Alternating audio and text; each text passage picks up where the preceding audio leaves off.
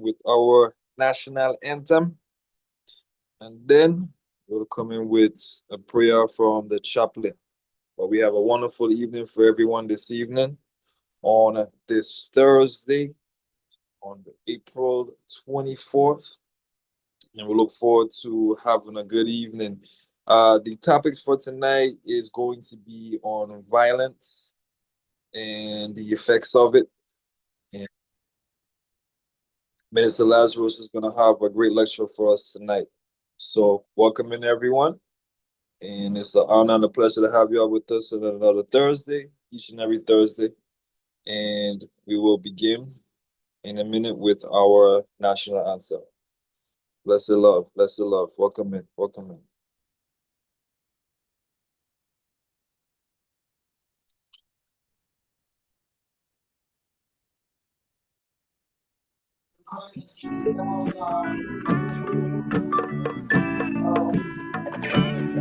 Got to be in that land of Ethiopia. It's the black man kingdom. Ethiopia, the land of our fathers, the land where our gods used to be. Like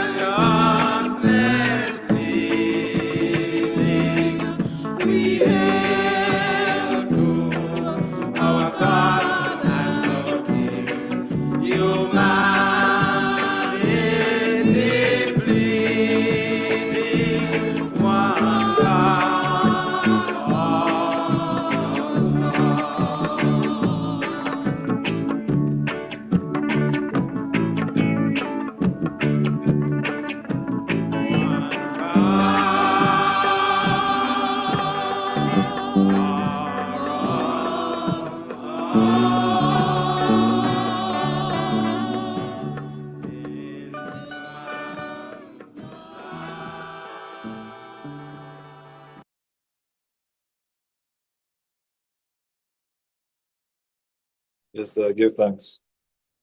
Chaplain?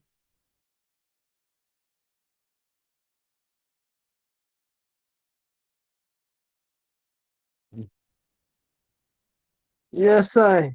Gusa salam leku Malcolm negatu. Apakadus kadamawe highly selassie Shem Exhibia. Give thanks once again for another rising.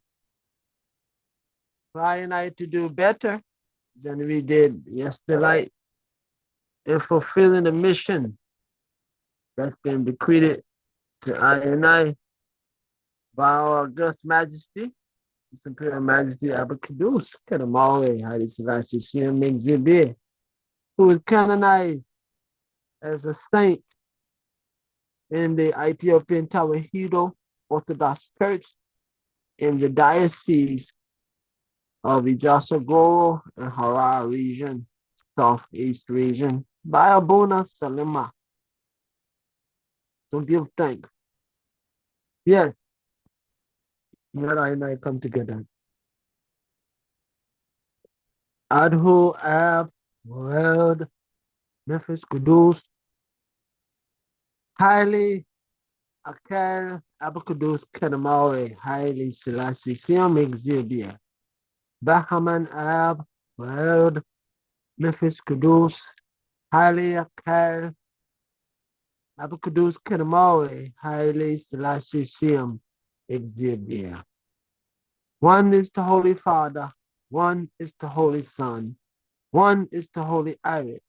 Truly the Father is holy, truly the Son is holy, truly the Holy Irit is holy.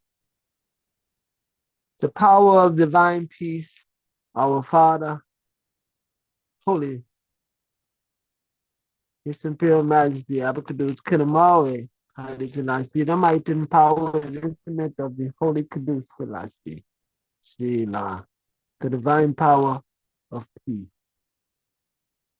Abahajalat prayer, our Father, who dwelleth in Zion, hallowed be thy name, thy kingdom come, thy will be done throughout earth as it is in Zion.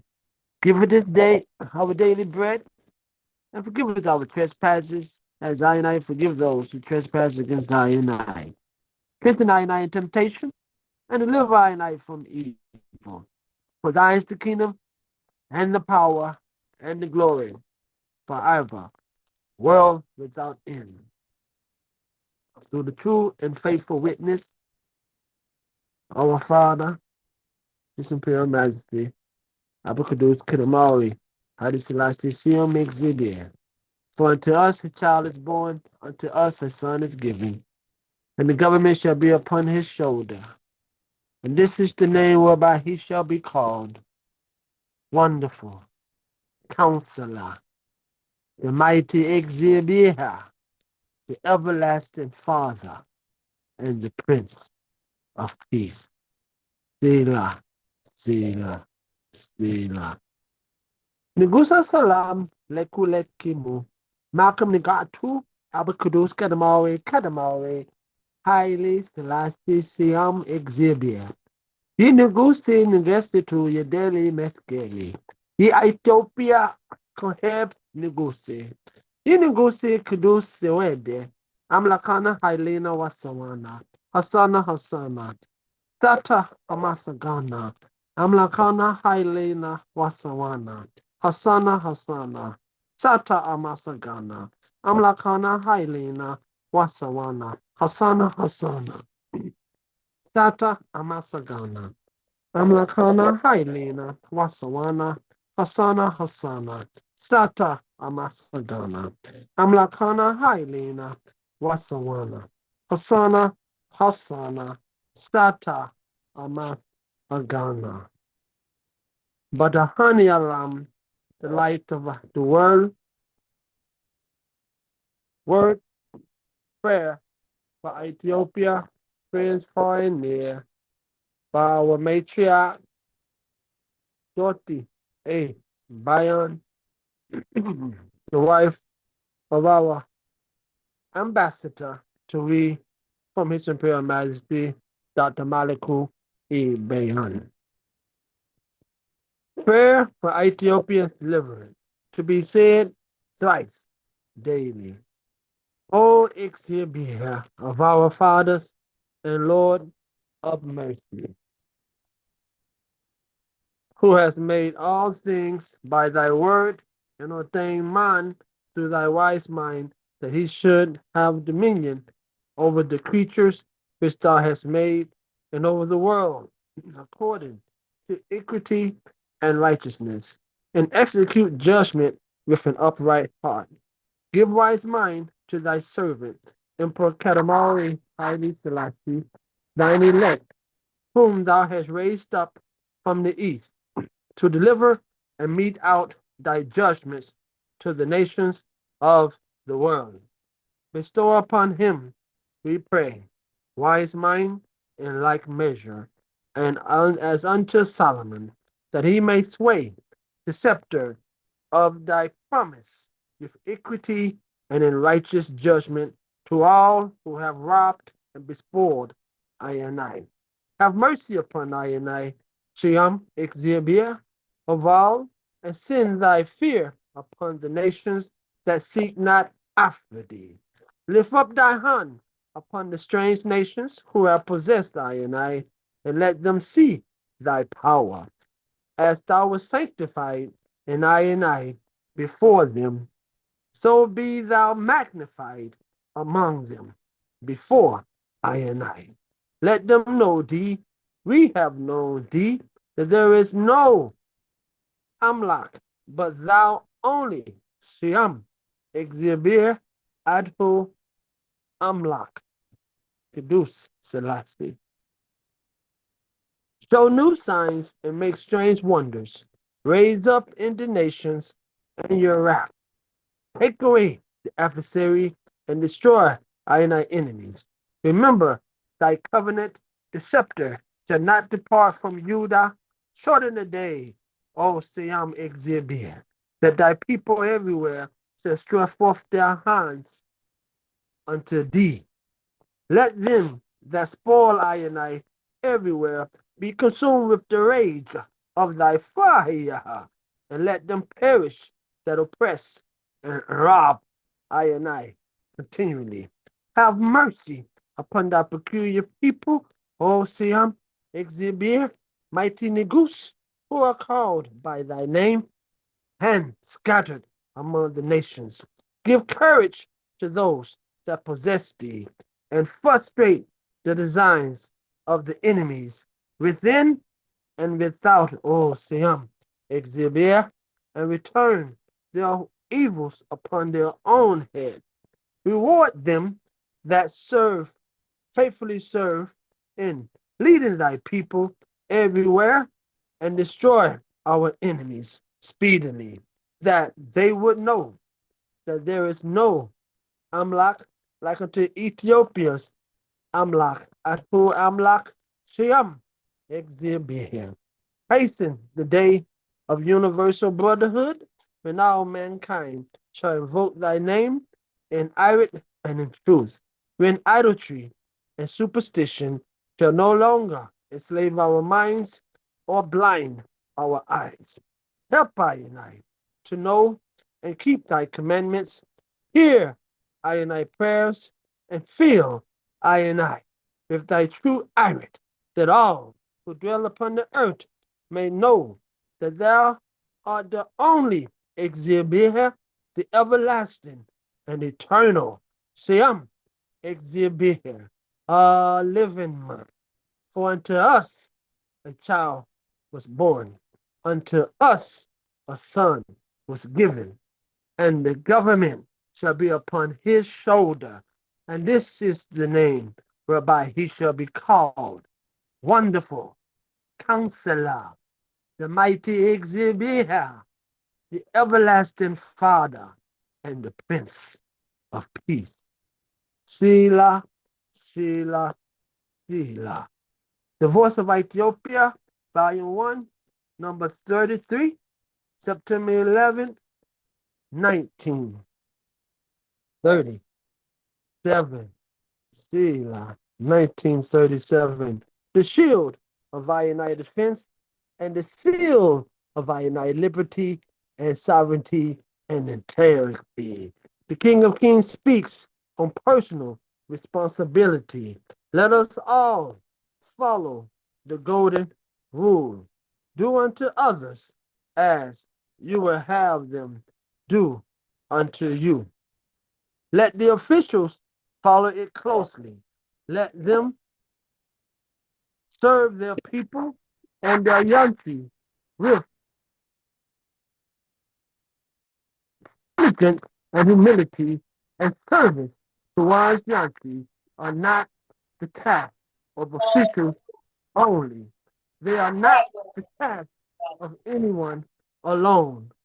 The person, the present projects will demand close contact and cooperation between all of our united officials to whom we have entrusted various degrees of responsibility, guided by the example of Negus Christ, who, having declared, I came to serve you, not to be served by you, brought himself low and washed the feet of his disciples, must render service to the people without charge for these services.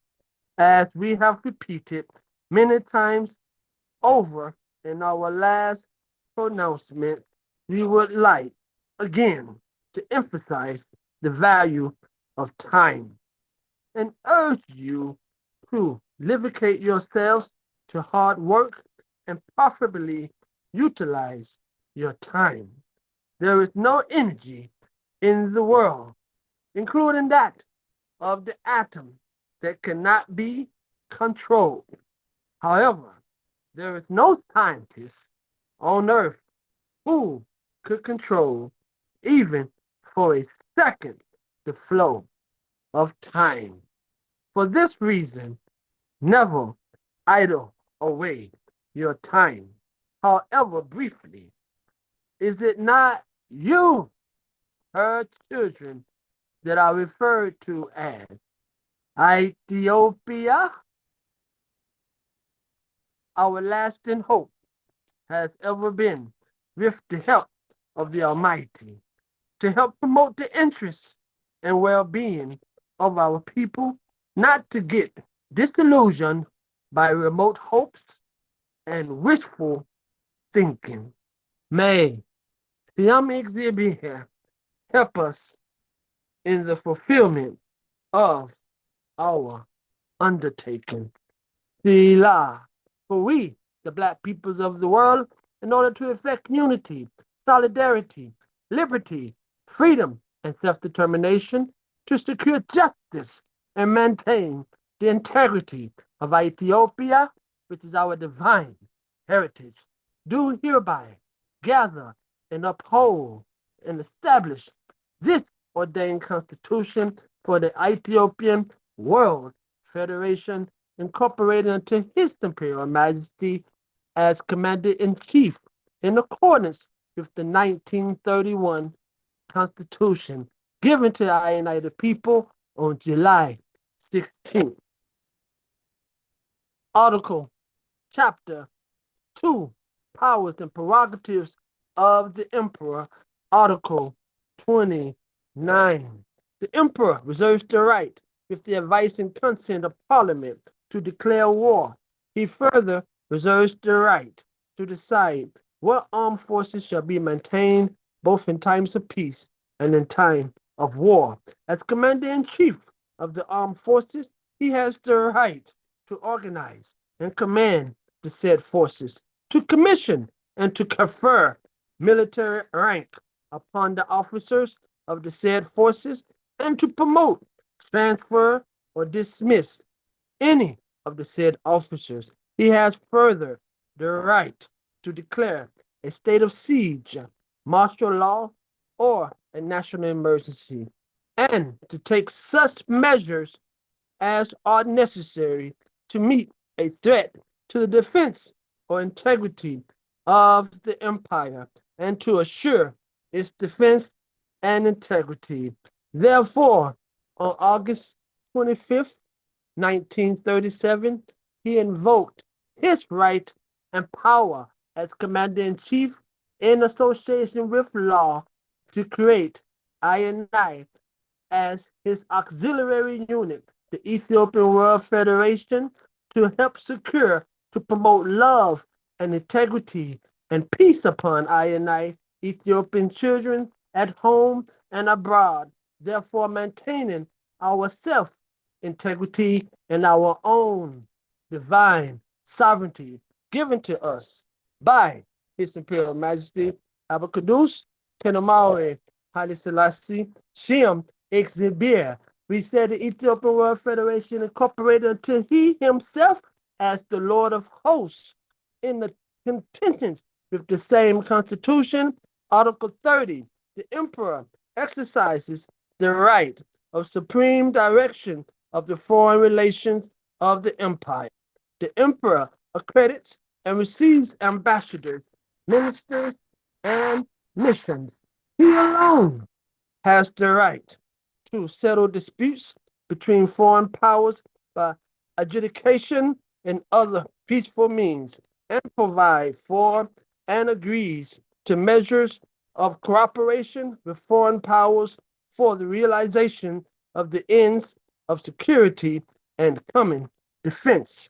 He alone has the right to ratify, on behalf of Ethiopia, treaties and other international agreements, and to determine which treaties and international agreements shall be subject to ratification before becoming binding upon the empire. However, all treaties of peace and all treaties of international agreements involving a modification of the territory of the empire or of sovereignty, jurisdiction over any part of such territory, or laying a burden on the Ethiopian subjects personally, or modifying legislation in existence, or requiring expenditures on state funds, or involving the routes of monopolies, shall before becoming binding upon the empire and the inhabitants thereof shall be laid before Parliament. And if such both houses of Parliament shall approve the same in accordance with the provisions of Articles 88 through 90, inclusive of the present Constitution, shall then be submitted to the Emperor for ratification. Selah, Selah, Selah. Word for the Mashafa Bahan, the book of light. Isaiah 55:44. Behold, I have given him for a witness to the people, a leader and commander to the people. Isaiah 55:4-5 described in a bibliography context, describing the suffering servant as the witness, leader, and commander to the people. This means that the servant represents Exir, leads people to follow him, and commands people to obey him. Explanation. Witness. The servant represents and speaks in Exir's name. He confirms the covenant that Exir had made with the people, that being the sixth covenant of the Tawahedo covenants of Ethiopia, of the seven Tawahedo covenants of Ethiopia. Six being the throne of David. Leader. The servant teaches people to profit and leads them in the right way. He leads people out of their own ways and into his ways. Commander. The servant commands people to obey him. He is wise, powerful, valiant, and courageous leader who is always victorious. Weep not, for behold, the conquering lion of the tribe of Judah has prevailed to open the book and loose the seven seals thereof. The servant calls a nation that was ignorant of true faith. Nations will eagerly run to him because he glorified the true and living exhibit. All hail to our valiant commander in chief, the Lord of hosts, who did establish us as his auxiliary force to hold the front of unity, thus holding our integrity and our sovereignty through love and peace. Ethiopia, for those at home and those abroad, give thanks for your tolerance and perseverance. Selah, Selah, Selah. Give thanks, Chair.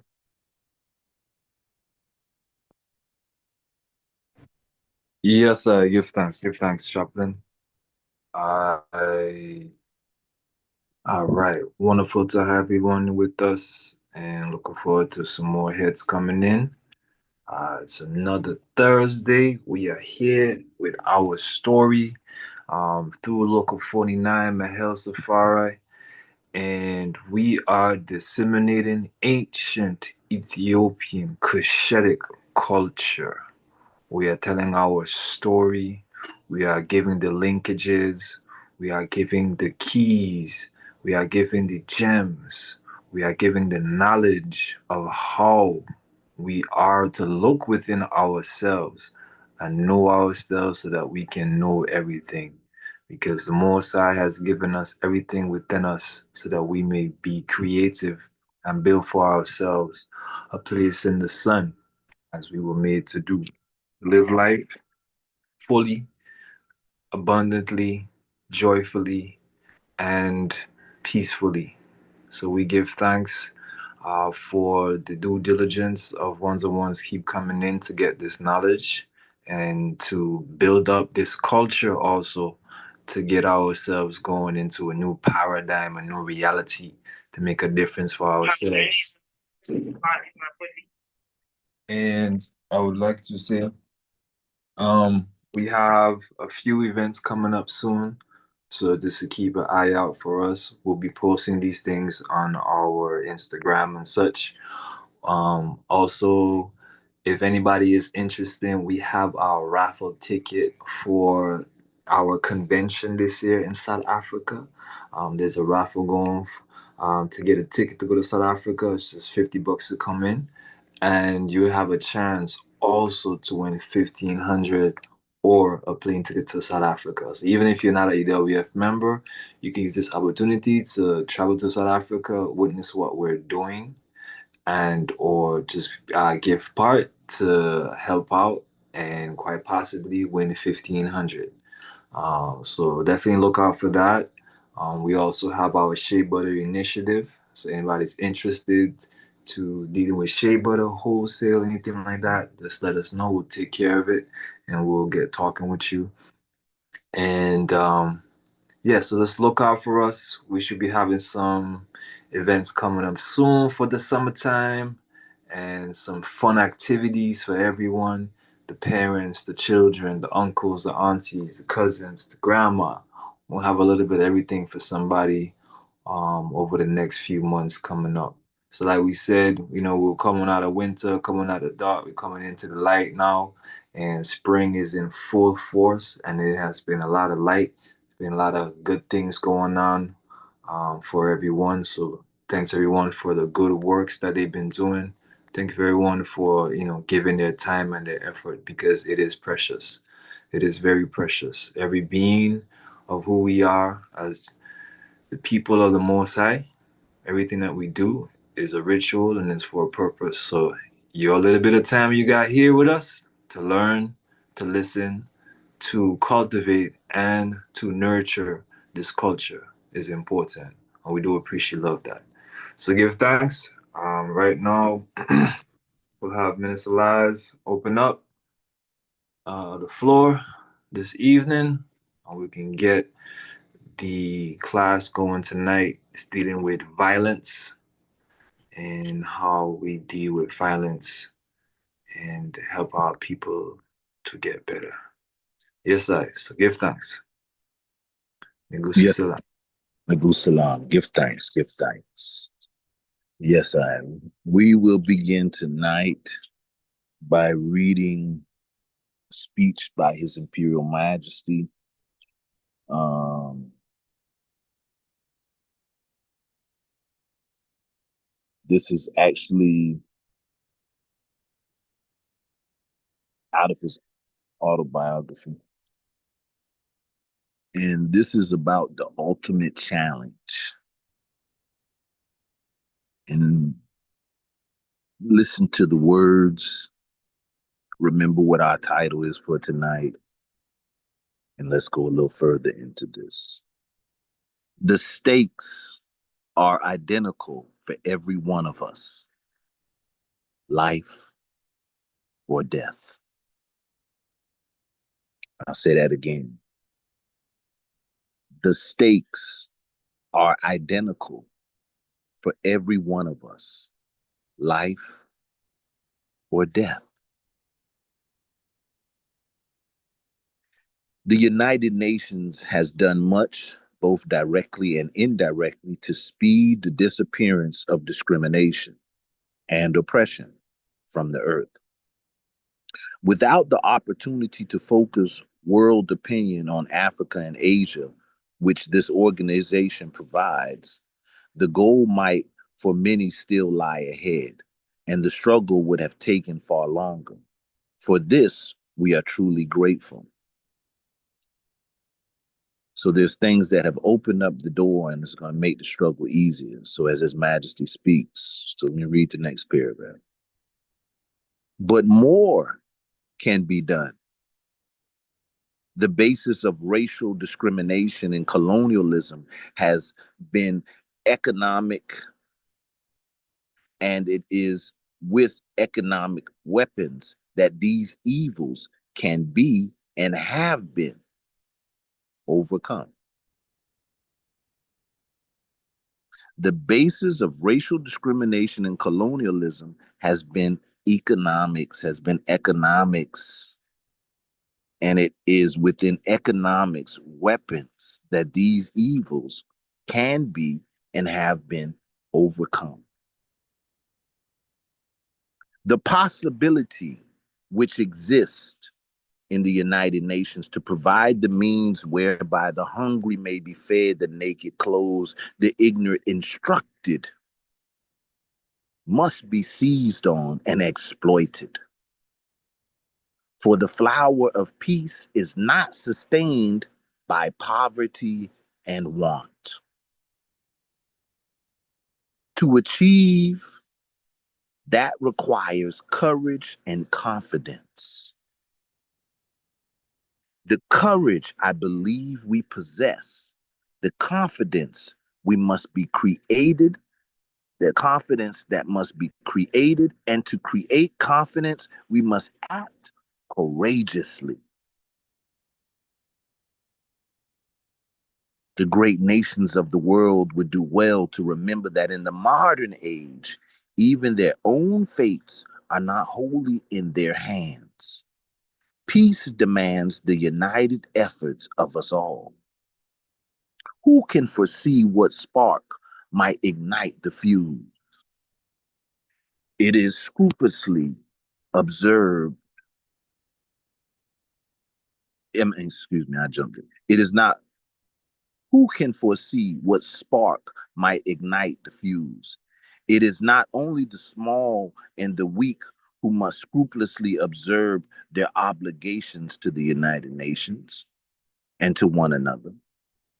Unless the smaller nations are accorded their proper voice in the settlement of world's problems, unless the equality which Africa and Asia have struggled to attain is reflected in expanded memberships in the institutions which make up the United Nations, confidence will come just that much harder. Unless the rights of the least of men are assiduously protected as those of the greatest, the seeds of confidence will fall on barren soil. The stakes are identical for every one of us, life or death. We all wish to live.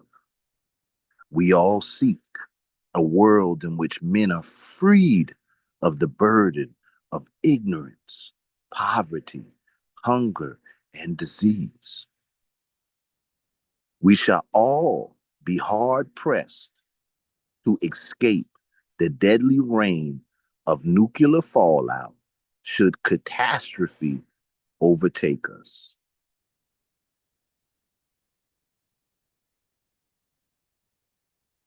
Should catastrophe overtake us. The Ethiopian World Federation Constitution says for us that we ourselves, we must save ourselves from annihilation.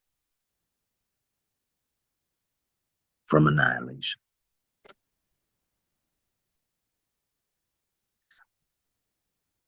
The basis of racial discrimination and colonialism has been economic. And it is with economic weapons that these evils can be and have been overcome. It's going to take courage. It's going to take confidence. The flower of peace is not sustained by poverty and want.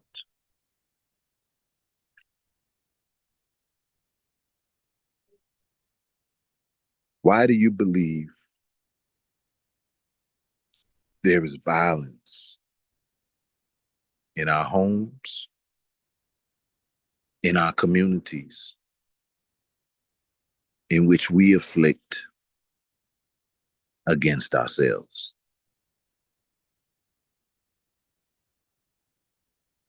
This is where we're starting the dialogue tonight. We're going to ask you again to give feedback, talk to me. You know, His Majesty gave us an answer, the construct of developing the solution and seeing where the problem is extending itself from. Now we know the problem is racism and colonialism, but where is it extending itself from? So I ask you, why do you believe there is violence in our homes? There's violence in our communities in which we afflict against ourselves. Floor is open. Somebody talk back to me. How many of you have experienced the violence in the home? The violence in the community? Did you understand why? Did you get what was happening, where it was coming from? How many of you have been the violent one in the home, the violent one in the community? Did you understand why? Did you understand where you were coming from? Or had your emotional nature overcome? Floor is open. Floor is open.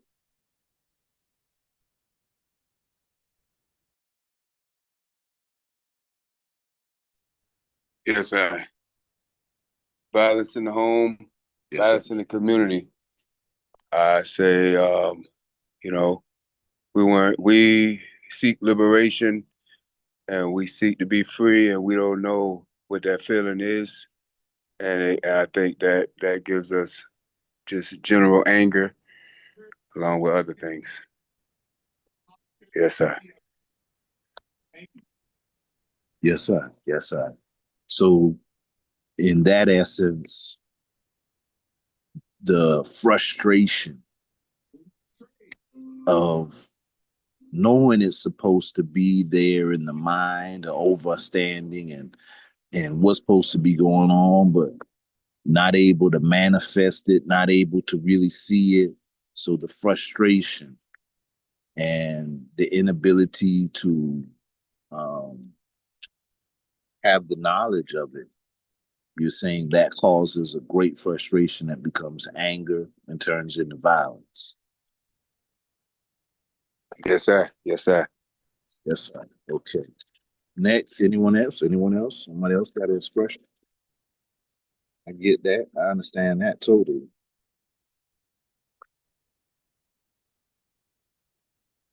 Floor is open. Floor is open.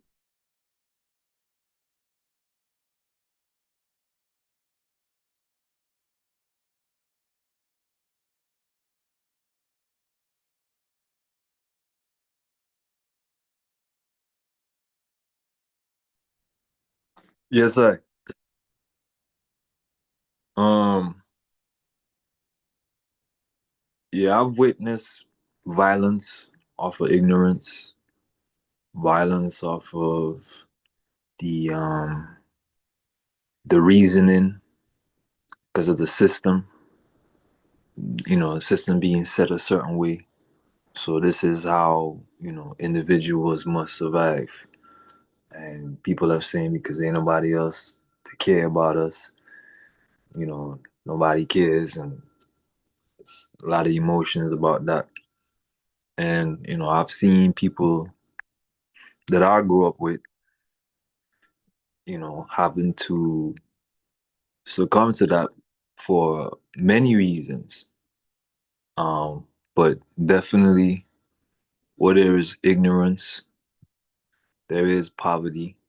And where there is poverty, there's an organization and problems and victims. And I've seen places where the institution or the setup is set forth to disseminate information and knowledge, and those places are better kept. Those places are at better frequencies because the people find answers within themselves because they've been shown a process of how to process their life, every part of their life, not just with blind faith, not just with hope, but just simple details. I've seen neighborhoods and places and communities where they share information, disseminate information in a manner that is just as often as advertisements to entertain you or woo you. They have these other things around them. So definitely it's all about knowledge. And through that knowledge we get collective security. Yes, sir.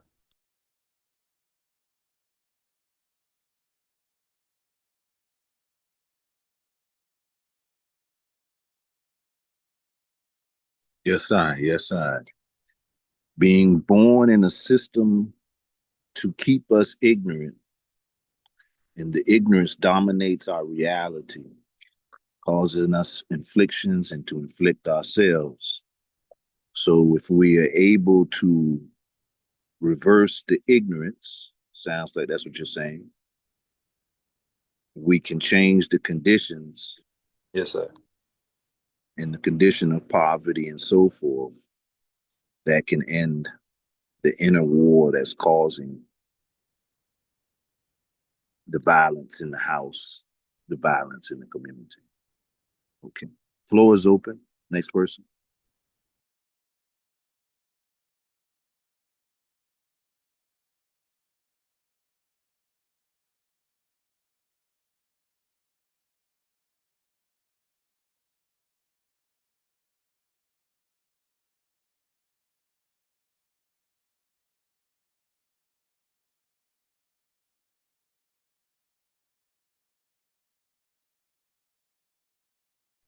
I'd also say um, it's the system of self-hate,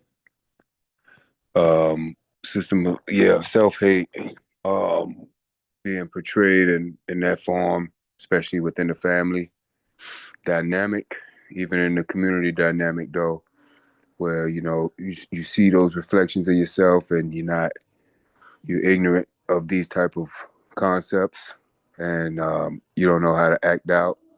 any other way. Post Jim Crowism, post other things. You just have a value system of self hate that can be expressed in violence.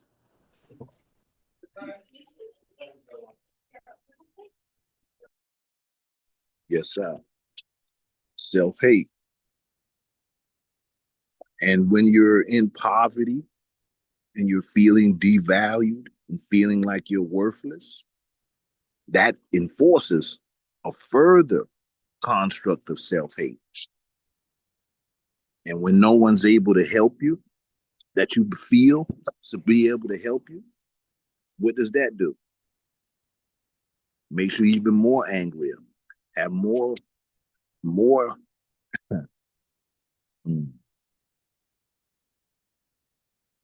Now, second part of the question before we start into the full scale of this dialogue. What do you feel that you've done in the last week, the last month? I want you to express your goodwill works that you feel that will be able to trigger the change, the confidence needed, the courage. So, His Majesty said, the flower of peace is not sustained by poverty and want.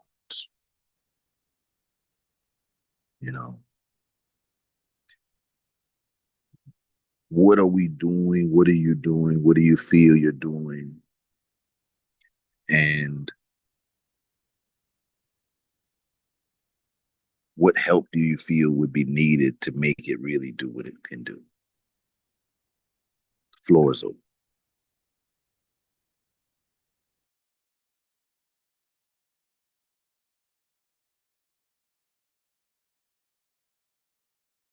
Are you referring to? I kind of jumped in now. Are you talking to a specific person, or is that a broad to everyone? Everybody, the floor is open. And you referring to the works you're doing in terms of countering self hate? Self hate. We started the topic on the speech of His Majesty, where he speaks about the ultimate challenge, and it is for us. We must be seized on and fight, because we have to overcome. We have to have the courage and the confidence to push ourselves to be the tillers of the soil, so that the knowledge and certain things will allow us to overcome the fate of poverty and want, which causes violence in the home, violence in the community. We know that they're all connected. Or do we know that they're all connected?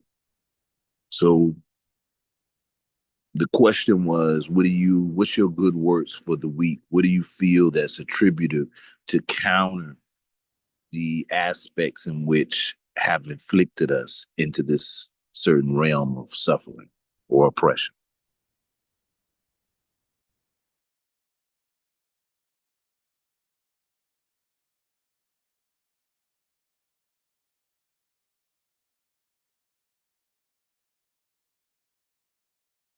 Floors open. I know somebody doing something. Yes, I say, I would say for the ones that know me and the ones, that come from, the projects or, from the city of Savannah or just, underprivileged communities in general that know me personally, I would say me sharing, my recent move and everything to Puerto Rico online and just sharing the vision of, expanding ourselves in that capacity. I've received at least 5 DMs of ones and ones telling me that they've been inspired to do more, achieve more in their own personal life. And, some of them even a couple of people asked me about, Rastafari and stuff like that, because they're trying to figure out how I'm able to expand myself to a place where they're still in the same neighborhood, working the same jobs, and I'm doing different things in the world. So that's just one thing. Yes, I.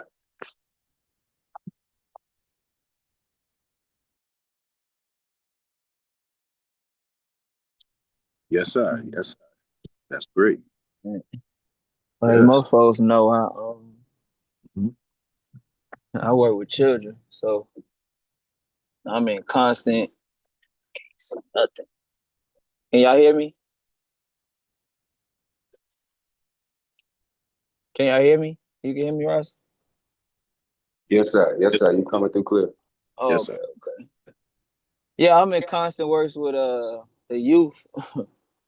So on the daily, I'm I'm probably inspiring them or educating them on just knowledge of self. Or I I find myself talking to them about health a lot. One, because um they come in eating sugars and sodas and candy, and and just we constantly having dialogue on what sugar, what it's doing to the mind, what it's doing to your behavior. And then they know I got my CMOS business too. So then that translates to, I might show them some money. And then we discussing, you know, how your mind is your greatest wealth. I like to tell them that all the time, because they don't realize, a lot of times that you could bring into fruition something you had, idea you have for real. And just on empowering and how I use it to, educate people on, changing their diet, taking care of themselves.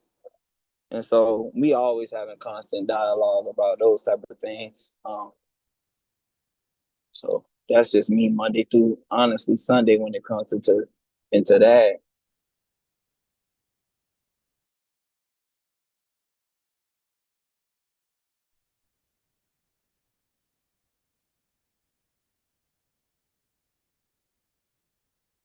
Yes, sir. That's beautiful. That's beautiful. Because you change tomorrow, you change their mind. That's the future of tomorrow. It's the future of today. Floor is open. Floor is open. Great words. And yes, Ross Daniel, you inspired, I know, a lot of people to take the chance and move forward, step out of their comfort zones. Some have even came to me and sent me that message too. So give thanks. Yes, sir. Floor is open.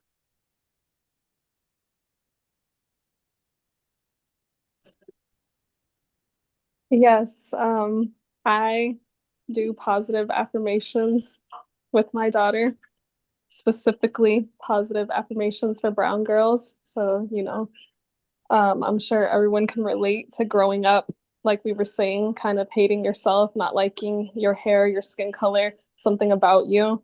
But with her, I just want her to grow up with not having any of those insecurities. And so, yeah, we do positive affirmations for brown girls, loving yourself, loving your hair, loving your skin, and knowing that, you're beautiful and worthy and loved and cared for and important and all those kinds of things. Mm. Yes, sir. That's beautiful. You have to give it. And those things, what becomes second nature is uh, a daily ritual. A lot of people are talking about they want to do rituals and they want to do this. That's a ritual. And that's a ritual to awaken their ancient selves, their higher selves. So yeah, you're working powerful. Heku. Yes, I strong magic. Give thanks. Yes, I give thanks. Floor is open. It's funny. I always have to tell my students, because they use the word, they might call each other black in terms of like, insulting each other, monkey, or they'll say something African, like they'll say words like that in terms of trying to insult each other. And then I had to slow them down and actually analyze what they're saying. because a lot of them don't realize, of course, who they are. So we always have to have them conversations on, why you speak English for real. What does it mean to be black? Some of them see, they might be light skinned, dark skinned, and then they might see a Hispanic and they calling him white versus actually knowing, who they are, what it means to be black, what it represents or whatnot. So we always have to go into those conversations because that's a constant thing on a weekly basis on how they talk to each other and how they try to, hurt each other's feelings just by calling them who they are. Yes. And that means, in the simplest term, is they've been educated in the ignorance and not the knowledge of themselves. Would you say that? For sure. Yes. Because even when we went on this field trip and we were learning about astrology or whatever, and they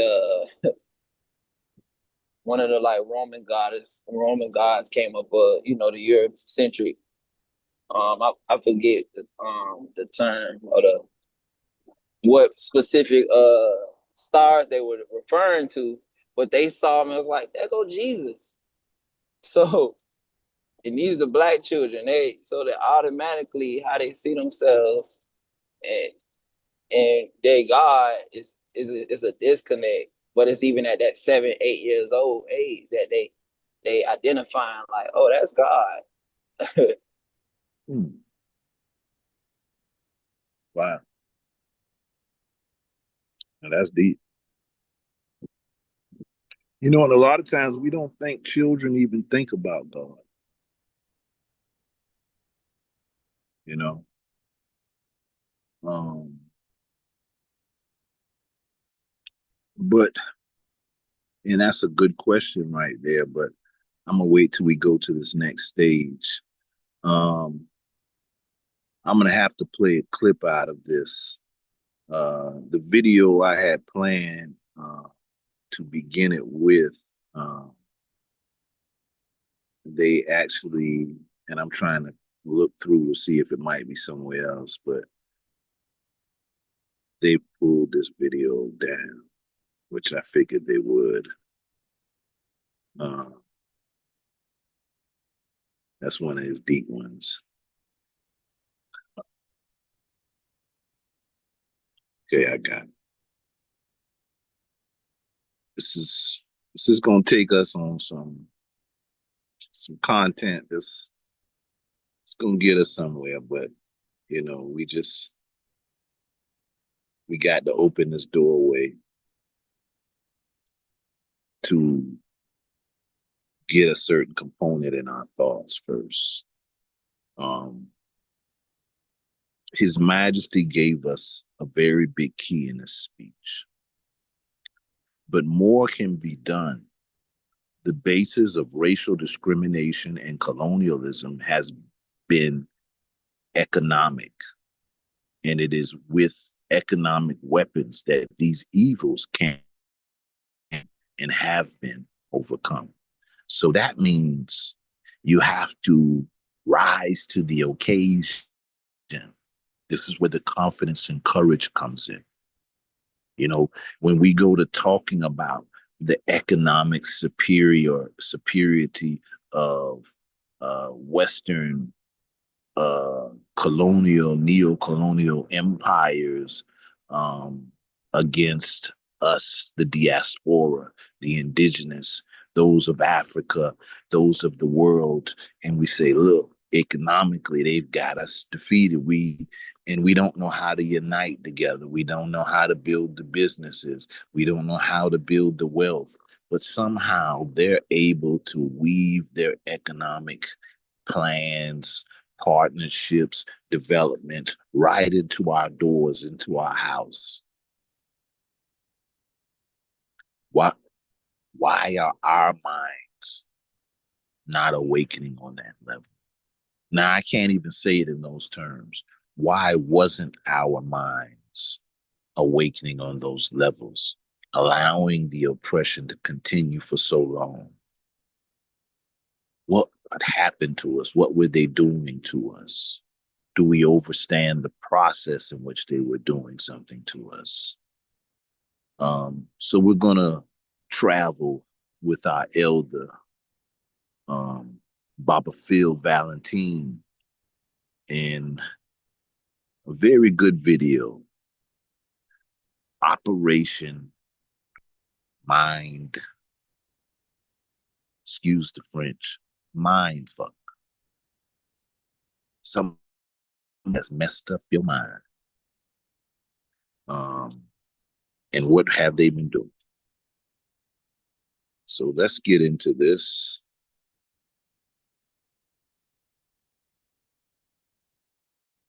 Been given to concentrate on and to participate in.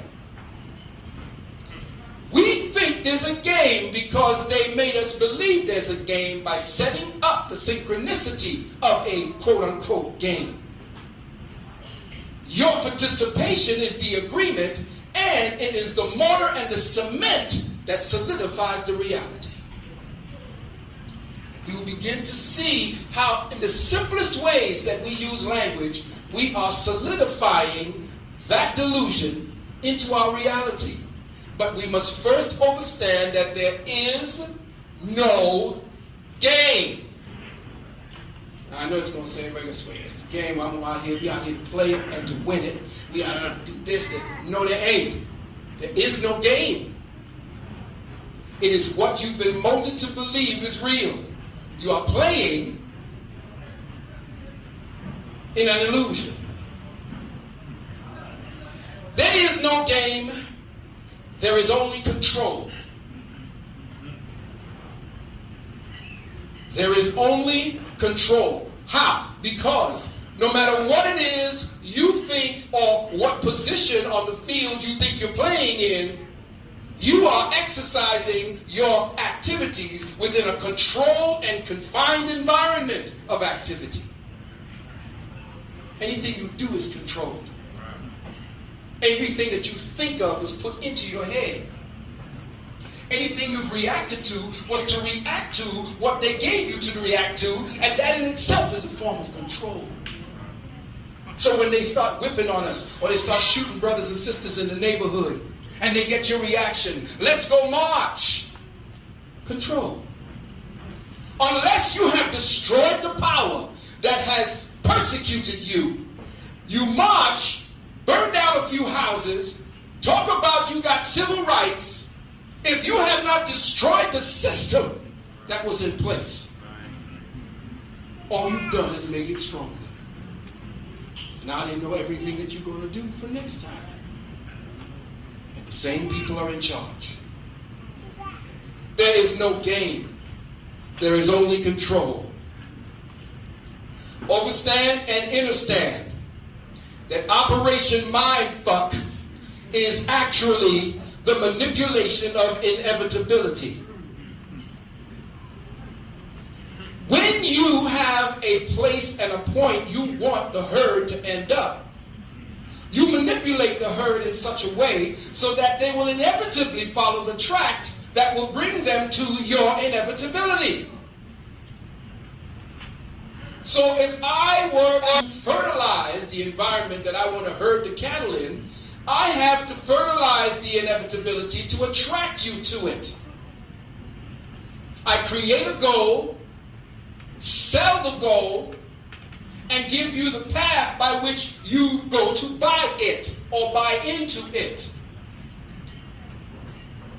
These words that we're going to be using are essentially words necessary for you to start decoding the words in your head, because even the taped loop of conversation with yourself is in a language that doesn't belong to you. Therefore, you are perpetrating and perpetuating your enslavement through the semantics of your lockdown.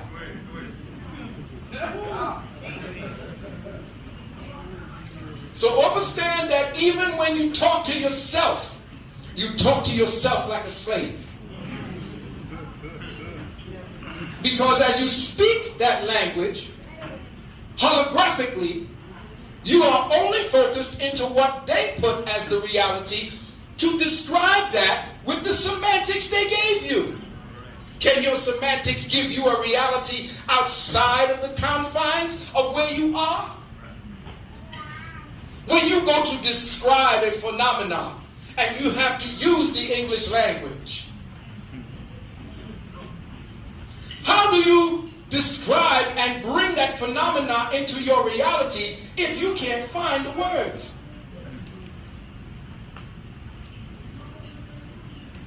Oh, we're going to get a little deep today. Go ahead. Come on. Understand that there are 4 principles that these people use. And don't worry about it, brothers and sisters, if you can't see it directly, the tape is going to be there. Brother is definitely taking it down. I told him that this is the most important thing right now. In our school, we teach that there are 4 aspects to lockdown. One is the orchestration of the speculation. You orchestrate the speculation. Psychogenic inducement, preemptive consent, and synthetic or counterfeit synchronicity. These are words you better get used to, because these are the semantics of the lockdown that you are presently participating in. We're going to break them down.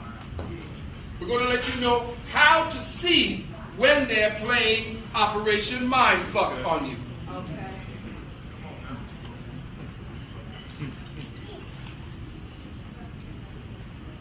Orchestrating the speculation. What is a speculation? From somebody in the audience. Give me the definition that your master told you was the new meaning for speculation.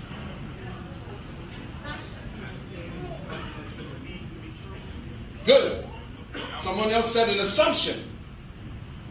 Well, isn't reality an assumption? Well, if I know how to orchestrate the assumption, I orchestrate your reality.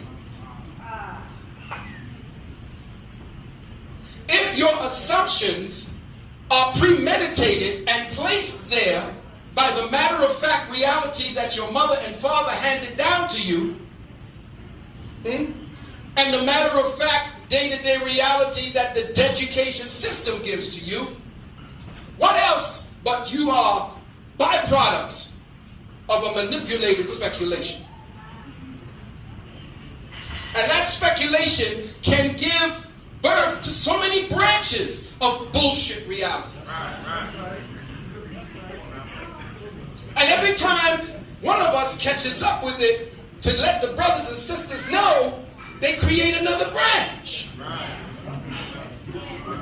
So the speculation starts becoming like an amoeba. It starts reproducing. Psychogenic inducement. Psycho, meaning mind. Genic, meaning body at the essential level. Inducement, what does that mean?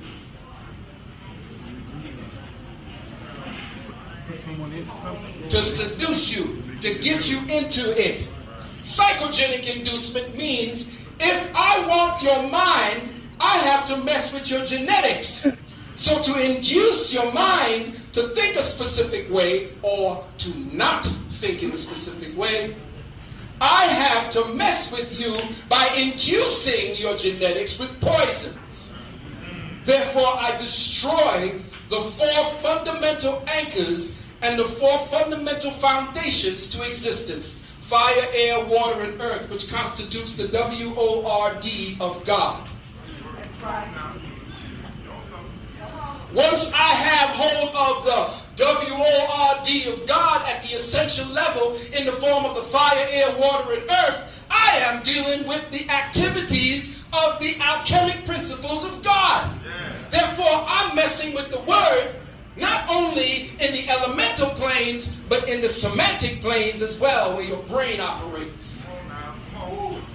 So, psychogenic inducement is destroying your body by polluting the water, polluting the air, changing the genetics of your food, because remember, in 2000 at the Gathering of the Masters, I said that eating is a form of communication. That when you eat the proper foods, the genetics in the food are translating as well as transmitting information that nature mother is passing on to you from the psycho-spiritual planes. And when nature mother is passing on information to you from the psycho-spiritual planes, you know just what the fuck to do if there was a tsunami coming over your ass. You'd have been gone. The animals know it. They don't step outside of their instinctive behavior. You do.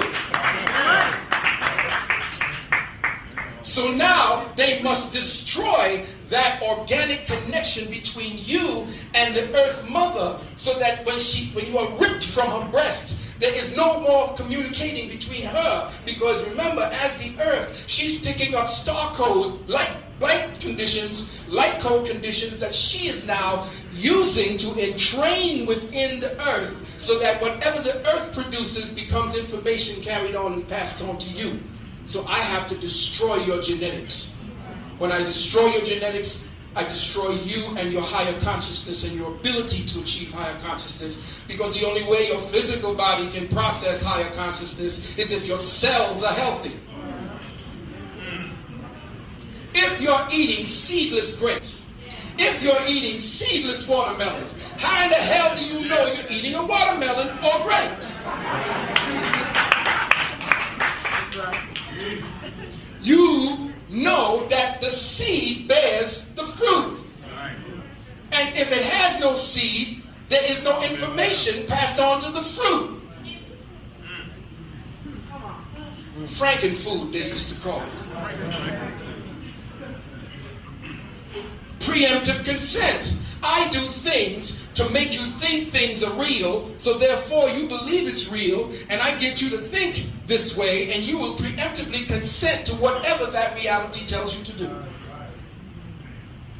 I will preempt you even having an ability to sit down and decipher, because by automatic reflex, since everybody else is doing it, we got the 1,000th monkey, the 100th monkey syndrome going on. Synthetic synchronicity. Synchronicity is something that Freud and Jung and the rest of these bastards, which you're going to get to learn about, set up. Because they set it up so that once you are synchronized into thinking and believing a certain way, I can synthetically create a condition that makes you believe it's real, and you walk along that path and see signs that are not there, based on what I made you believe is real. So these four concepts, which I have not yet gotten really deep into in school, in the classes, we get much deeper into them. You get an idea of where they work from. These are the four foundations to how they perpetuate Operation Mindfuck. When you understand that this cabal called the Illuminati is dealing from a place of mind control. Come on. Because they can't physically control every human on the planet. That's why they want to crop 2 to 3 billion over the next 10 years. And I would say to the mothers and parents out there, be mindful, because come August, September, and October, there will be a campaign to put the poison needle to work. To vaccinate your children against a bullshit disease that does not exist, that was created, but if your healthy body has the ability to have a runny nose, to cough, sneeze, and go through a fever, you can get rid of it. Because sickness and illness and disease is health. Understand it? When you have a disease, that is the body's divine mechanism for bringing you back into equilibrium, or ma'at. We look at it in the paradigm of the oppressor and the perpetrator and the parasitic elite.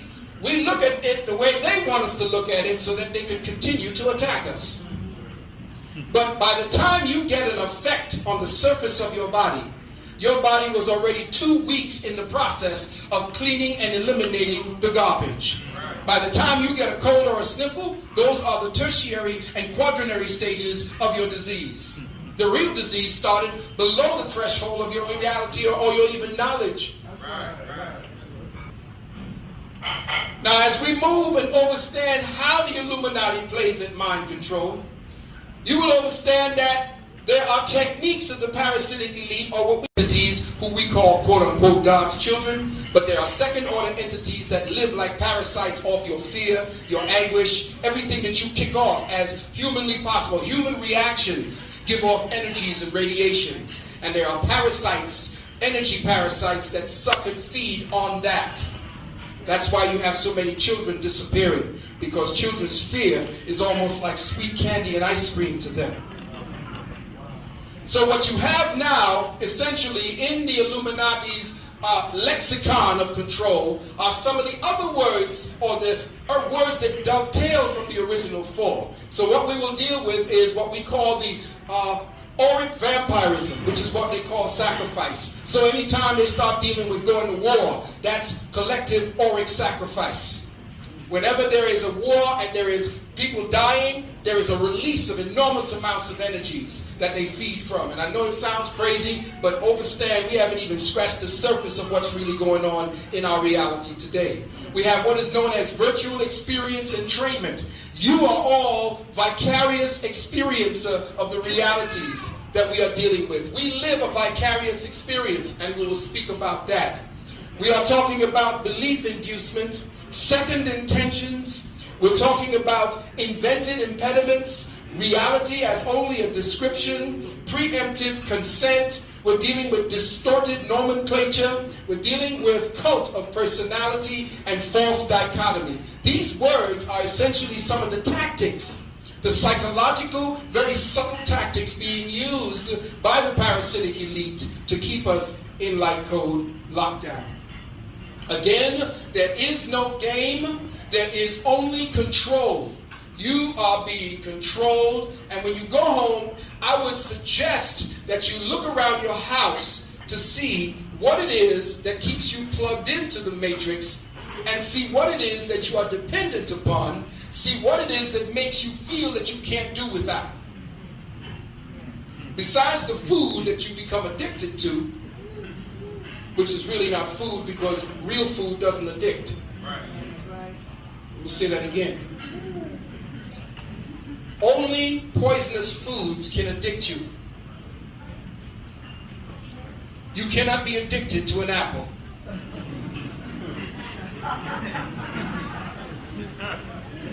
The only way you can be addicted is if something poisons you, and with that poison, the poison takes something from you, creating a deficit in your body, which your body then aches for.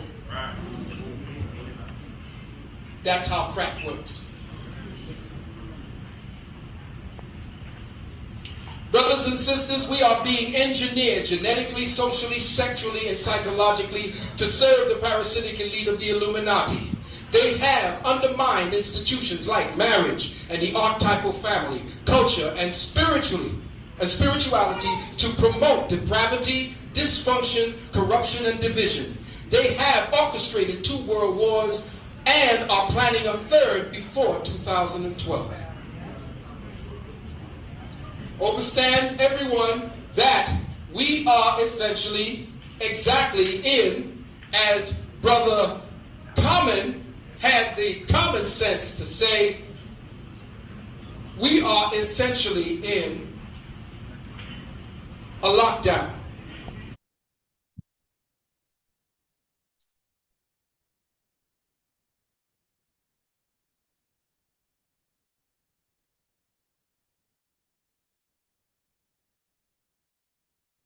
Now, I know that was a lot of information, but we started off this conversation on the basis of the violence in the home, the violence in the community. You know, there is no peace where there is poverty and want. His Majesty called us to step into courage and confidence. And he states that the evils of colonialism and racism are engineered through economics. Now, economics is not just the money. Economics is how they have commercialized our being, our life. And one of the biggest chant downs right now that I keep hearing amongst the Idrins and the Sistrins is how Rastafari's culture has been commercialized, taken over. And through the aspects of poverty, they're able to manipulate and do these things.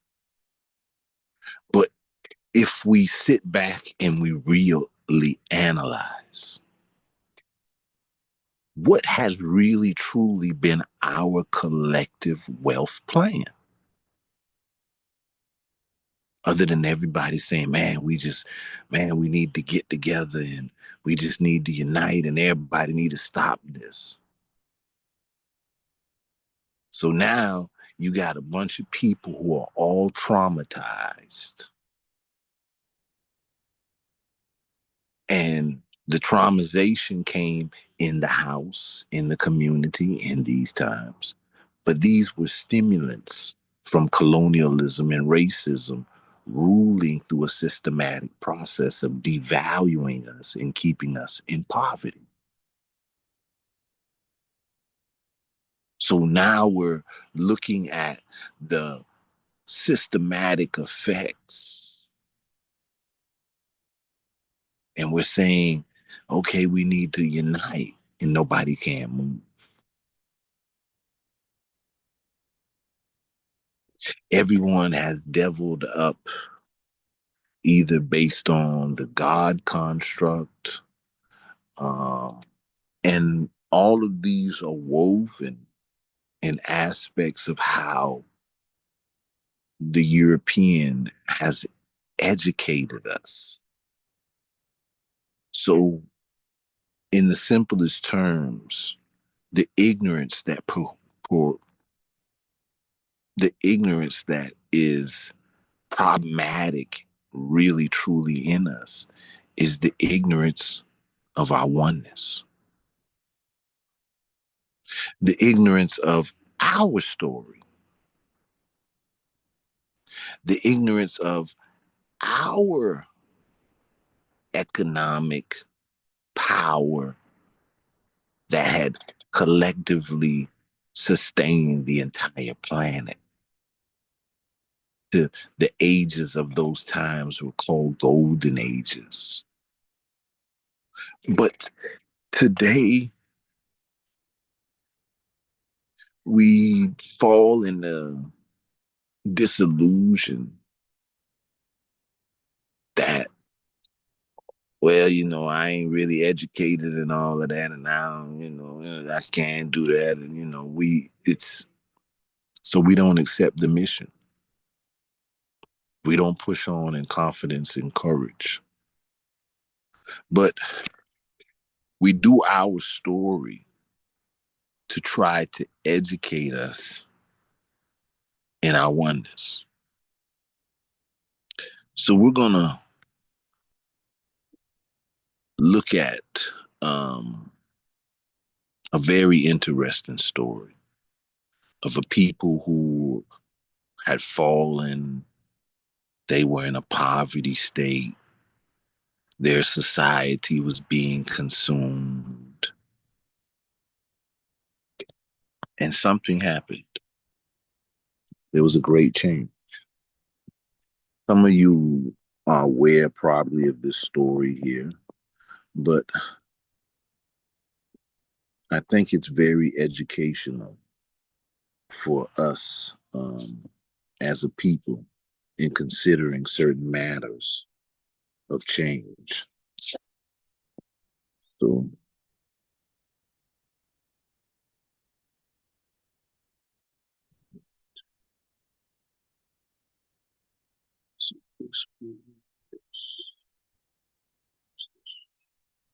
A beautiful isolated land, high up in the mountains of the Himalayas.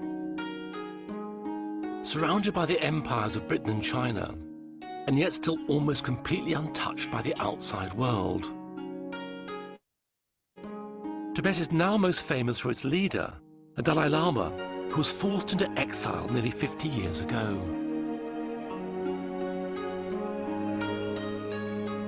This treasure trove of rare colour films, shot by British, Chinese and Tibetan people who lived through these times, have been preserved by the British Film Institute.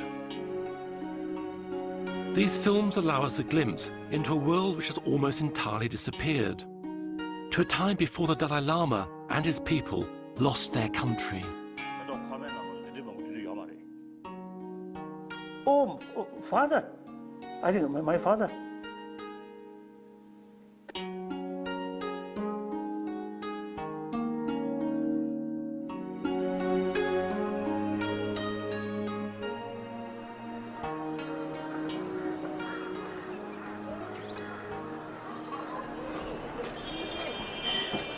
It's now impossible to tell the story of Tibet in Tibet because I thought it was too.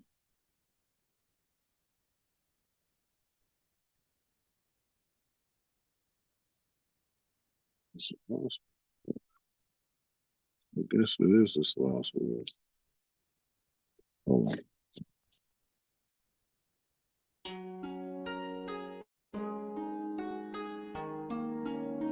this is Tibet in the 1930s.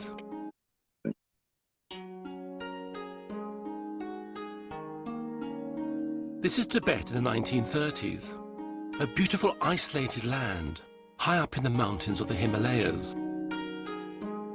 Surrounded by the empires of Britain and China, and yet still almost completely untouched by the outside world. Tibet is now most famous for its leader, the Dalai Lama, who was forced into exile nearly 50 years ago.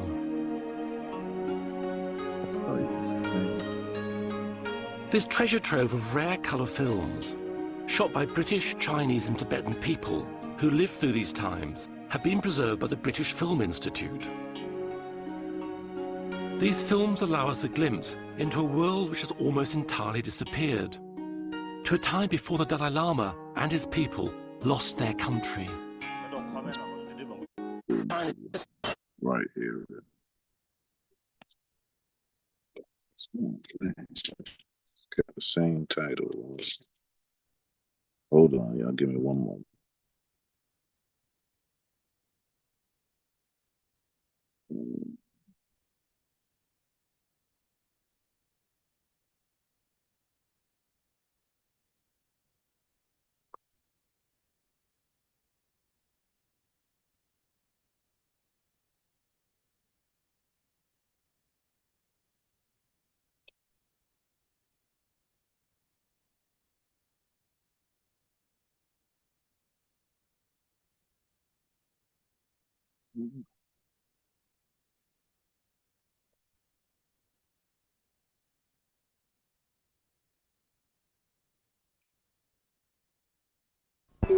Prayer flags and yaks at Nyapsola Pass as our caravan climbs the Himalayas to the mystic land of lost horizons, forbidden Tibet.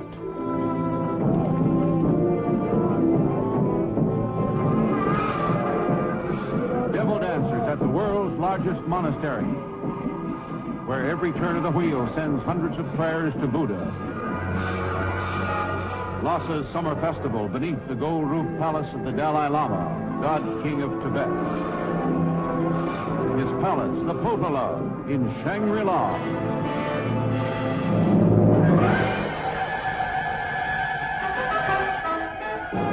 High Adventure with Lowell Thomas.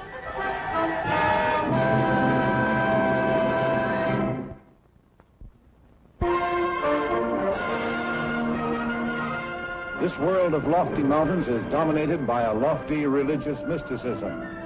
The creed of Buddha, whom the poet Sir Edwin Arnold called the light of Asia.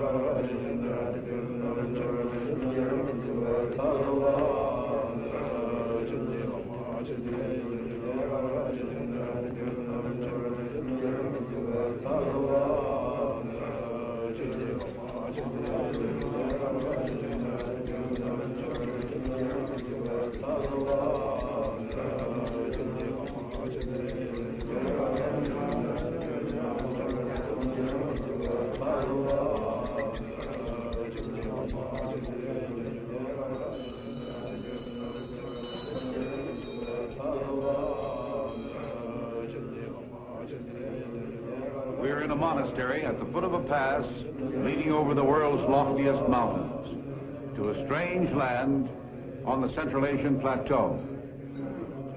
We're at the edge of Central Asia on the Indian side of the Himalayas. These are Buddhist monks who, like their brethren in hundreds of monasteries, are praying for the deliverance of their spiritual leader, the Dalai Lama, who lives in a land that not long ago was overrun by the red tide, by the Chinese communists who deny even the existence of a supreme being. The Tibetans, as you know, are an exceedingly religious people, also peace-loving, and they live in a country so strange that Westerners who visit it, and very few ever have, they feel as though they have arrived on another planet. The pictures you are about to see were taken by the last two Westerners invited by the Dalai Lama to visit his Shangri-La, far off Lhasa, by Lowell Jr. and myself. 90% of them by the other Lowell. And if you would like to visit that strange land with us, come now as our caravan climbs the Himalayas. This land of the Lamas is almost entirely surrounded by parts of Asia that are themselves none too accessible. On the north and east, Xinjiang, Qinghai, and Sikong, with their vast deserts and wild mountains. On the south, Assam, Bhutan, Sikkim, and Nepal, with Kashmir and Ladakh, Little Tibet, to the west. Within that ring, and still only partially explored, lies Inner Tibet, our destination.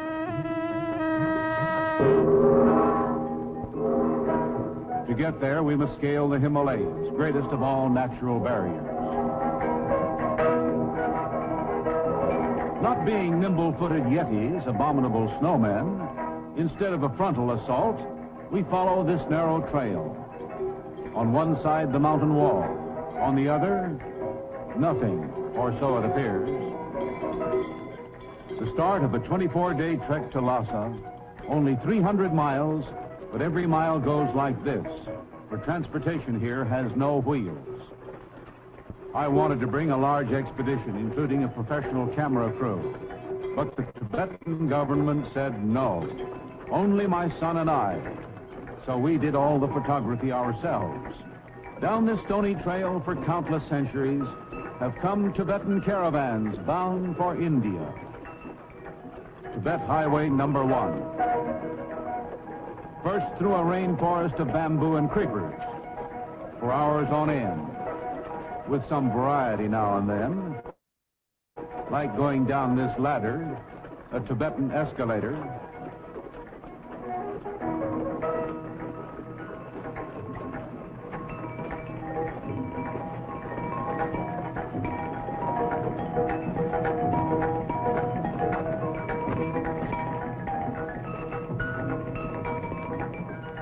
It's the monsoon season on this side of the range. 250 inches of rain a season.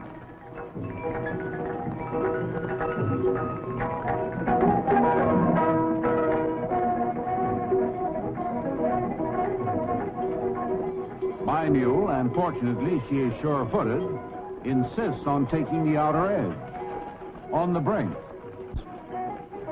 while Lowell wisely walks.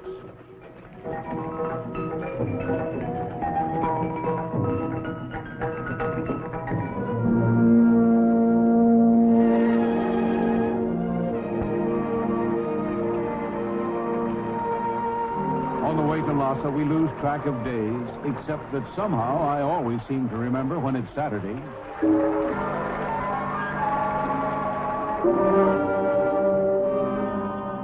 Whenever we pause, our porters fill their wooden bowls with barley flour, mixing it with water. Samba, they call it. The main diet in Tibet. Samba and yak buttered tea. As the days pass, we keep wondering why we've been permitted to enter Tibet, when nearly all others have been denied. Only a handful of Westerners over a period of centuries.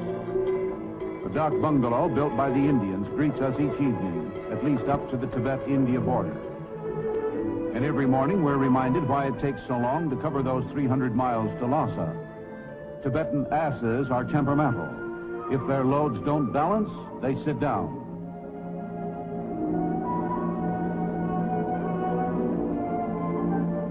Loading up can take hours, especially when mule driver Ugan Tenzin gets temperamental and sits down too. Ugan Tenzin's boss is the Sirdar, our head bearer, and our interpreter, Suwang Namyal, who lives in India and speaks some English. Yes, loading the pack animals is a problem, but another even bigger problem has to do with smaller animals. Aren't your whiskers beginning to itch a little too, Lowell?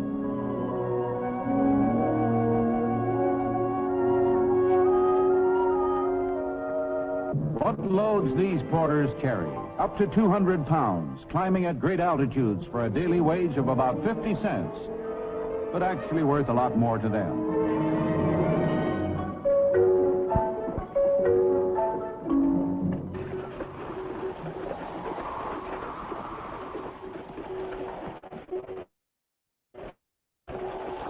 Prayer flags mark our first lofty Himalayan pass, Natula, La meaning pass, at nearly 15,000 feet, separating India from Tibet.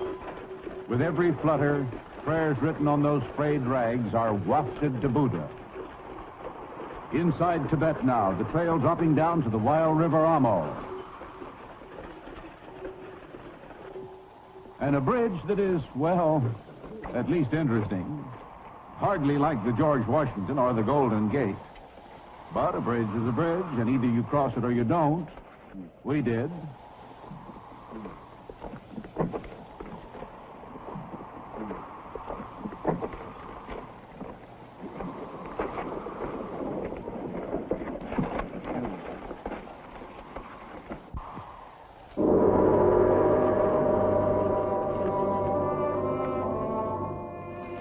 Our first Tibetan town, Yatung, with barley drying in the sun. Here we are greeted by a high official, the Rai Bahadur Sonam, with a turquoise pendant hanging from his ear, with a pearl in the middle. In the black costume of yak wool, the governor of Yatung, the Tromo Trochi of Domu, who stamps our passports with the Dalai Lama's seal, explaining that this has never happened before.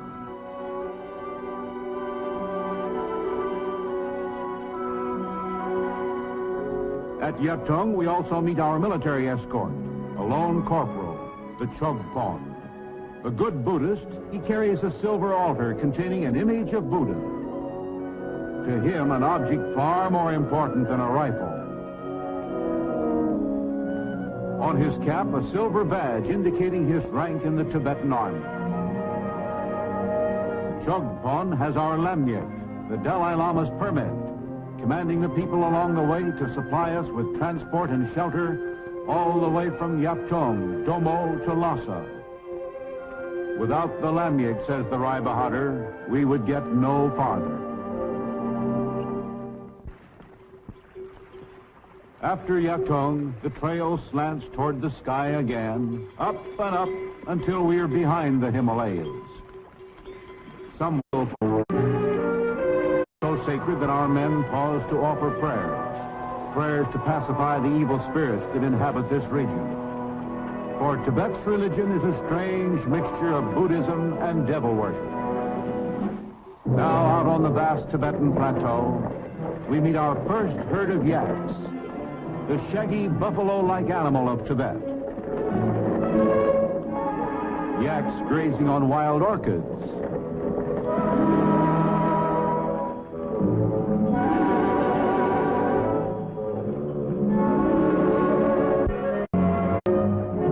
Feet. Greeted by the local governor, Rimshi Doti, 7 feet tall, who hands us silk scarves. They are the calling cards of Tibet.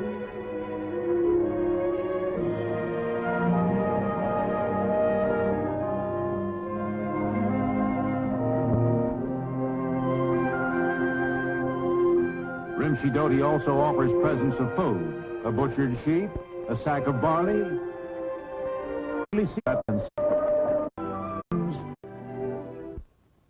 States populate communism. Third largest town in Tibet, where we're welcomed by a monk official in silk robes and a lacquered hat. More silk scarves and more presents. Tibetans believe in reincarnation, so they spend much of their time praying for a brighter future. Round and round spins the prayer wheel. Om Mani Padme Hum, Om Mani Padme Hum. Hail, jewel in the lotus. Tibetan terriers, Apsos.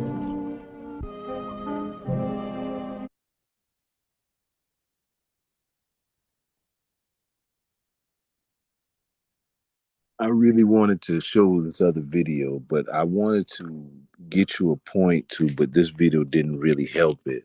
But I allowed it to play just to kind of get to another point. The hidden gem about Tibet is when you first go through the history of Tibet, they were struggling people, pretty much nomadic in the mountains. And then they built their whole construct of society around a spiritual oneness. Buddhism, as you hear them keep saying, it came to Tibet, and they always speak about the 9 monks, which is a similar story to Ethiopia. And so in Tibet, they speak about the monks that come and their society transforms and changes. In Tibet, they have also what is called the Tibetan Book of the Dead, just like we have the Book of Coming Forth or the Egyptian Book of the Dead. And I might have could have let the other video play a minute. Maybe I just didn't remember the beginning. But it's actually good when you hear the story of how they evolved and how the spiritual aspect of their life is what built them up. And then they all of a sudden they had temples, they had palaces, and then they have just like we have Batawi, they have the sandus, they have the monks that also grow the locks of the hair of their head. And they have a full spiritual construct. And if you paid attention to Baba Phil Valentine as he spoke about the mind control aspects, we're looking at the examples of how do we break those constructs of mind control, and how do we alleviate ourselves from the economic weapons of evil that are being used, as we see in this time with even the American general who's black just spoke about Burkina Faso. And, we know that that is France has been pushed out. We know that the economics system of the West is being put into question. But if they still control our mind, we'll assimilate their system and their processes over and over again. So I'm going to read from a document Let me pull this document. I'm going to read from a document that is on the Ethiopian World Federation process for actually combating or countering the aspects in which we're talking about right now. We know that, earlier I spoke about how they use their process of commercializing us, commercializing our lives. And even in the Rastafari movement, we've watched where this system has eased its way into a commercial kind of dominance. Everyone sells red, gold, and green flags, roster images. Walmart sells at Kmart's and Targets and all of that, but there's no funding going to the Rastafari community. There's no development coming out of people who are commercializing our ways, our way of life, and they're selling it.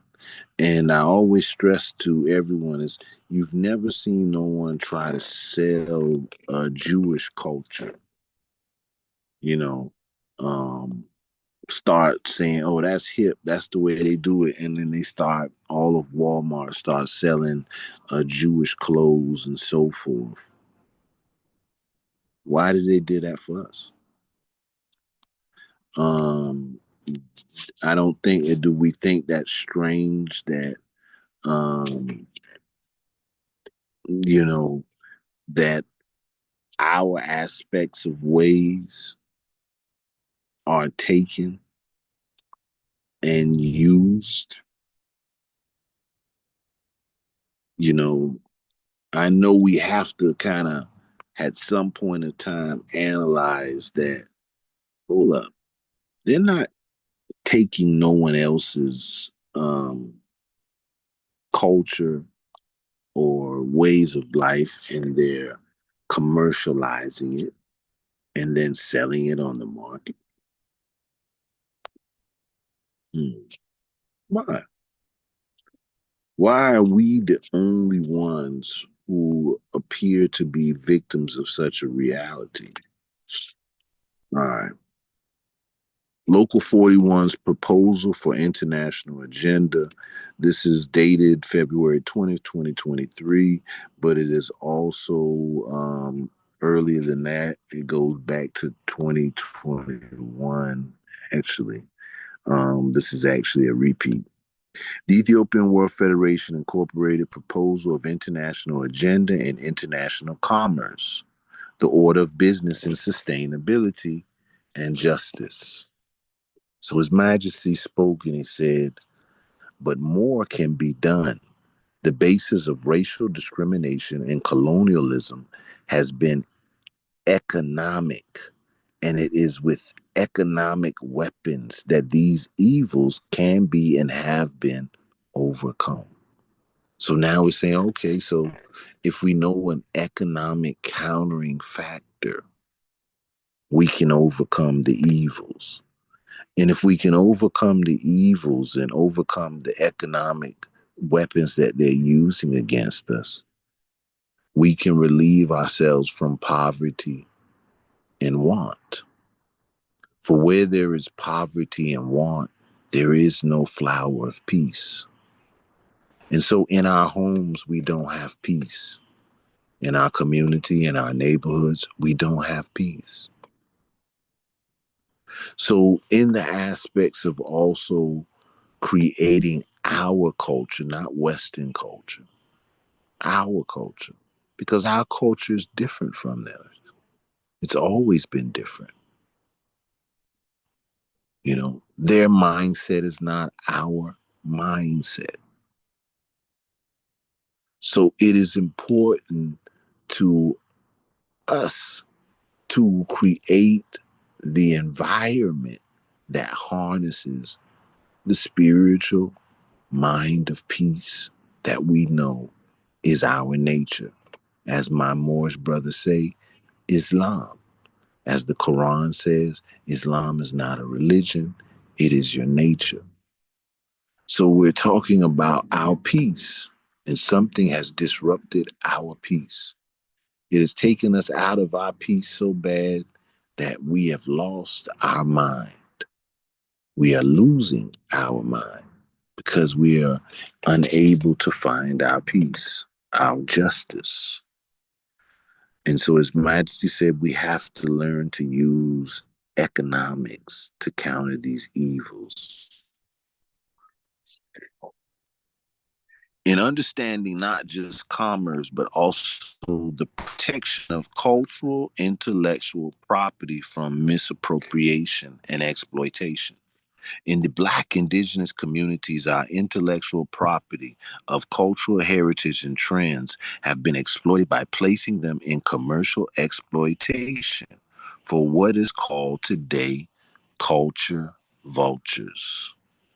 So in study other communities as they keep so in study other communities as they keep the dollar in their communities longer than the Black community, how they protect themselves from exploitive commercial intrusions selling their culture. We cry about this, but what is the strategy to combat this? But still create a viable sustainability through business coalitions. So, what do we have? What do we have? What is our plan? So, we observe the Jewish community who you never see sell their kippah in Gucci style or just turn their sacred ways into everyday trends of open commercial use for all. Second, if any company wants to sell kosher food, they pay for licensing from the Jewish community to be registered as a producer of kosher food. So they still control who uses their sacred heritage. So, do we have a sacred divine heritage? Under our constitution of the Ethiopian World Federation, our divine heritage. So, how do we protect our divine heritage? We also observe the Native Americans who use peyote as sacrament, but you will not find a peyote dispensary. People ain't just taking the peyote ritual of indigenous and then making that a commercial recreation way. What made society or these people think that they could just take our sacrament and make it recreation? And then we agree with them. Ain't that crazy? We should be everybody that walked around and agreed with the European about recreation. What you mean recreation? We have a divine heritage, a divine way of life. We ain't here goofying and playing and just stuck in your matrix. So these things are outside. So it has to be in either a party aspect, a lust aspect. So you open it for the lower frequency. You contain our mind in the lower frequency.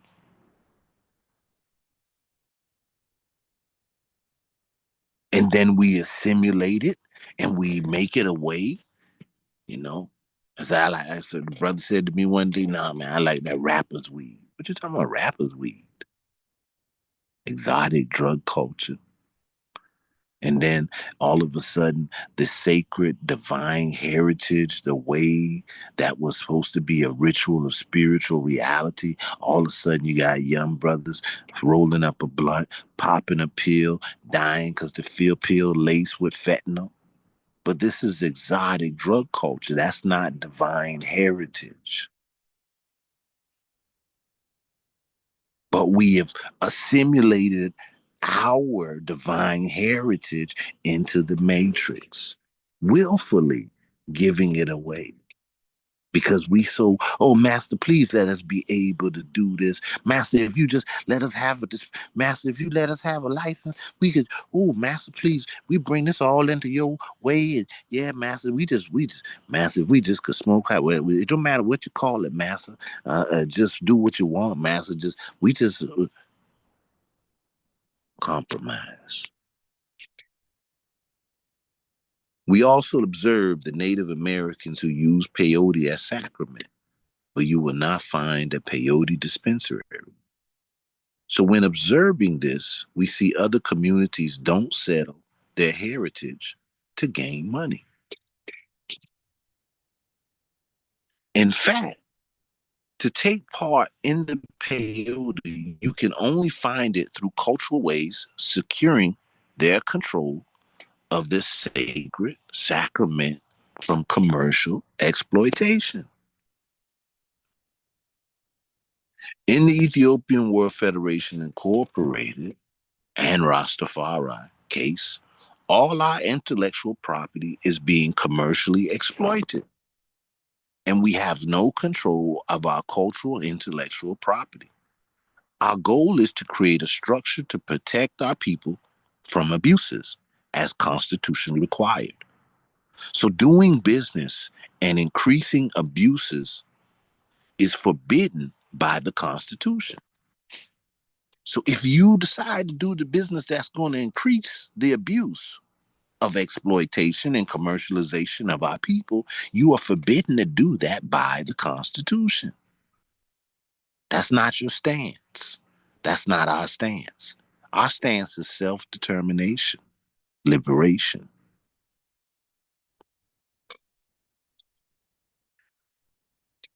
Our goal is to create a structure to protect our people from abuses as constitutionally required.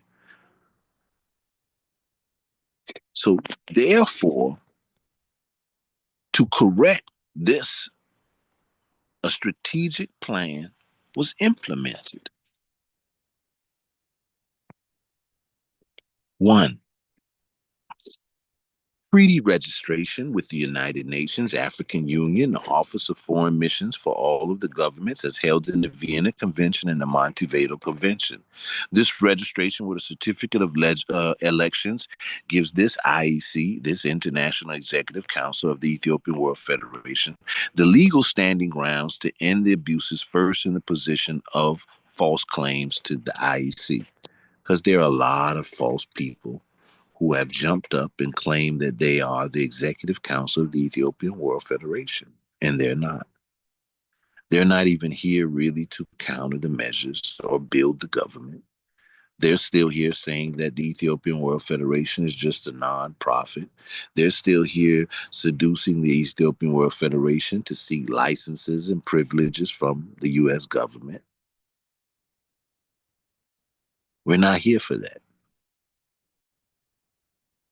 His Imperial Majesty, June 15th, 1935, countered, and I'll say it again, under UCC.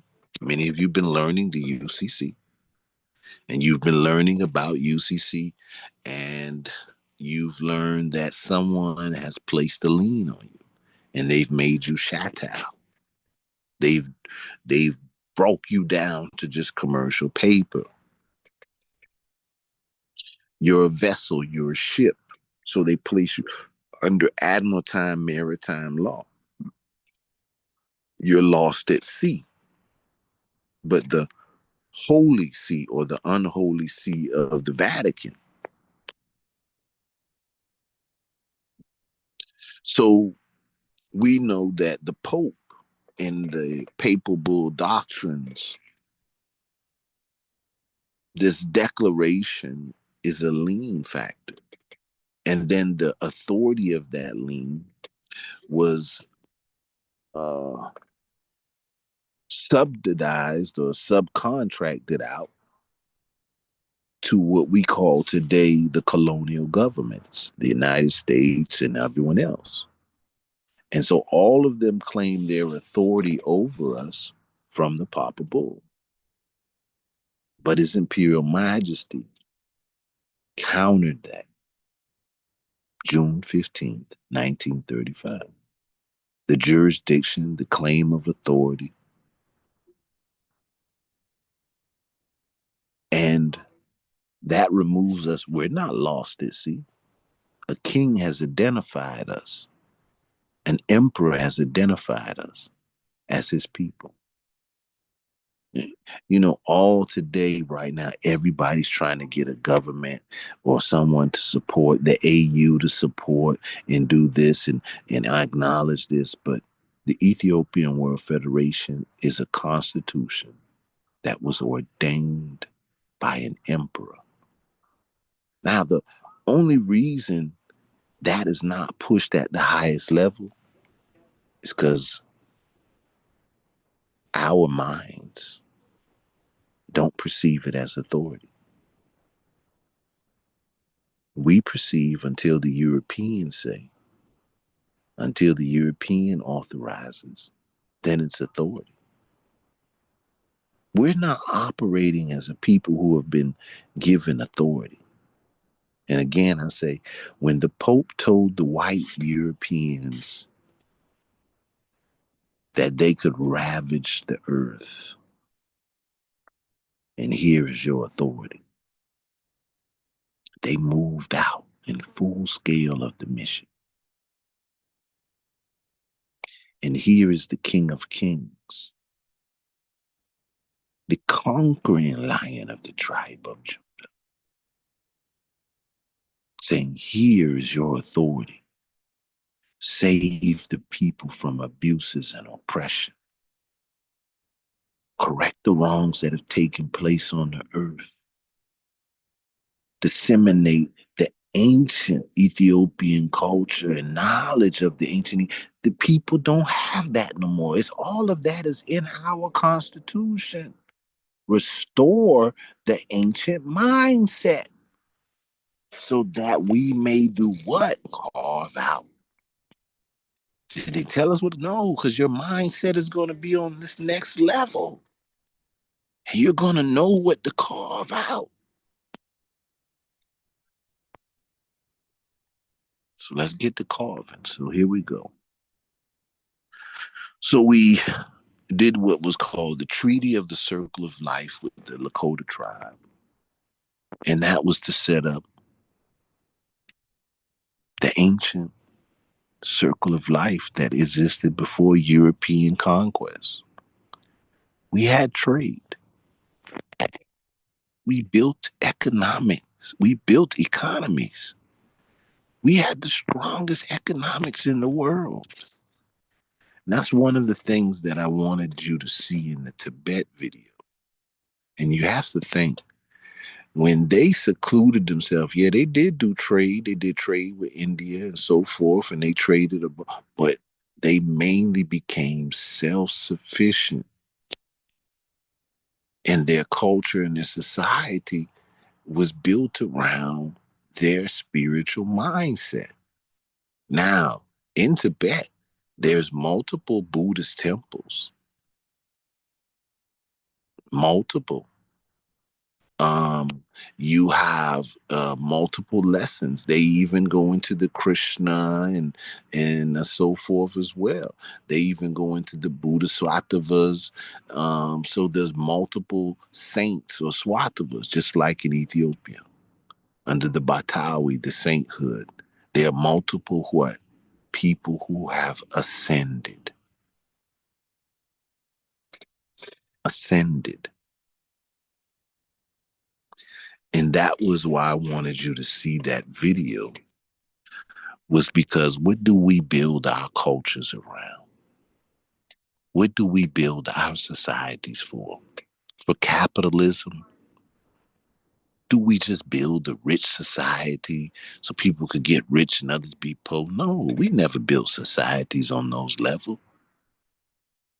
We built societies to harness the energies of life in peace and love so that people could exalt their mind to the highest level of ascension, of inner peace.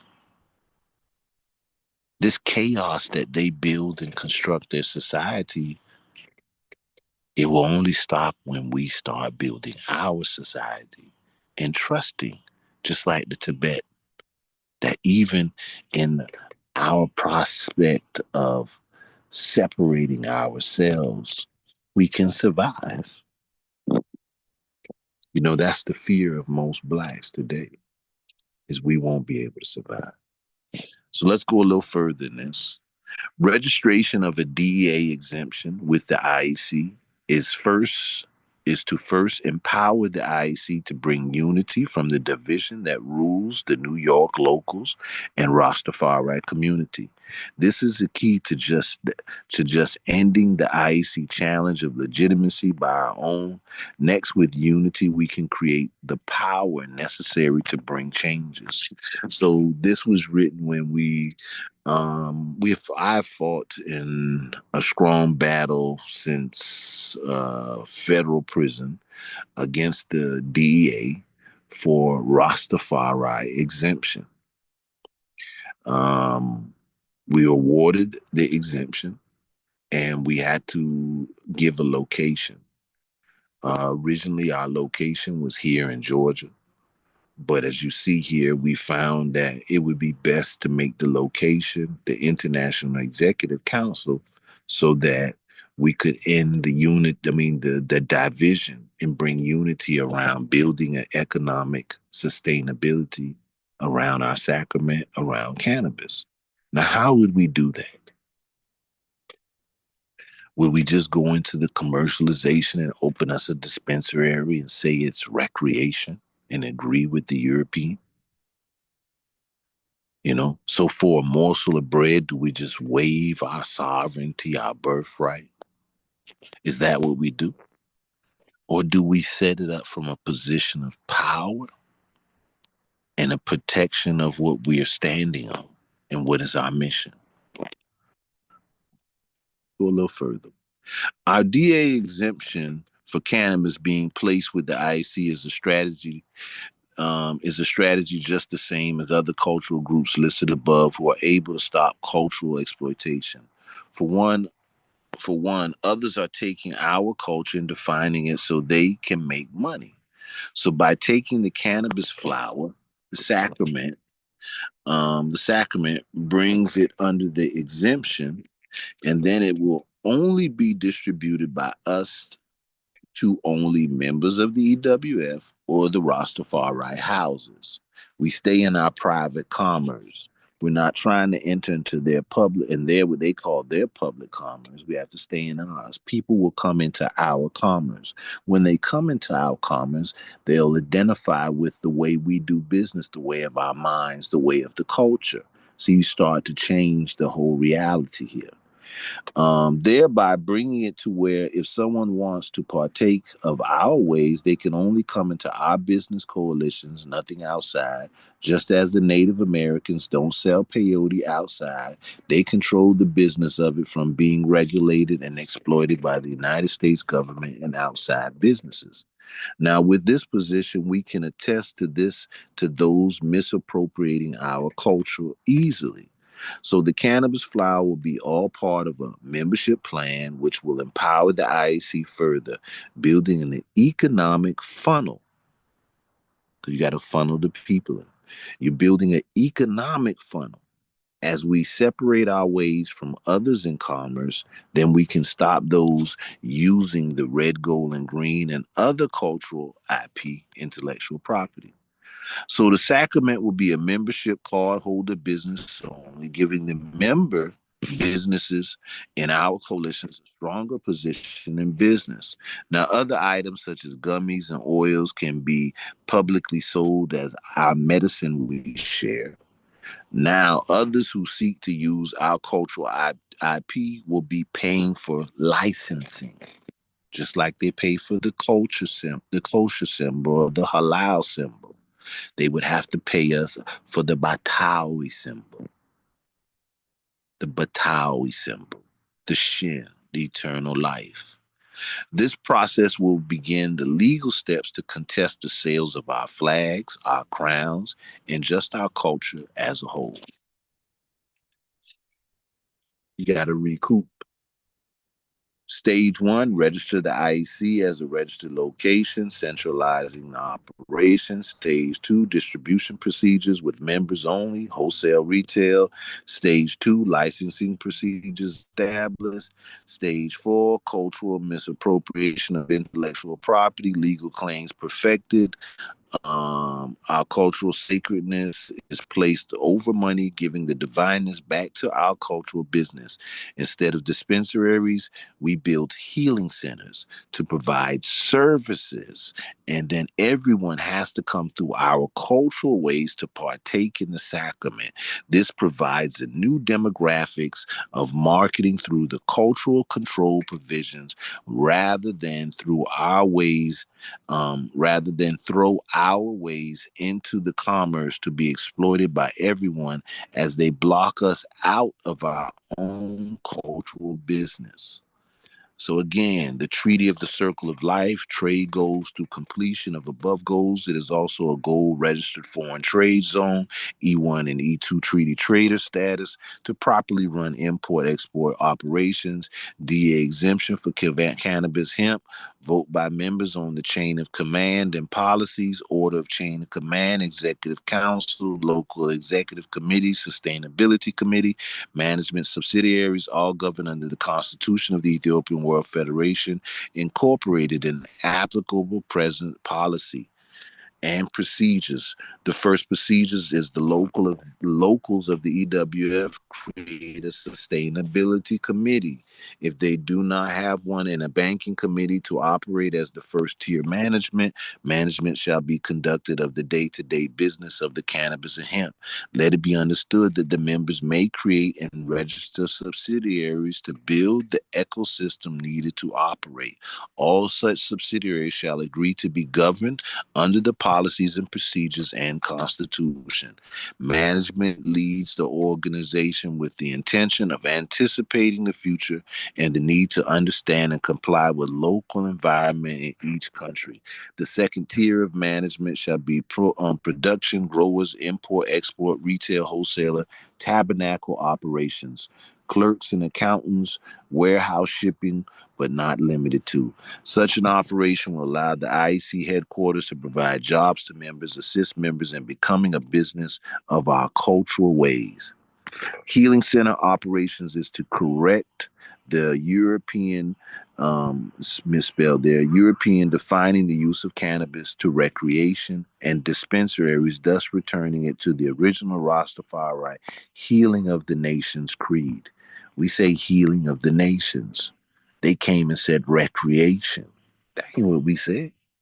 We what it was recreation. Play around, get dirty, and just go home, and that's the end of that. Nah, the healing centers will provide commercial intellectual protection to Rastafari cultures from regular cannabis dispensaries as it is the empirical faith of the Ethiopian World Federation Incorporated.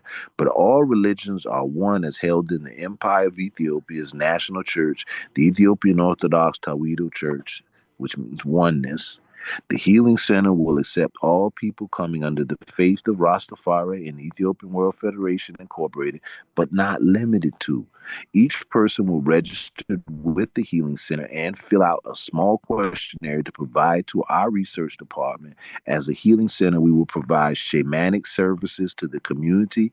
An example, the Healing Center will lead further research with Chief Broomfield on the development of CBD, CBG healing creams and serums for burn victims.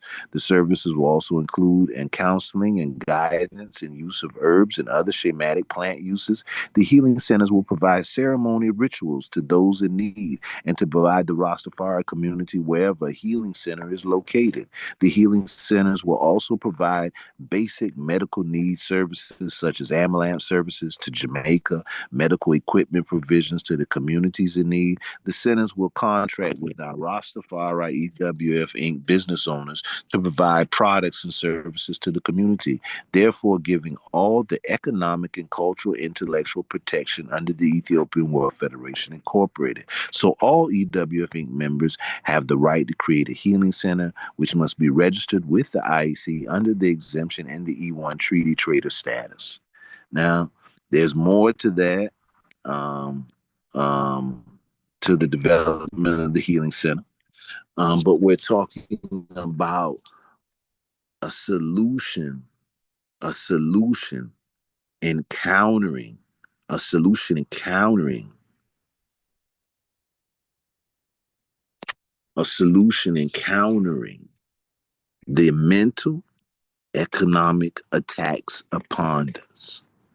This is what you're called to do. This is what you're called to educate yourself, train yourself every day. You have to be confident and courageous in training yourselves to develop the solutions to free ourselves from the economic evils of our colonizers of this neo-colonial system. We stand on self-determination and liberation. We do not let them come in and define our reality, defining us back into their matrix. His Imperial Majesty redeemed us and emancipated us. Every time we turn around and operate the opposite, it is as though we are rejecting the gift of emancipation from the King of Kings. Now, on that beautiful topic of a healing center, a transforming of the definition in the cultural ways. These are the works. These are the works we are calling you to. So we need you to develop soap, sea moss, herbal healing baths, all of the things you do. These are our way of life. But how do we protect you? How do we make it so that their economic intrusion over dominance over all markets, and they want to control the algorithm of the internet and online now so that they can determine who makes money and who doesn't? See, we have to know that they're working in these capacities. How do we counter them? See, we don't want to waste all day just talking about, oh, they're doing this to us and we doing this and we need to, oh, and we need to pray. And if we pray, no, we have to have supreme intelligence. Supreme intelligence. Everything else is irrelevant. You're called to operate in that.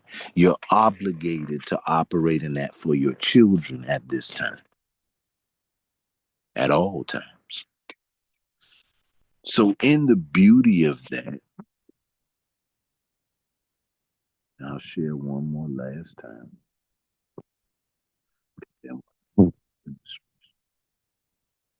In the beauty of that, you know, we've just issued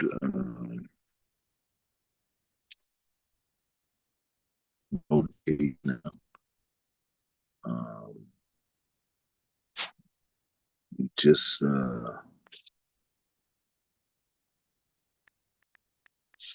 issued out notification. So shall we read this first? Local 41, Mahale Safari, Federation Rising.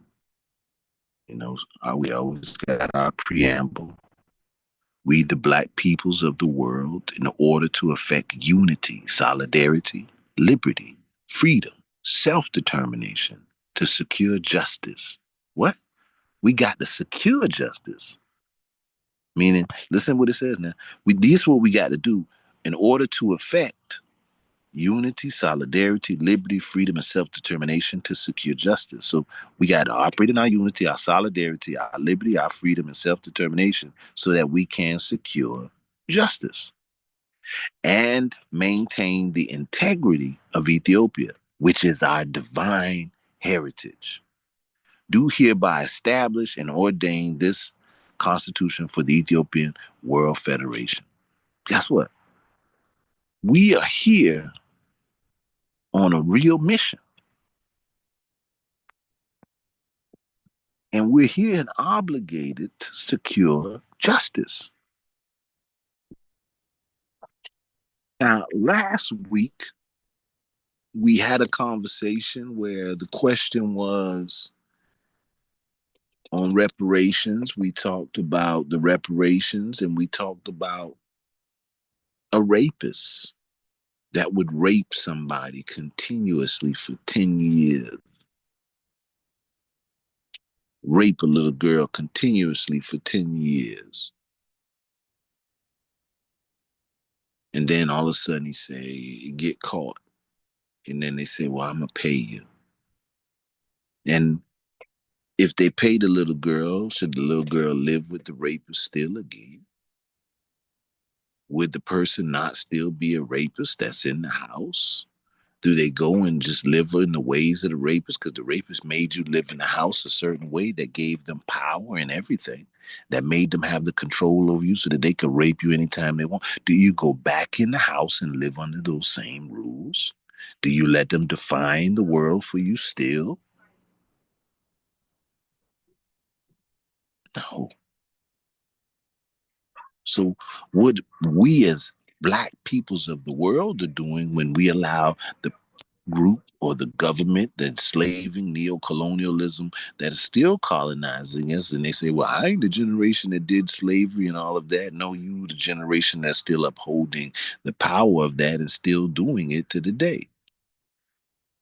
But we still in the house with them, and the raping still continues. But we stay because we're hoping we can get paid. We can get money. Because if we go somewhere else, we might not get no money. So we done hoard ourselves out.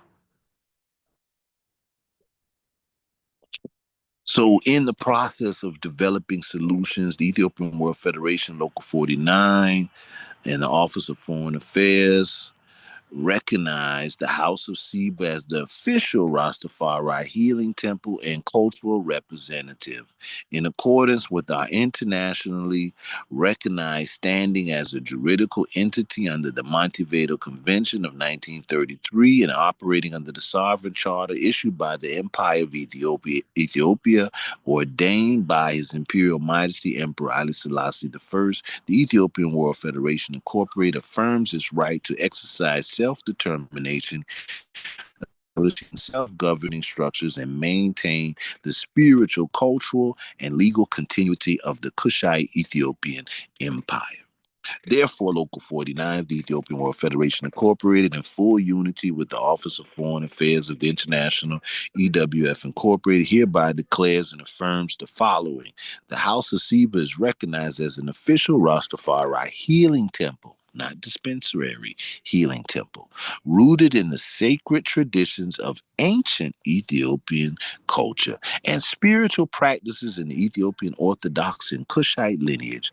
Under the international spiritual jurisdiction of the EWF Inc., the House of Seba is authorized to operate as a spiritual cultural emissary responsible for disseminating the teachings, healing practices, and ancestral customs of the Rastafari faith and Ethiopian civilization. The House of Seba, under the ambassador of Ras Jabali Seba, shall function as an extension of the Foreign Affairs Office and shall be protected under international law as a religious and cultural institution with the right to operate independently in accordance with indigenous and natural law principles. We affirm our commitment to uphold and protect the sacred rights of the House of Seba. We stand in solidarity with its missions to heal, educate, and uplift through the legacy of His Imperial Majesty Haile Selassie I and the eternal light of the world in Ethiopia. In service of the Most High and sovereign law of life, blessed be the imperial name and legacy. Here we have me, myself, Ross Lazarus, and our Honorable President Ross Kimian signing and issuing the document as a tribal government business entity, Temple Healing Center. Again, our local 49, as we always like to emphasize, we are registered as a tribal government. A lot of people don't understand that. So please keep searching and doing your studying. Now, the essence of that is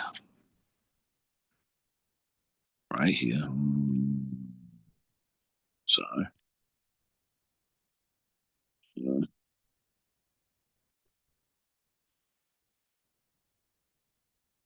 Pictures. All right.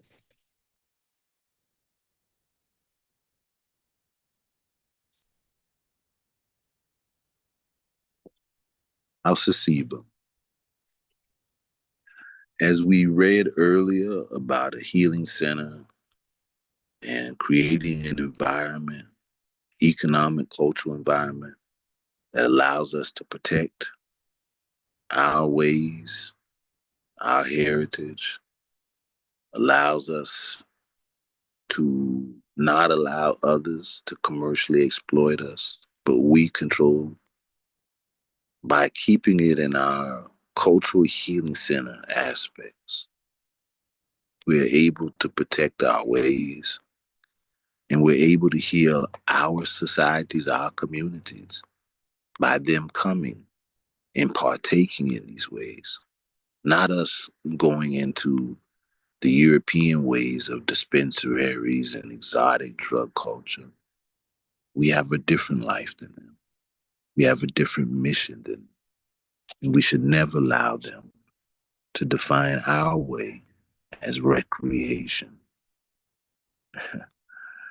So the environment is being built, the culture is there.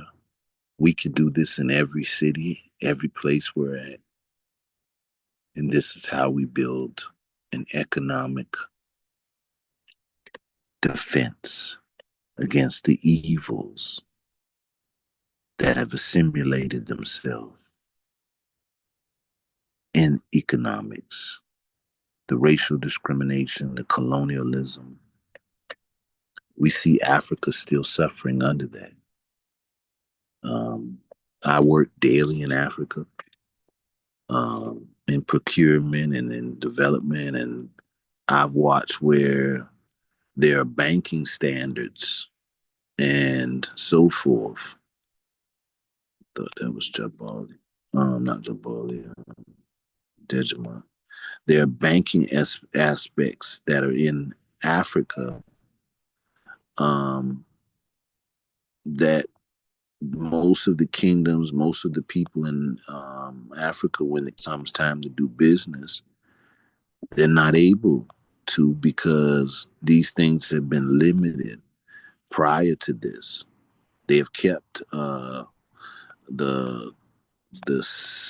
the banking aspects of business and so forth weakened in Africa, meaning that I can send money to Europe easily, but to send money to ship and do something with Africa is difficult. They made it difficult intentionally. They kept them handicapped so that everything would have to flow through them. We have to correct that. That's our empowerment. Are we educating ourselves to do that? Are we setting in the motions and the plans to do that? Do we see the importance of that? You know? So it's taking back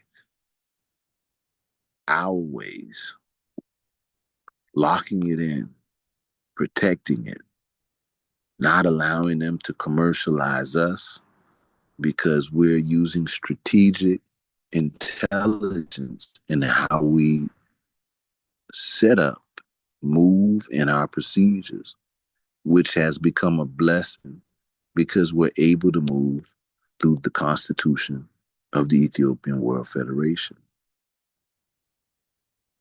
which His Majesty gave us the perfect vehicle to create order for liberation.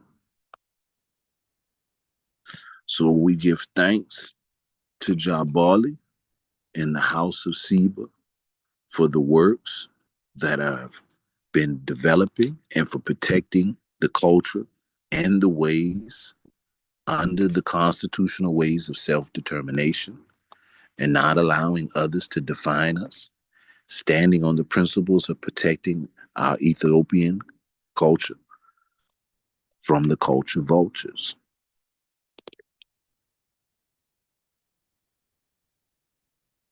from the culture vultures. We know right here in America, European families that were number one in pushing for locking up the people who dealt in cannabis in the sacrament have now took all their investment funds and dumped it into the cannabis, into this. And now they're making millions, but they were the same lobbyists for lock them up and do this and do that. And now these people have taken hold of a culture or a way that they don't understand. They didn't see it in its spiritual aspect. They just seen it as a come up. And then we allow them to keep defining it in their ways. So we push and hope that everyone understands when we speak in self-determination, when we speak in these ways, you know, what it means and how important it is. Now,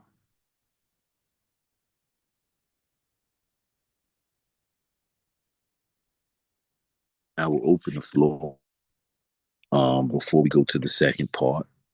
Um, we just spoke about the economics and protecting our culture and the ways and the solutions. But with everything, we always talk about supreme intelligence. And we always talk about the spiritual tools that are used to help us harness and awaken ourselves and our power.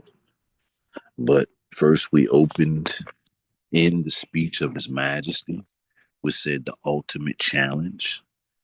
In this ultimate challenge, we spoke about that racial discrimination and colonialism has been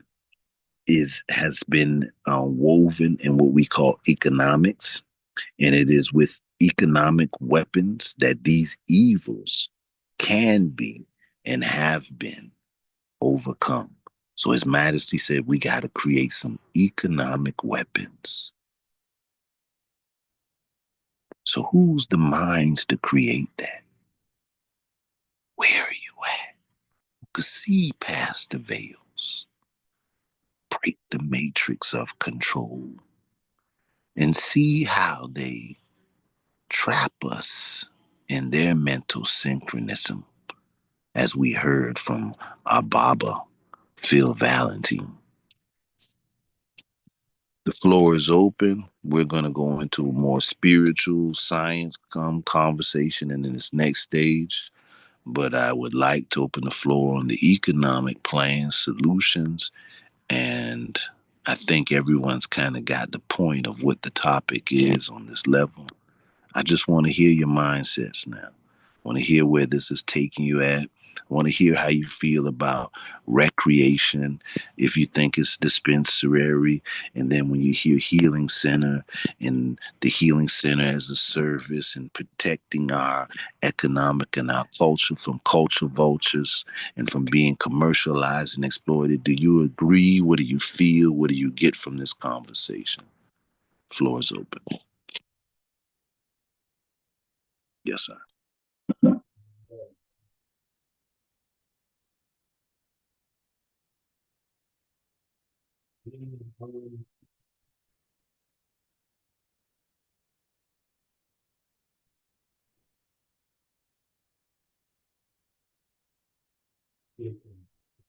I sound like I hear you, but you went low, so we couldn't really hear what you said. Come on in. Floor's Oh, open. okay. Yeah, I was saying that right now the white people get control of this when we've been taking risks. Well, I've been selling herbs since I was 16 in high school. So we've been taking a risk. Babylon done harassed me over 100 times already, you know. And I realized that they should allow us to get the license to even sell marijuana or carry a certain amount on us. Even though they make it legal, they still harass you when they see you. That's a way of harassing you. That's why even though they make it illegal, when I see them with my marijuana, I still hide it like I still did back in the days. Because that is a way for them to harass you. And right now, I hear they're setting something up whereby they could give you a DWI for smoking while driving. because it's like a form of intoxication. So we gotta be careful of the legalization, because remember, when they legalize something, they kind of add other things towards it to entrap you. It's kind of like they legalized alcohol when it was illegal, but now you got to be 21 to drink it. And if you're 21, if you're not, or if you're under 21, you could be charged. And if you get caught driving while drinking it, you could, get another charge.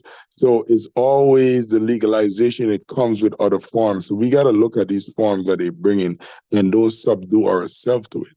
That's why I'm loving the EWF, and we have to get ourselves, you know, protected, whereby we're not going on the day system, because herbs is already blessed and made a sacrament to us during the religious cause. Because when I started burning herbs, it was to open my third eye to see what was going on in the world itself.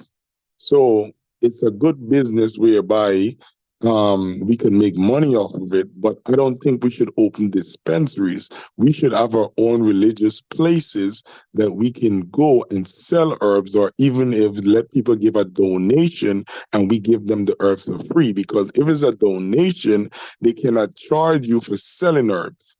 Because this is one of the things I had a brethren that used to do. What he used to do is like, you give a donation and he give you a certain amount, depending on how much donation you give. The normal donation would be $10. So you guarantee like a spliff. $10 was a spliff. So if you give more than $10, you get more herbs. You understand me? So I feel that we shouldn't go under the jurisdiction of selling these herbs, because then any mistake you make, you could get locked in. Like right now in Brooklyn, where they allow a lot of these corner stores to sell the herbs, and then they crack down on them. They took their license of tobacco. They can't sell no more tobacco. They can't sell nothing to deal with cigarettes, nothing. Because why? They trap them in the extra things that they have there. And not only that, I smoked dispensary herbs before, and the dispensary herbs been tampered with. I think they actually pull out some of the essence from the herbs. So when you open a dispensary for the people, just know that you have to go by the guidelines of what kind of herbs they want you to sell, whereby it's unnatural. Because once you tamper with the herbs and take out the essence, which is the nutrients from the earth, which actually helps the body, you actually taking away the essence of the herbs. So we have to find a way whereby when we distributing these herbs, we could do it safely under a guideline that we don't have to tamper with it and follow Babylon rules. Jarastafari. Hold it. Yes, I. Yes, I. Yes, I. That's what we're talking about. And that's what we have to do. We have to reason on where the abuses and we see the wrongs taking place. And yes, the system sets that up. Um, oh man, uh, our brother Dr. Amos Wilson, he's got a video and he does a beautiful demonstration about the system. And he speaks about the system changed some law. The law causes a company to close. Company closes. When the company closes, people used to work at the company. They on the street now. They broke. They poor. They homeless.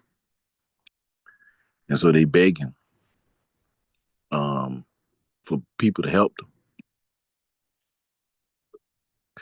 The government turn around, make another law to make begging for people to help you illegal. The law is not being made for the people. It's being made for control. It's not, they're not correcting the abuses. They're not bringing the healing. They're setting in the contentions of control. And so that's where we have to have our minds on supreme level, because we have to correct the abuses. But the floor is open. The floor is open.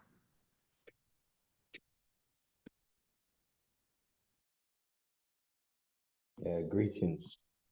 If you Yes. can't hear me, please let me know. Give thanks to everyone here present.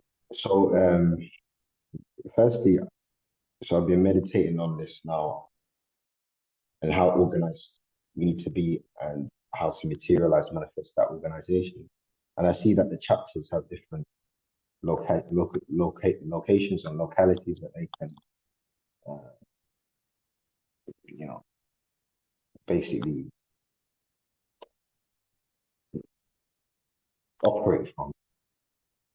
Then the next step is about economic output, right? So how do we get the economic output that we need to sustainably develop as a nation and as a tribe, or as a tribal nation, or you know that kind of organization? And I saw that you call it healing centers, something like that.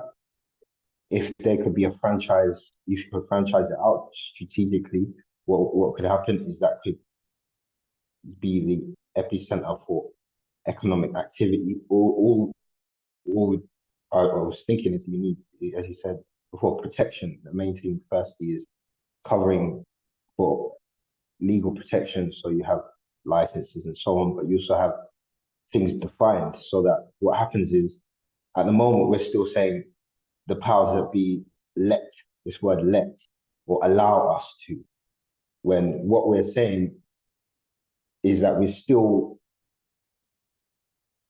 sort of submitting our own, instead of nations complying with international law and there being nation among nations type of principle, we're still saying we're seeking approval from another power to empower us, instead of saying Exactly.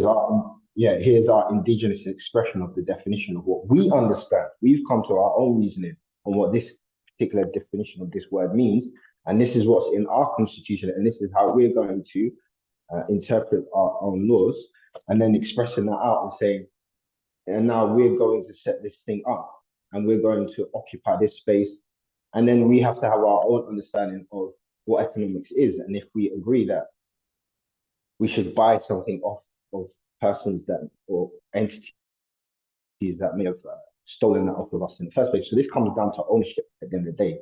So once we define ownership and we define what property and ownership is and estate and so on, all of that is and how we understand it, then we can come into a material understanding of how we're going to express these things in terms of, okay, let's be practical. Say there's a plot of land and we say, okay, we want the land, but we're not going to pay tax on that land. So they say we're in Jamaica somewhere, there's some land. We know it's empty. We know government has control over that land, but we say we've made a case where we've reasoned it out and we've come to our own tribunals, have come to a decision that this land, we're going to occupy it, or we're going to put, I don't know how else to say it, like you're going to be there present on the land and we're going to be there. I don't know how else to say it. Occupy is a strong word, but ultimately that, or you go into an agreement, a negotiation with the powers that be that already have that land under their control, and then so Yeah. once you got the land,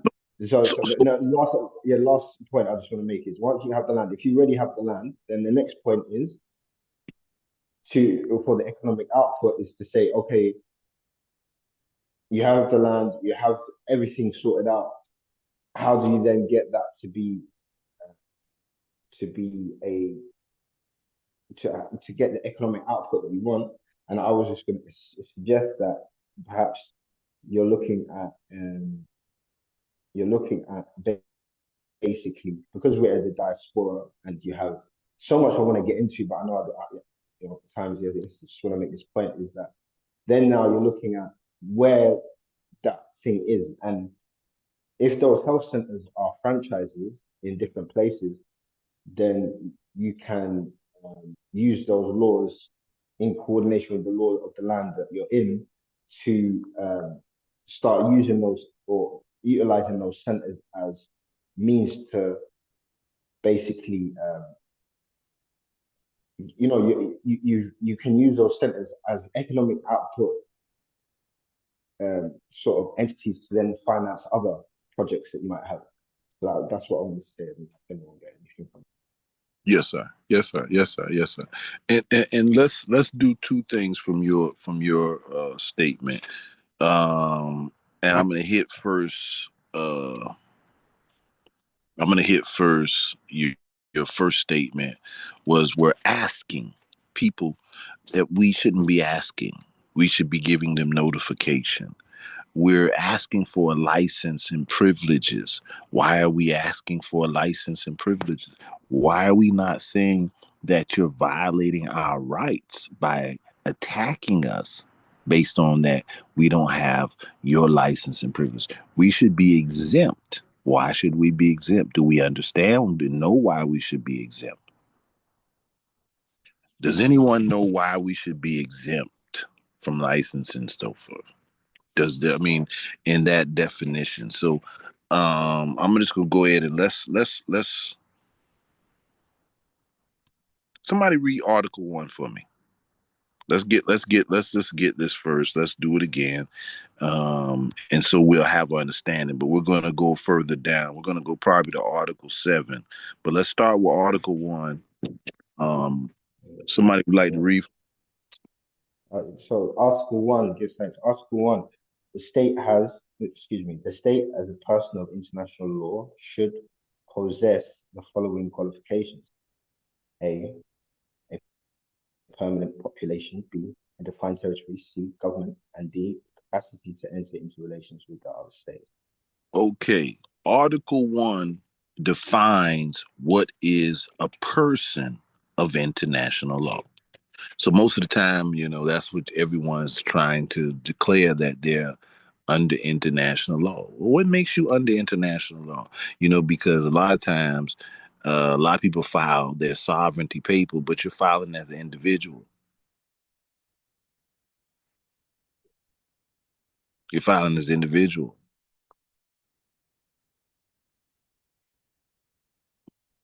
So it's not the same. So let's look at the state as a person of international law. And remember, person is corporation, fictitious. Many people have been studying UCC and they've learned that person, they say, oh, no, don't call me a person because that means I'm a fictitious entity. That means I'm a corporation. I'm a vessel. They're trying to make me my straw man. Because now you find that the person could mean corporation. So the state as a, let's say, corporation of international law. The Ethiopian World Federation, a corporation, a federation, a collective of nations, a collective of countries, a collective of states, a collective of tribal confederate governments, comes under international law because of what? The following qualifications. It has a permanent population. We, the black peoples of the world, in the Constitution of the Ethiopian World Federation, which was ordained by an emperor, meaning that it has a standing in law. It has the only standing in law.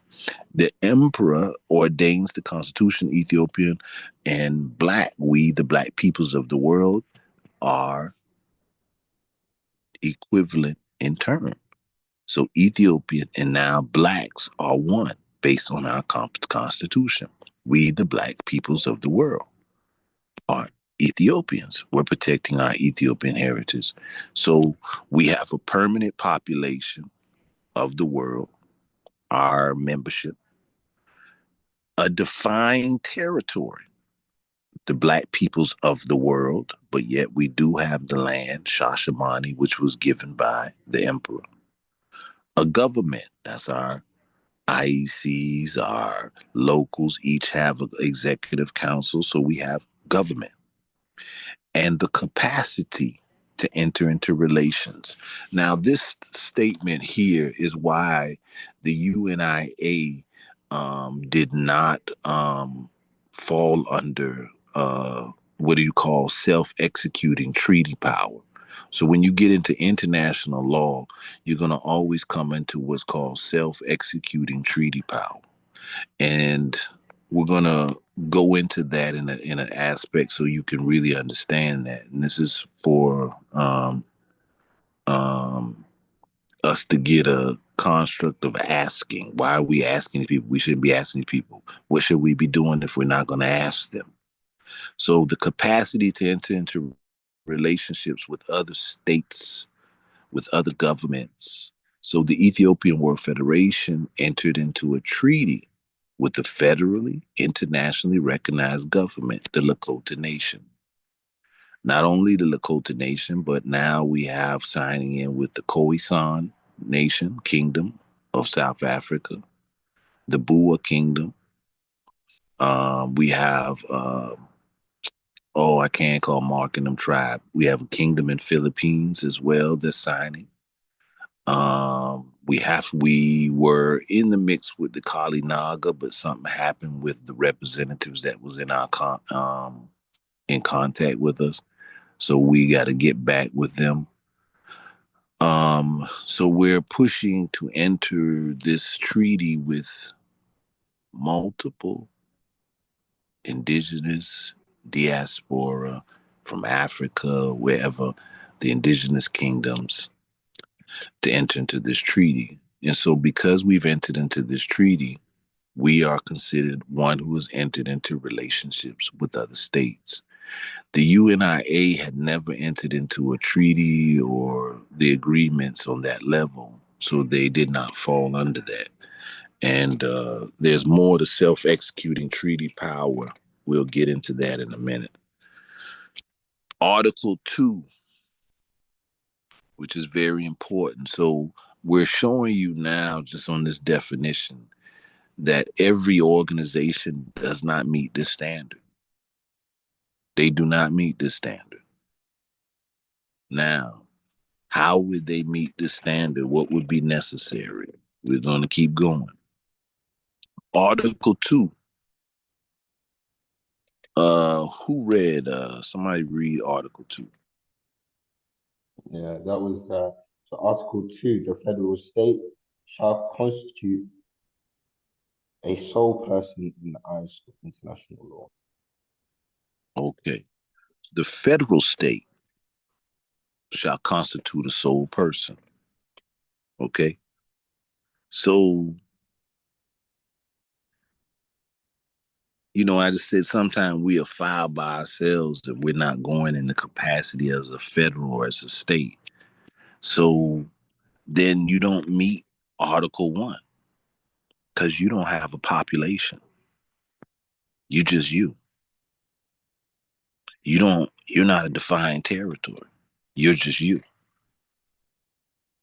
So when we go to Article 2 and it says the sole person of international law, it's the international law body.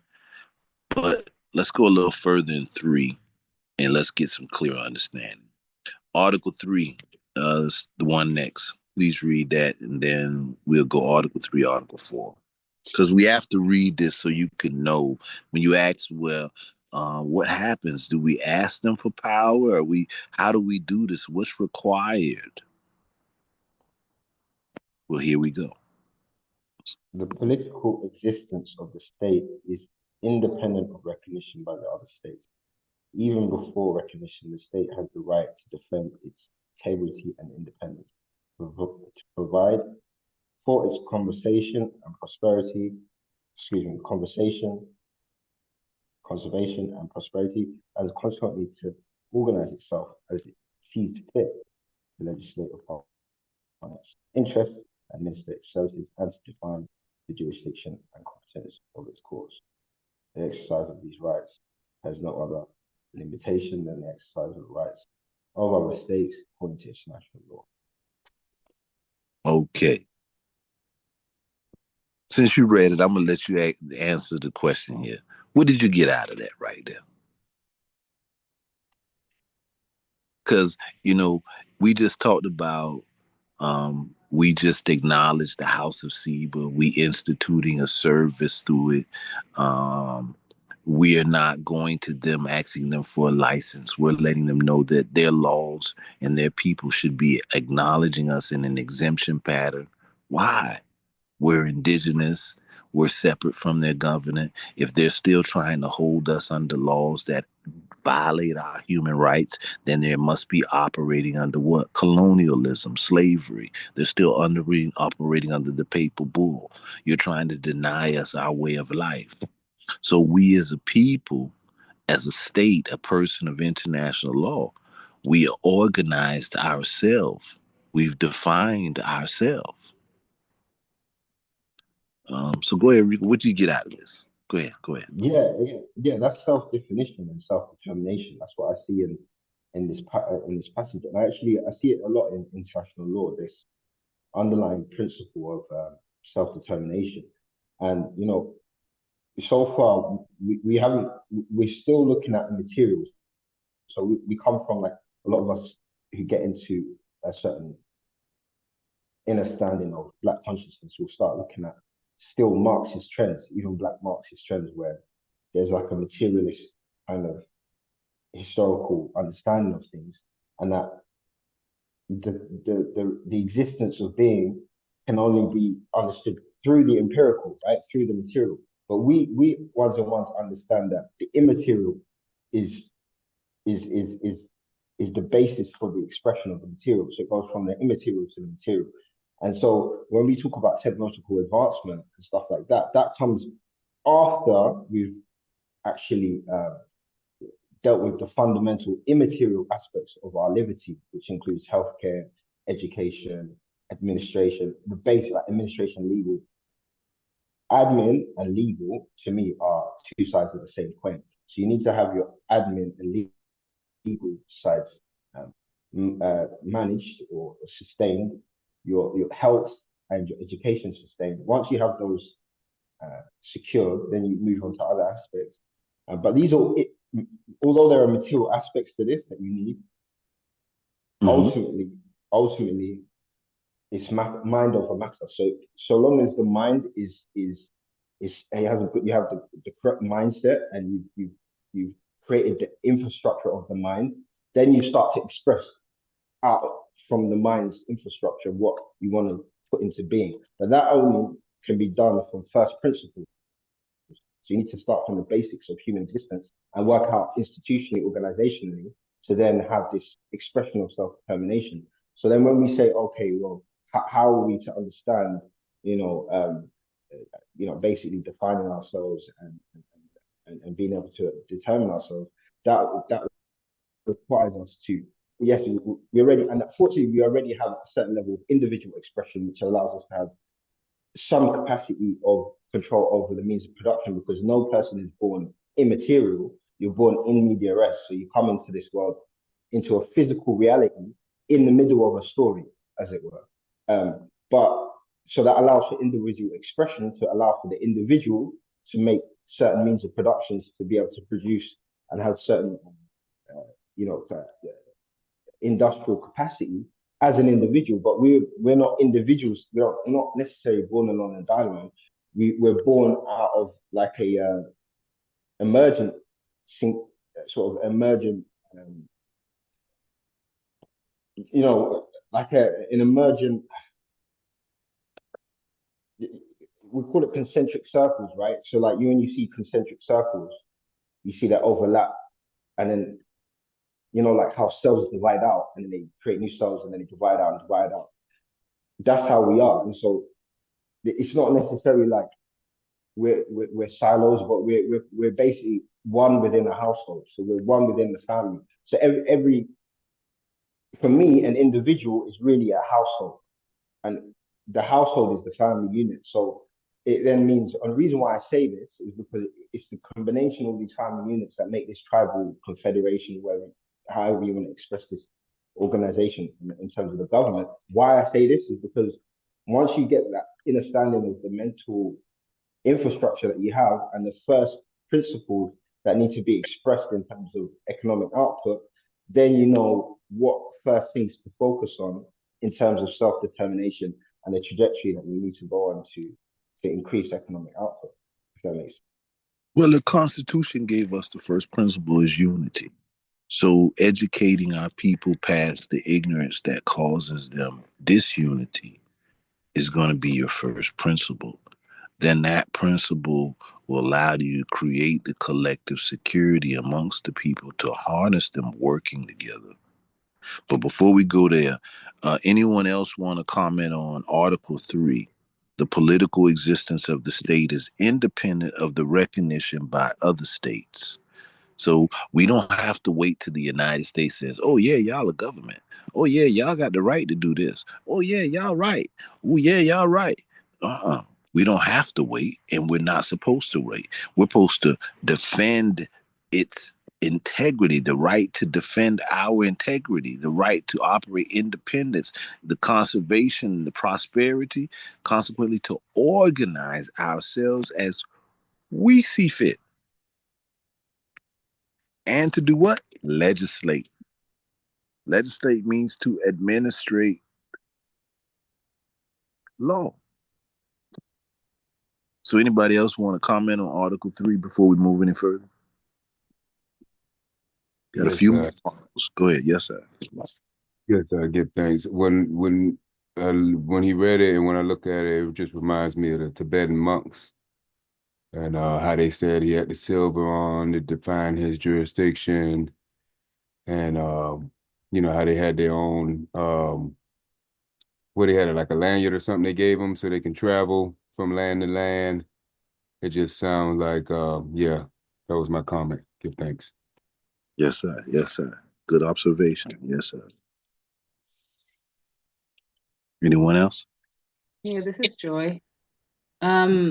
Just the point you repeated, and just to stress again, to organize itself as it sees fit, which means how we see fit. I just think that's just such an important point. That's that self-determination.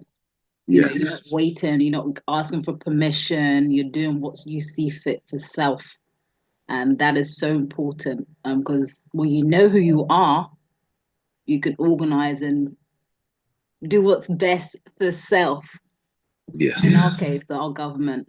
I give thanks. I give thanks. Yes, Anyone else? yes, Go I ahead. get yeah. One, I would wonder whether, in having sovereignty and independence and being recognized by uh, other peoples, other nations, as you know, as you've made agreements with them already, these nations under under international law? Would we not have to be recognized under an international court like the International Court of Human Rights?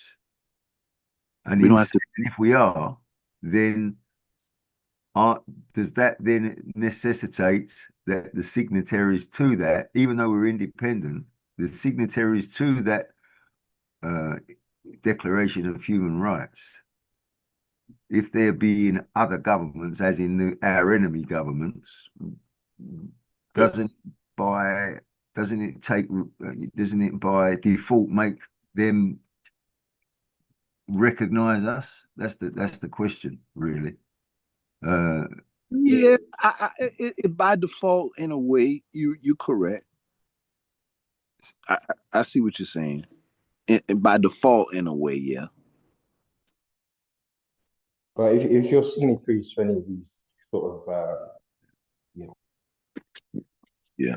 you can say But legal documents or anything, you'd have to have the capacity to process a lot of the admin, because you cannot just be a signatory.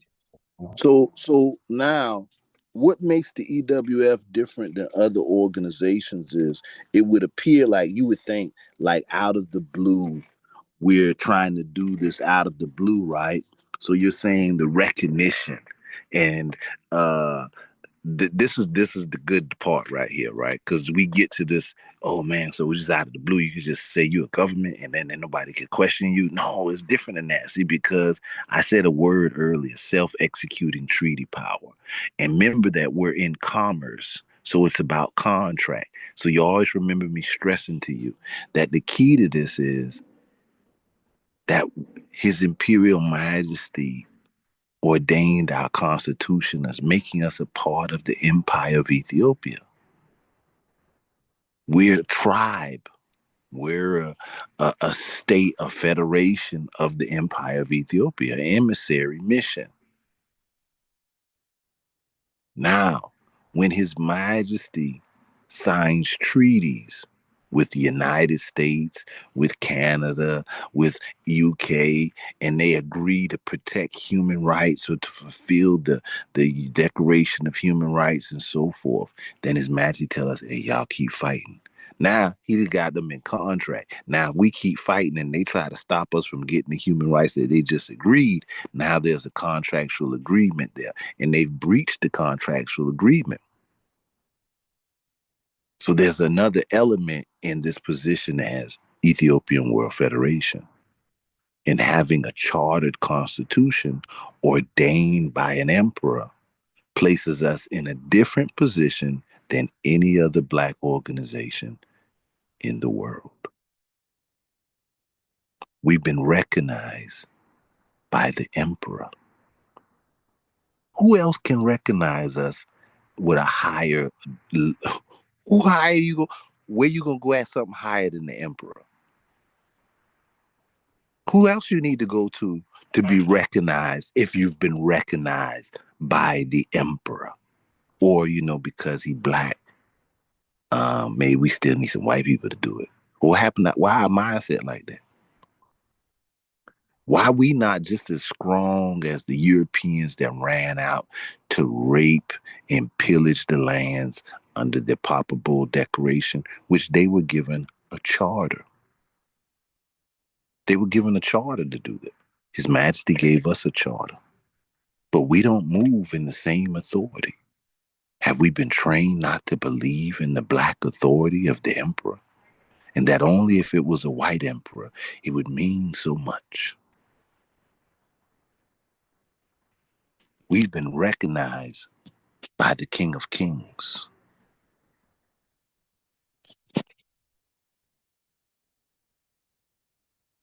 And now we've been called and obligated to move under it.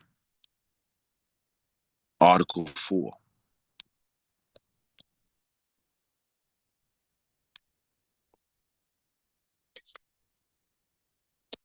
Let me read Article 4. So this is the answer to Yes. uh States are States are juridically equal, enjoy the same rights, and have equal capacity in their exercise.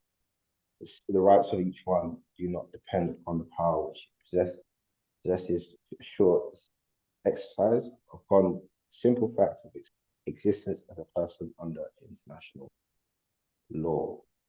so the United States got a court system, all these other places. Do we need their courts to acknowledge us? Or is our juridical authority just as equal as their juridical authority? Now, according to this, their juridical authority is no greater than ours. So if we went to their court for approval, what do we believe about our own court? So this is where developing your your court systems, so important. So who gonna write this stuff up? Who gonna develop this out? Supreme intelligence. Everything else is irrelevant. You've been called to save. We've been called to save ourselves from annihilation. So juridical. I always go over this term juridical. The term juridical is very important, but what's important right here is juridically equal and enjoy the same rights and have equal capacity in their exercise. Right? In the United States, send somebody an indictment in Mexico,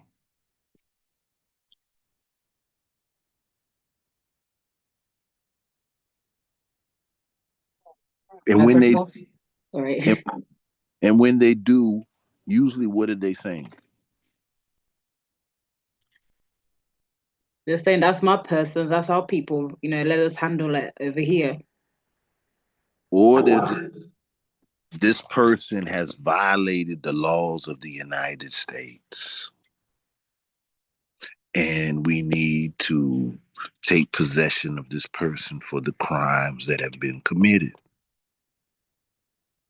Our court system, our juridical ruling has found this person in violation of our laws.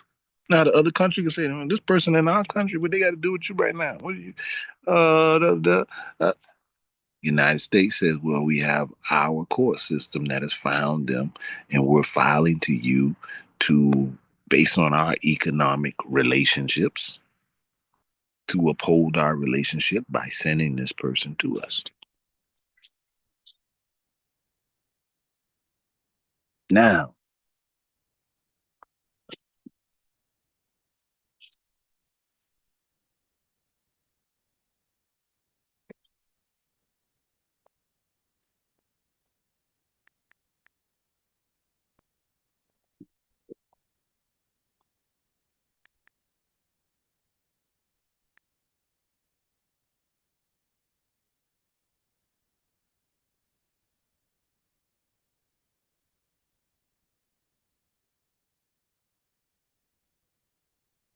they say juridical person, but it's still good though.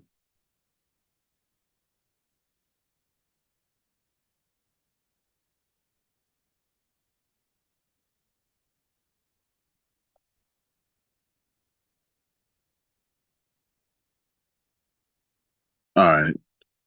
In legal context, juridical generally means relating to the law or legal system, especially in context of administration of justice or the office of a judge. It's broader than simply legal, as it can refer to abstract legal concepts or nature of legal transactions, even if they don't necessarily exist. In this aspect, juridical is having the ability to legislate law, having the ability to create your own law. This is self-determination, and you create your own courts.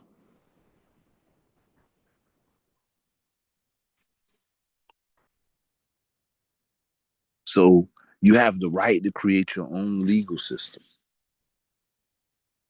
Then your people become, or your entity or whatever becomes known as a juridical person. So what is a juridical person? Let's go a little further. Let's go into the EWF now. We're going to go in EWF. Let's go in EWF. EWF.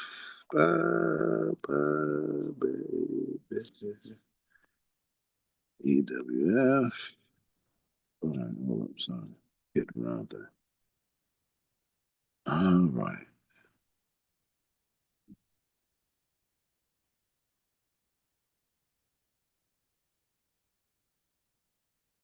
Maybe I went too far.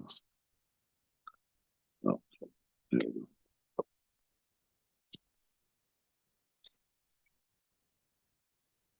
The Treaty of Amity and Economic Relations between the United States of America and Ethiopia.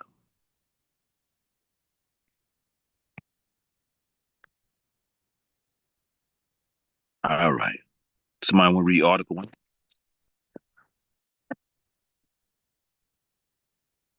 There shall be Article 1. There shall be constant peace and firm and lasting friendship between the United States of America and Ethiopia. 2. The two high contracting parties reiterate their intent to further the purposes of the United Nations. Okay. So right there we got human rights agreement, right? So the United States has agreed under the treaty with Ethiopia that it will protect human rights. It will protect human rights. The intent of the United Nations, it will uphold that. This is the agreement. I mean, just think about it. The first thing on their treaty. So it shows you the intent of Ethiopia. Ethiopia ain't playing with them. Off the rip, come on now. We gonna sign into some economics. You're gonna be agreeing to the agenda of the world that we own. The restoration of the rights of the people. Okay? All right. Article 2. I don't know if someone else wants to read that, just Yes, sir. Article 2. Yeah. Yeah. Yes, sir. Each high contracting party shall have the right to send to other high contracting party duly accredited diplomatic representatives who shall be received upon the basis of reciprocity, shall be accorded in the territories of such other high contracting parties the rights, privileges, exemptions, and immunities due them under generally recognized principles of international law. Yes, sir. Yes, sir. Yes, sir. Yes, sir. So Ethiopia sends Dr. Emmanuel, well, Prince Emmanuel Bey,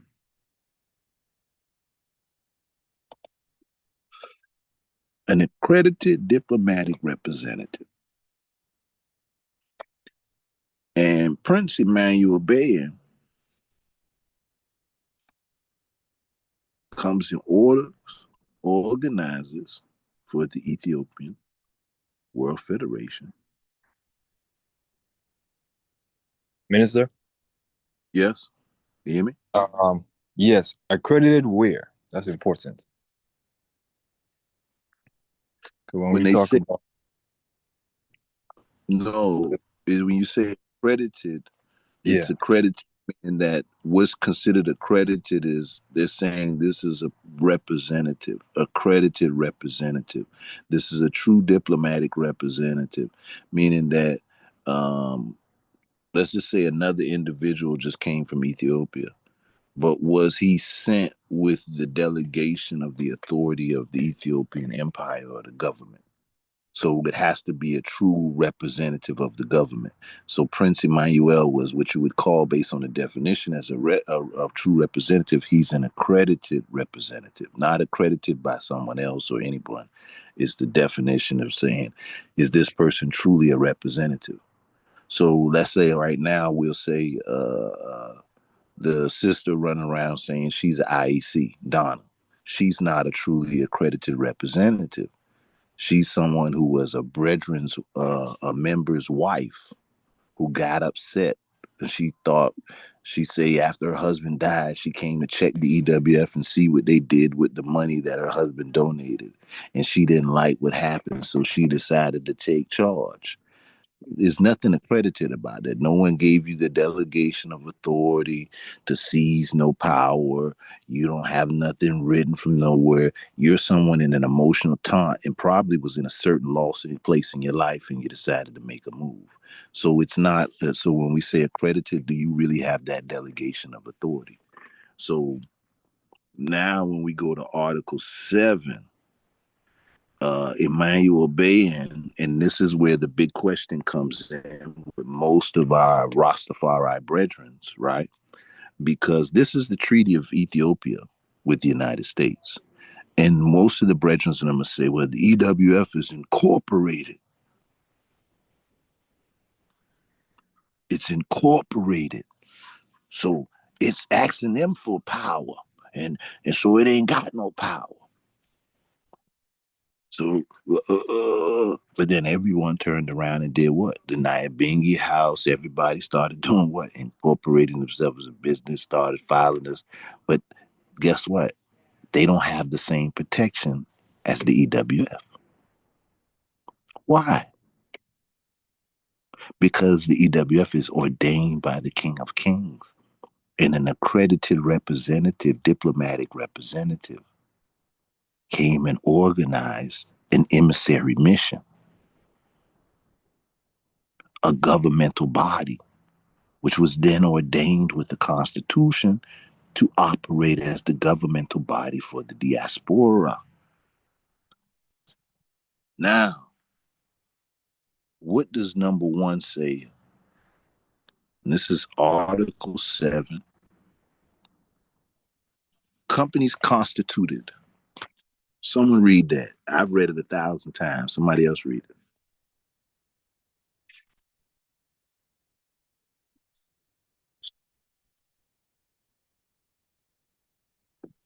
Is that part one? Yes, we're gonna read part one and part two, but part one now. Companies constituted under the applicable laws and regulations of each high contracting party shall have their jurisdiction, juridical status recognized within the territories of the other high contracting party. As used in the present treaty, companies means corporations, partnerships, companies, and other associations, whether or not with limited liability and whether or not for pecuniary profit. Okay, so right here, companies constituted under the applicable laws and regulations of either party, Ethiopia or the United States, shall have what?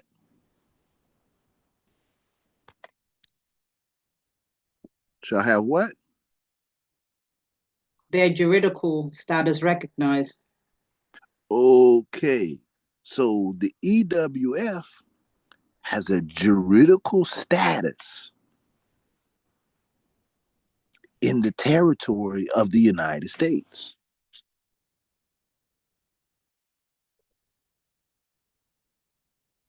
Going back. Let's go on back now. Let's go on back, y'all. What's juridical? Somebody read it. In a legal context, juridical generally means relating to the law or legal system, especially in the context of administration of justice or the office of a judge. It's broader than simply legal, as it can refer to abstract legal concepts or the nature of legal transactions, even if they don't necessarily exist in reality.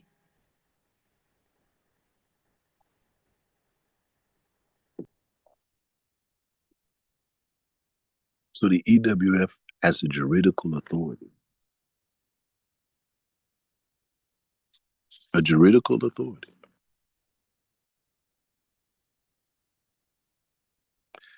A juridical person. Someone read the definition.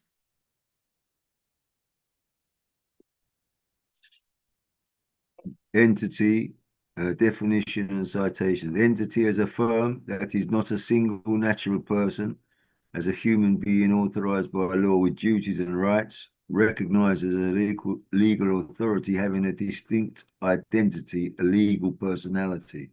So the EWF has a legal personality established by the empire of Ethiopia. But yet we ain't learned to use that weapon. We afraid because we don't think we have no legal, juridical authority.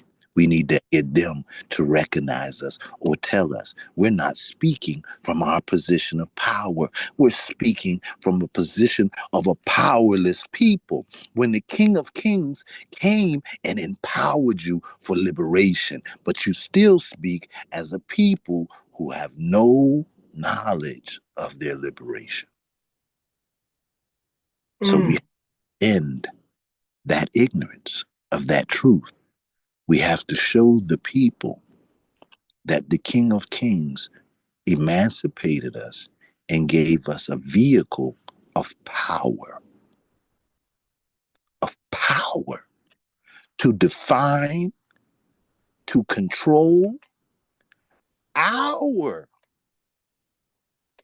lives, our destiny, saving ourselves from annihilation. How can you save yourself from annihilation if I don't give you no power? How you gonna do it?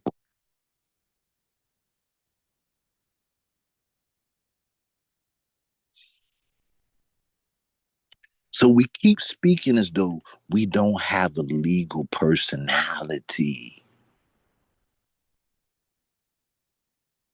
We still trying to find something to give us legal personality. So we don't believe in what the king gave. Why should they honor our position if we don't even honor what the king or the emperor did? We don't even speak from that power. People are still trying to create organizations to do, and they don't have the ability to give the power. They don't have the ability to counter the lean of the Pope. Again, the Pope placed the lien on us under the primacy of Peter, claiming to be the highest throne of God on earth. Until November the 2nd, it was countered by the King of Kings, the Lion of the tribe of Judah, making the throne claim of the Pope illegitimate. It made it illegitimate. And 72 nations of the world bow down to the legitimacy of the emperor. But yet we asked them for legitimacy.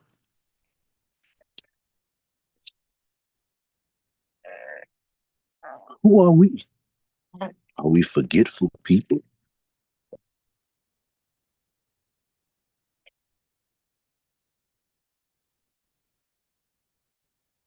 Let's go to our next step in this. Oh, well, I got to show you this. Screen share is still on. So,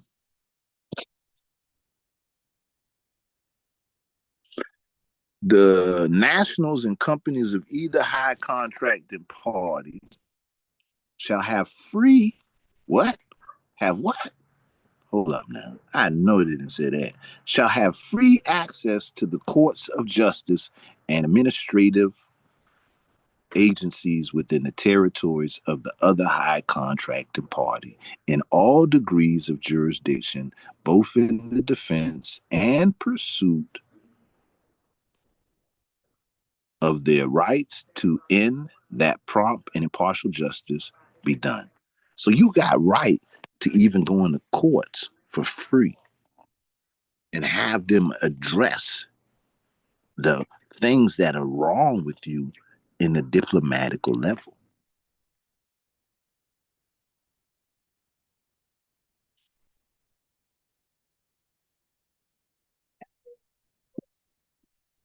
You have a juridical status.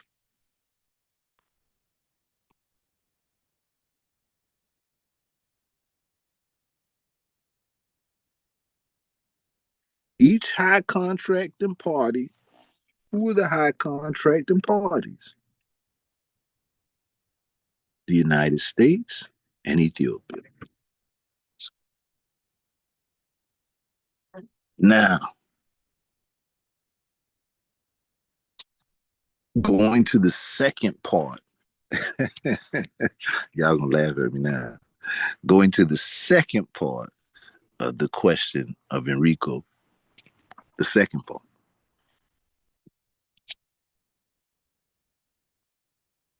This is the second part first. I'm gonna do this.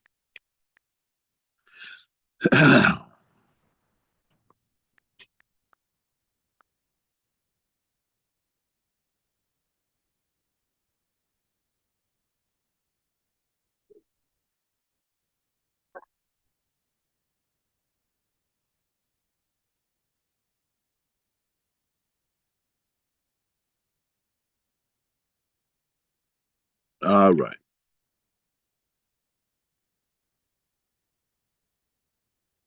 I asked somebody to read this right here. I asked you to read from this picture. I can't. Well, yeah, I could do it like that. Somebody read from the picture and read this small paragraph. So let's line all this up. Because I know we started off kind of funny, but we're gonna line this up first. Somebody read from under the picture and then read the paragraph. The chair. Yes. Can you see it? Yes. Robert Wilkins' 1823 map of the descendants of Noah's sons, showing Yucatan and his sons as having populated Eastern Asia. Havilah is Tibet, but is Pekan. Joab is Mongolia. Ball is China. Abenel is Indochina. Dikla is Japan. And Ophir is Indonesia. Practically the Maluku Islands.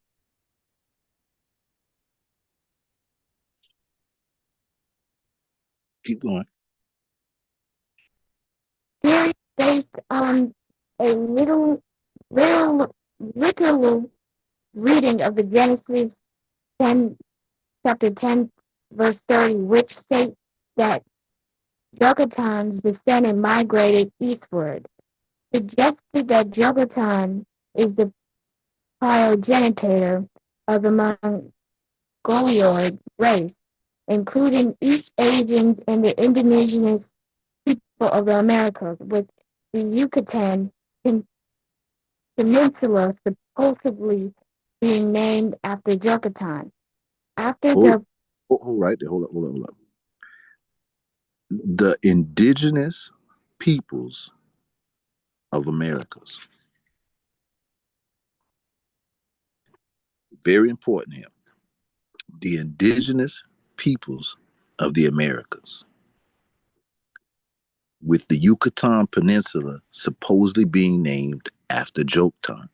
You know, J and Y are interchangeable. Yaktan, Yucatan, Joktan, Yaktan, Yucatan, Yaktan. It's the same word. But the indigenous peoples of America. Go ahead and read the last part. one early proponent of this theory was the theologian Bento Elias Montano, who proposed a link between the names of Ophir and Yucatan's son, Peru. Okay.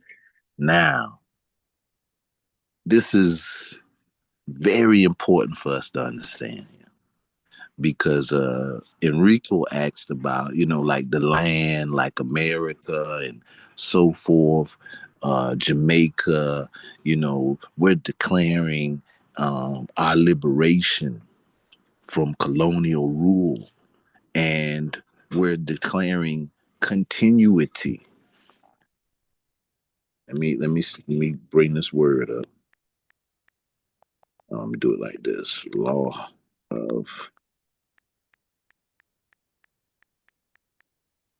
the law of continuity. Uh,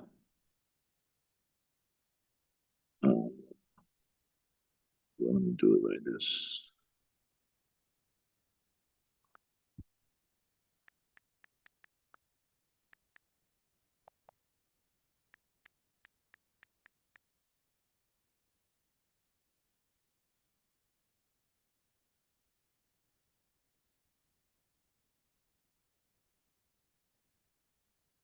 All right, somebody would like to read this. Stays in your mind once you read it one time.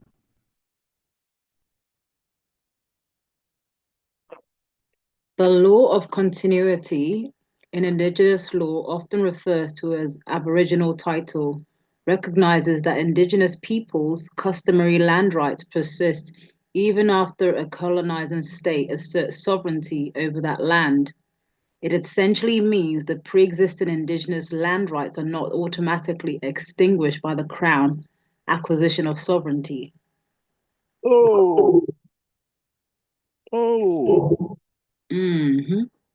So a lot of times we think we fighting for something. Like we lost it and it ended. No, it continued. It never ended.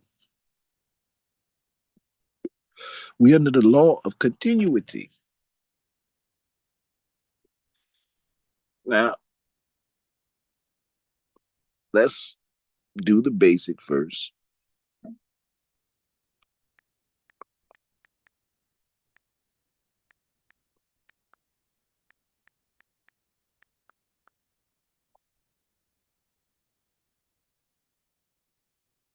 So we've looked at this before.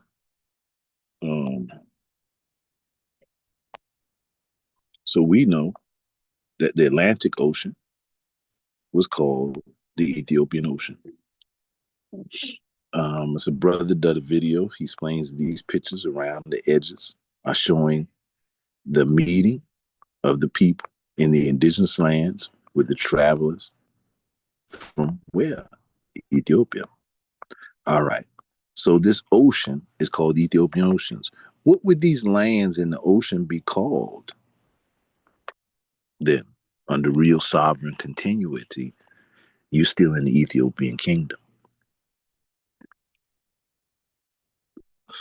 Remember, Ethiopia is an empire.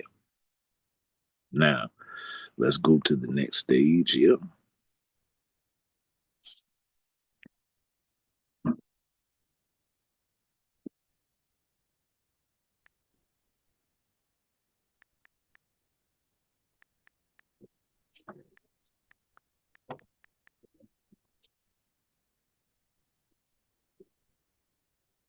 So we start with the Ethiopian kings list from a list of kings supplied to Mr. Ray in 1914 by His Imperial Majesty Haile Selassie. His Majesty was not emperor then, so it says Haile Selassie because it's 1914.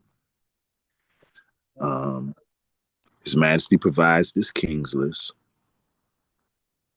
We know that the first king or the first dynastical family attributed was called the Ori or the Aram. Ori and Ram ended up going through something. Ori or Ram, which we'll see throughout the Bible, this name Aram is ousted out of the land by Cam, which Cam in all your aspects, you're right, is a ham, you know. So we go on down and we go through the little history, but we're not stopping here today. We're going right. And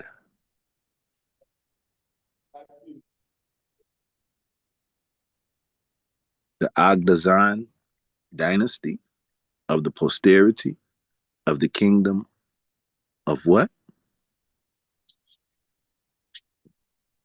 Did you know that this is Ethiopian king?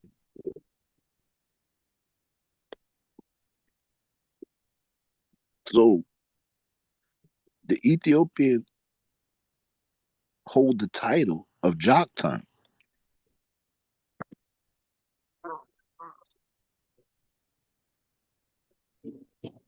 Now, you see this as the Ethiopian name, Agbuna Saba II.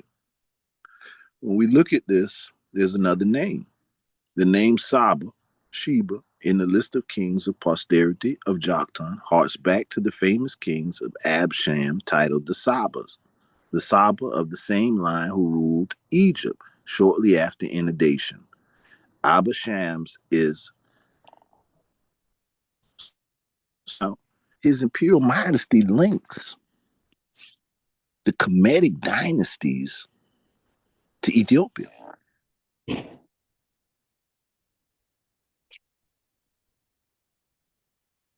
It's under the Joktan, which goes to the Yucatan. So some people will say, oh, well, Laz, you're still kind of reaching them. So we always revert back to one of the main things that we have to go to if we dealing with these people. We have to be able to come back with the science. It should open up here. So we always try to review the Kushite spread of haplogroup R1M173.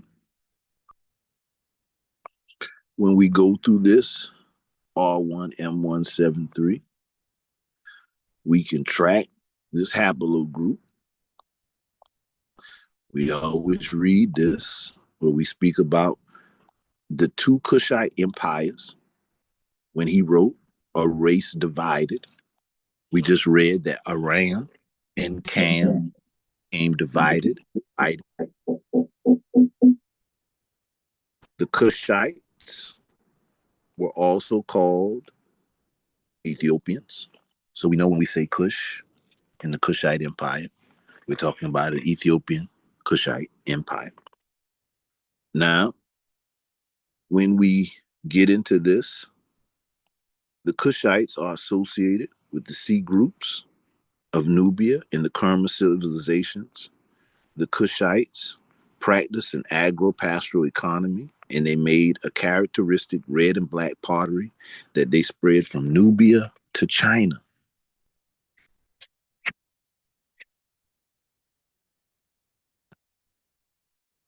Not only there, they find the same lineage in what would be called today the Dravidian people. This is the Kushites. Now, we're looking at them in Asia. We're looking at them in India.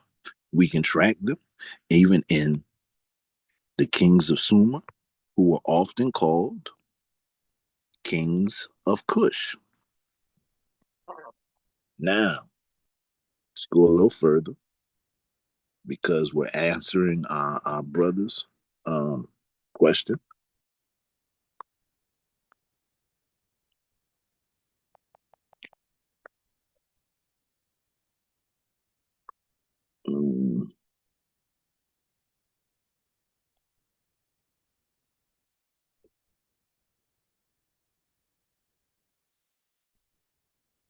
We can take that same R1M173 and we can track the Black Native American, the BNA, lived throughout the United States, right?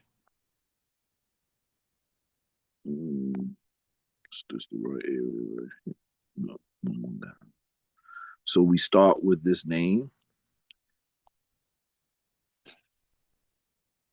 Now, even the linguistics, Europeans don't even like to acknowledge the linguistics of this language.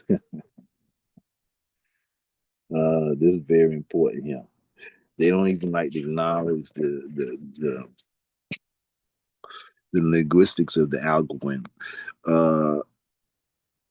Let's go a little down. I'm trying to get you there. Just close it right.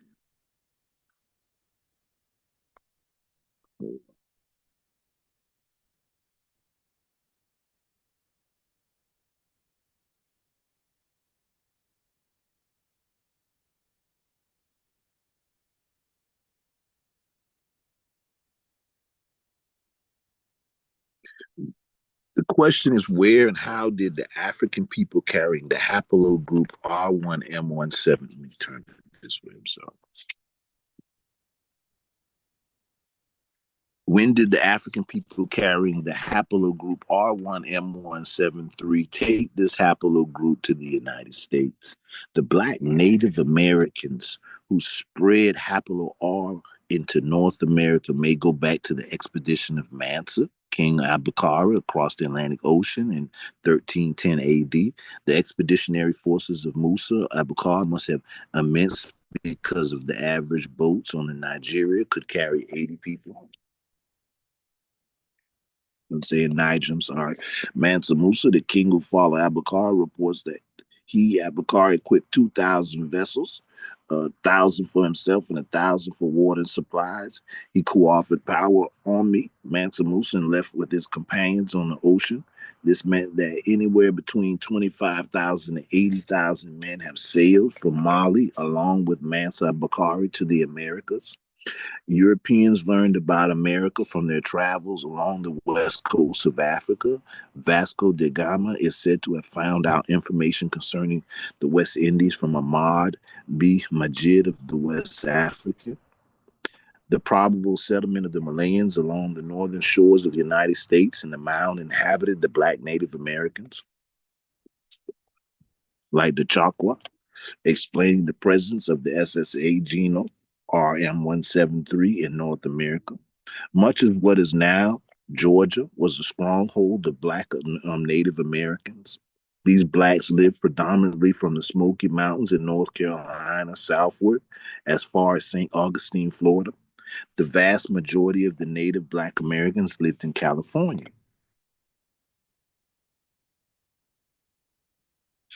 Or along the eastern seaboard in North America.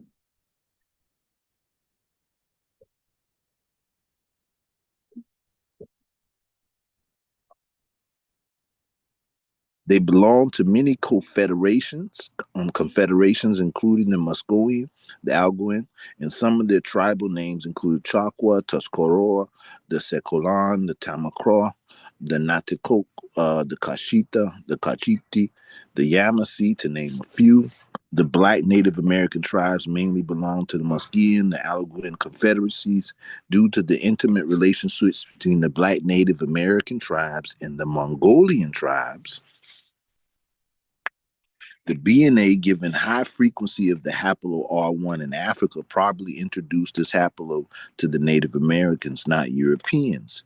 The view is supported by high frequencies of RM173 among Africans and Native Americans in North America.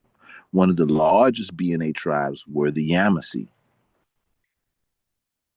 We know much about the tribe because many wars they fought against the British and Americans. The Yamasee was a tribe of black Native Americans who originally lived in Florida and southern Georgia until they were forced to migrate north and south into South Carolina by the Spanish. And in the 16th century, the Yamasee were part of the Muskegon Confederacy. This was a confederacy of Mongoloid and black Native Americans. The black Native Americans lived on valuable farmland during the colonial period. The English and the Americans wanted this land. This led to violent conflicts between the black Native Americans and the black Native Americans and white Americans in New England. The BNAs were limited by slaving and warfare and forced removal. The French enslaved Native Americans around the Great Lakes, Minnesota, Missouri country, Louisiana. The Europeans also needed labor to work the fields. The Americans provided the Native Americans with guns, cheap goods to purchase Native American Indian slaves. Between 1670 and 1720, many black Native Americans were enslaved. The BNAs were sold into slavery throughout the 13 colonies, Canada, and the British West Indies. The majority of the black Native Americans sold into slavery by the white Indian slave traders were Choctaw, Yamasee, and other Carolina tribes. A good example of enslavement forced removal of the BNAs is the case of the Yamasee. The Yamasee was a tribe of black Native Americans who originally lived in Florida, southern Georgia, until they were forced to migrate north to South Carolina by the Spanish in the 16th century. All right. Now, this about to get a little deep because today, many brothers and sisters like to say that they are indigenous to America, but yet they are not African. And they don't have no ties to Africa. I think I already got this. So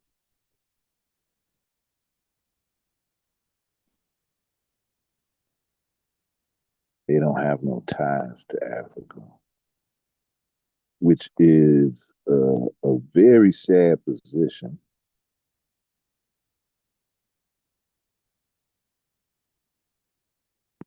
So let's do this. Let's do this one first. Do it real quick. We talked last week, and I told you what we did in Guatemala, Belize. Mm-hmm. Mm-hmm. today I'm gonna talk about a little bit about the Exumites. The Exumites came from where? Ethiopia. We already talked about the fact that the Exumites ruled India. They ruled, in a sense, Southeast Asia. They were the Naga. Wow. See, also get my book, The World History of the Black Race. The World History of the Black Race covers all the black nations, all the black continents. You got to get that book so you'll know. Yes, sir. Ashe. All right.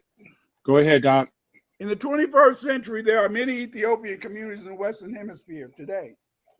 Although we believe that this is the first time that Ethiopians have been here in great numbers.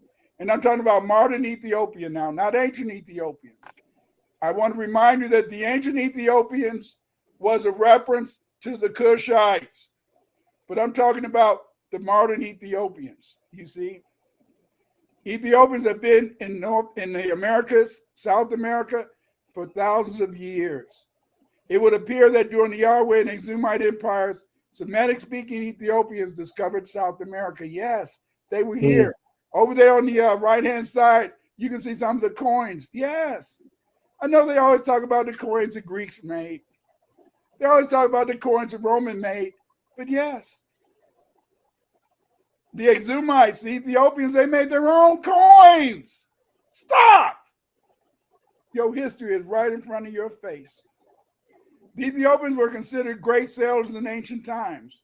The Periplus of the Eritrean Sea, Periplus Maris Erythrae, is a Greek periplus describes trading in the Indian Ocean.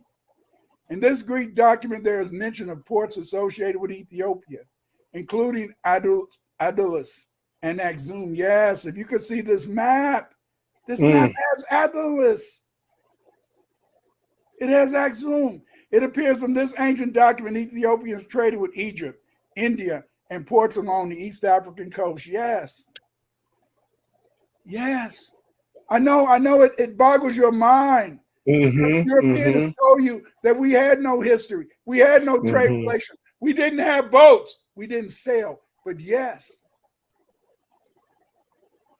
your history is in front of your face. The Exumites controlled much of Arabia, India, and parts of Southeast Asia when the Mochica Empire was in existence. Mochica is a great empire that existed down in Peru, Ecuador. We can hypothesize that a group of Ethiopian merchants, probably on a voyage to China, Sri Lanka, or Malaysia, or on a military campaign to put down a rebellion in one of their Indian Ocean colonies, was captured by the equatorial countercurrent in their papyrus boats and carried to Peru. Look at this. This is one of the boats used by the blacks. Look at that. That's the black captain and his black crew. And look at the other people paying money to sail in their boat.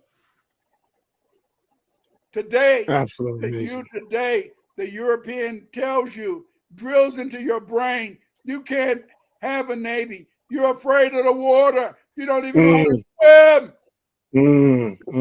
But he tells you these lies because he don't want you to go back to being who and what you are. He don't want you to go back and grab your heritage and move forward. The Chinese records make it clear that Exumites made many long voyages in the Pacific and Indian Oceans. These sailors made these voyages in mid-ocean, not coasting near the shore. That's right. They didn't coast along the shore. They went out into the ocean, you know? That shows some brave people. They controlled much of Arabia, India, and parts of Southeast Asia when the Mochica Empire was in existence. Remember a few weeks ago we talked about the Nagas. Asia, the Nag of India. These were Exumites. They called their kingdom Axum. Or Exum. Look at this map. Later it was called Abyssinia. Today we call it modern Ethiopia. Yes, your people, black people. Stop it. Stop believing that you're ignorant. That's right. Stop believing your children and you can't do anything you want to do. You have a genetic memory. Your memory goes back 100,000 years. And Come everything on. your ancestors did, you can do better. That's right. That's Because we right. accomplished more. Reverend Matthews already told you how on these Egyptians, I'm going to try to find that glyph where they got helicopters. They had submarines. And those of you, I'm telling you, many of you need to go back and see my induction as an elder. A lot of people don't know that that's not just about my induction. It's also talking about the black people who are mentioned in the ancient Indian literature, the Purana, the Rigveda, the Pali. When you read this Indian literature and it talks about the Varanas or airplanes, then you understand why the Egyptians had airplanes. Then you'll understand why they found that sister in that rocket on the moon. That spaceship on the moon. You'll understand, yes.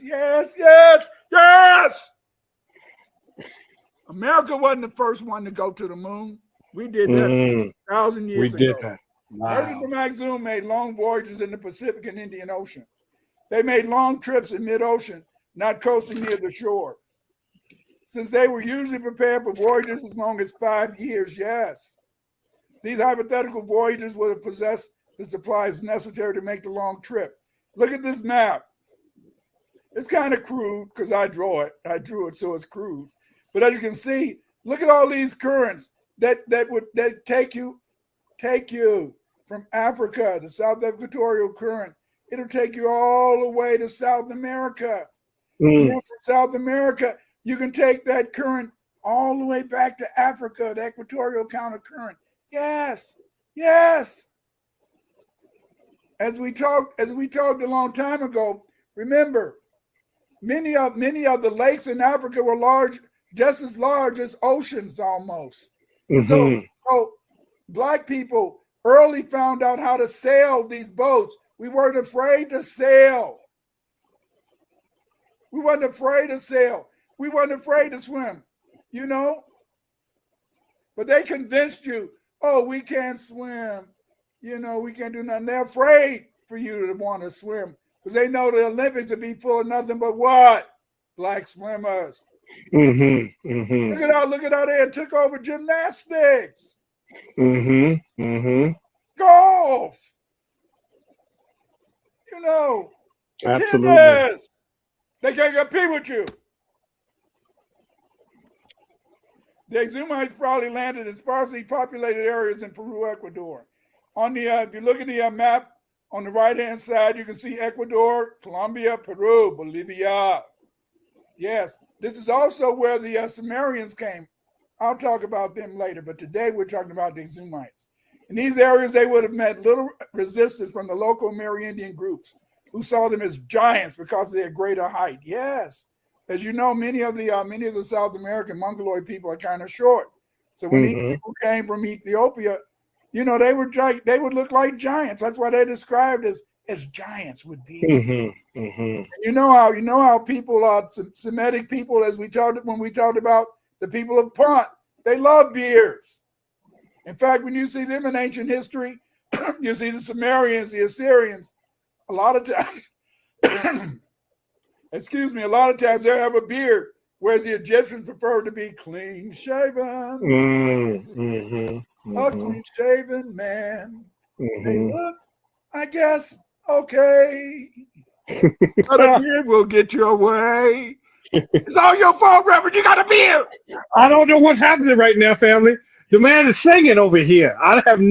It's got a good voice too. I didn't see that coming, Pam. I didn't see that coming. Go ahead on, Doc, with your bad self. The experience of the Exumites in building underground dwellings made it possible for them to construct safe habitation complexes and later step pyramids to bury their elites. As in Meru, the Peruvian pyramids were made of bricks. The Exumites also probably introduced the building of papyrus boats in South America. Yes. I did not, in this slide program, I'm not showing any of their papyrus boats, but yes. Yes, in modern Ethiopia, people built papyrus boats. There are many elements of Ethiopian civilization found in South America, between 1300 BC and 8600. Blacks from East Africa and Asia began settling in South America.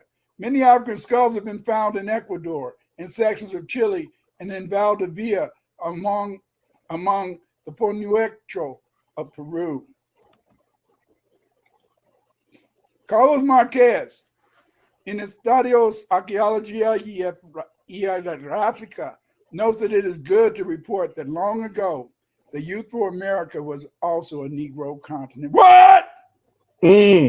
Carlos Marquez said that long ago, the youthful America was also a Negro continent, a black continent. Remember, Negro means black, baby. That's right. That's right. He insisted that the Otomis of Mexico, the Caracola of Haiti, the Aguaguas of Culara, the Arobos of the Orinoco, the Posigis and Mayatayas of Brazil, the Manabis of Quito, the Shuanas of Darien, and the Albinos of Panama are the remains of the former African tribes in the Americas. Yes! Look at that. Look at that mask. Wow. That didn't come from Africa. That came from South America. South America. Look at it. Wow. Look at it. That's us. That's us. Look at what your people left. Amazing. Persistent oral tradition around Lake Titicaca, we call the bearded people who were exterminated by the Indians. Bearded. They teach you that the bearded people were some second frequency. No. These bearded people were from Eastern Africa, Ethiopia, Punt, India. Wow. Absolutely Bearded amazing. brother here.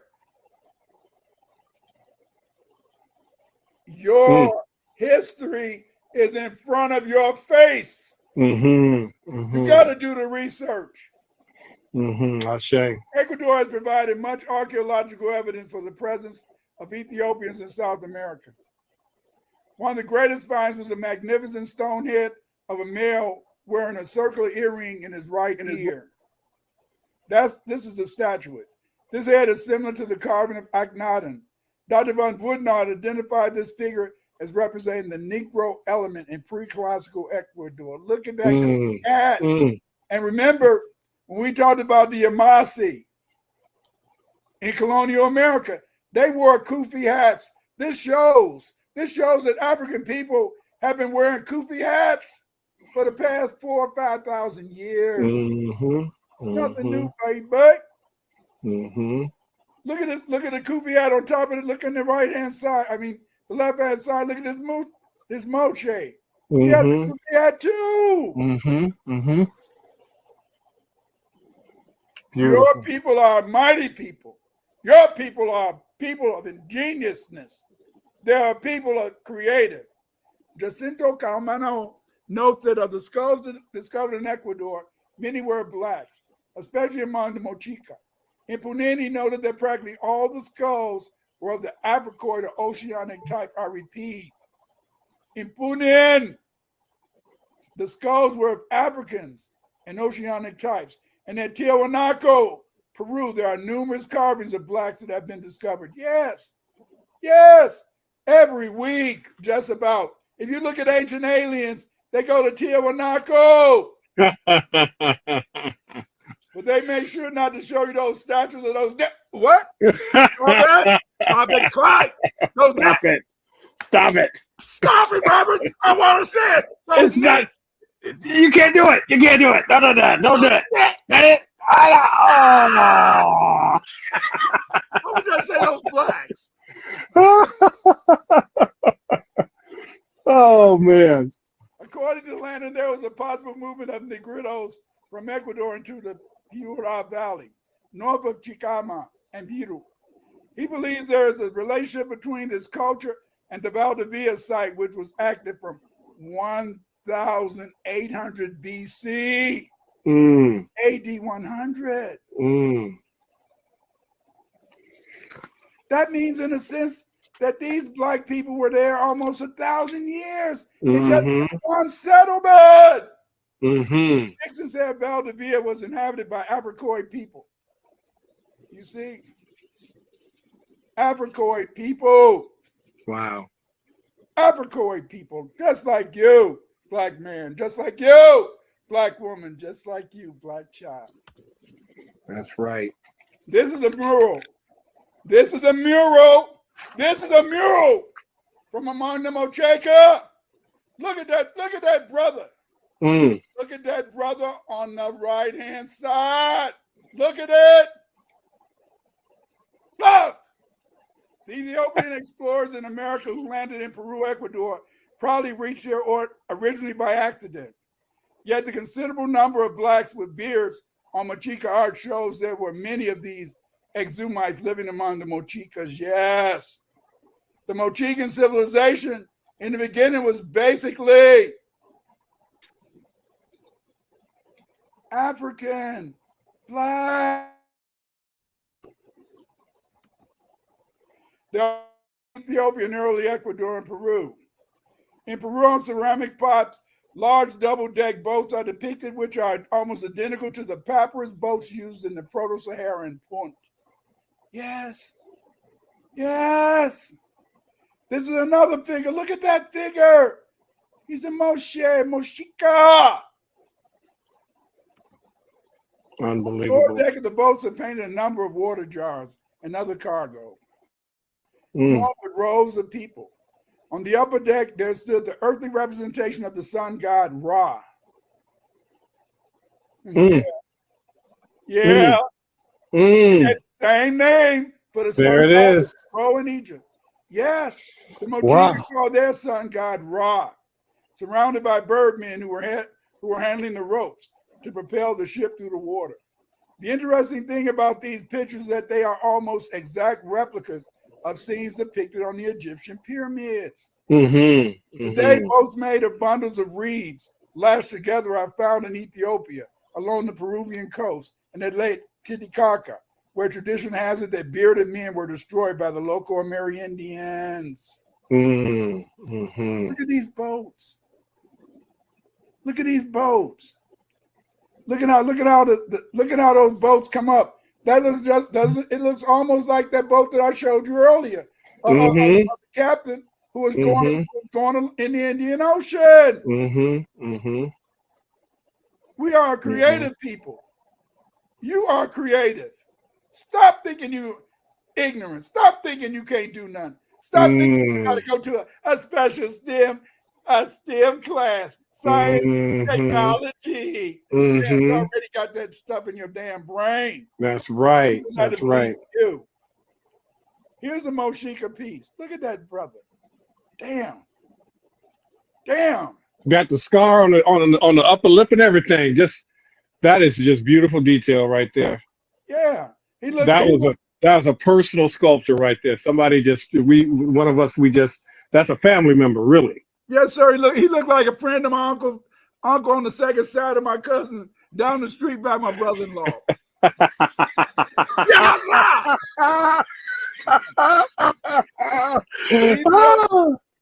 That's good stuff. I like that. In America landed in Ecuador, probably originally by accident. Yet the considerable number of blacks with beards on Mochica art show there were many of these exumites living among them.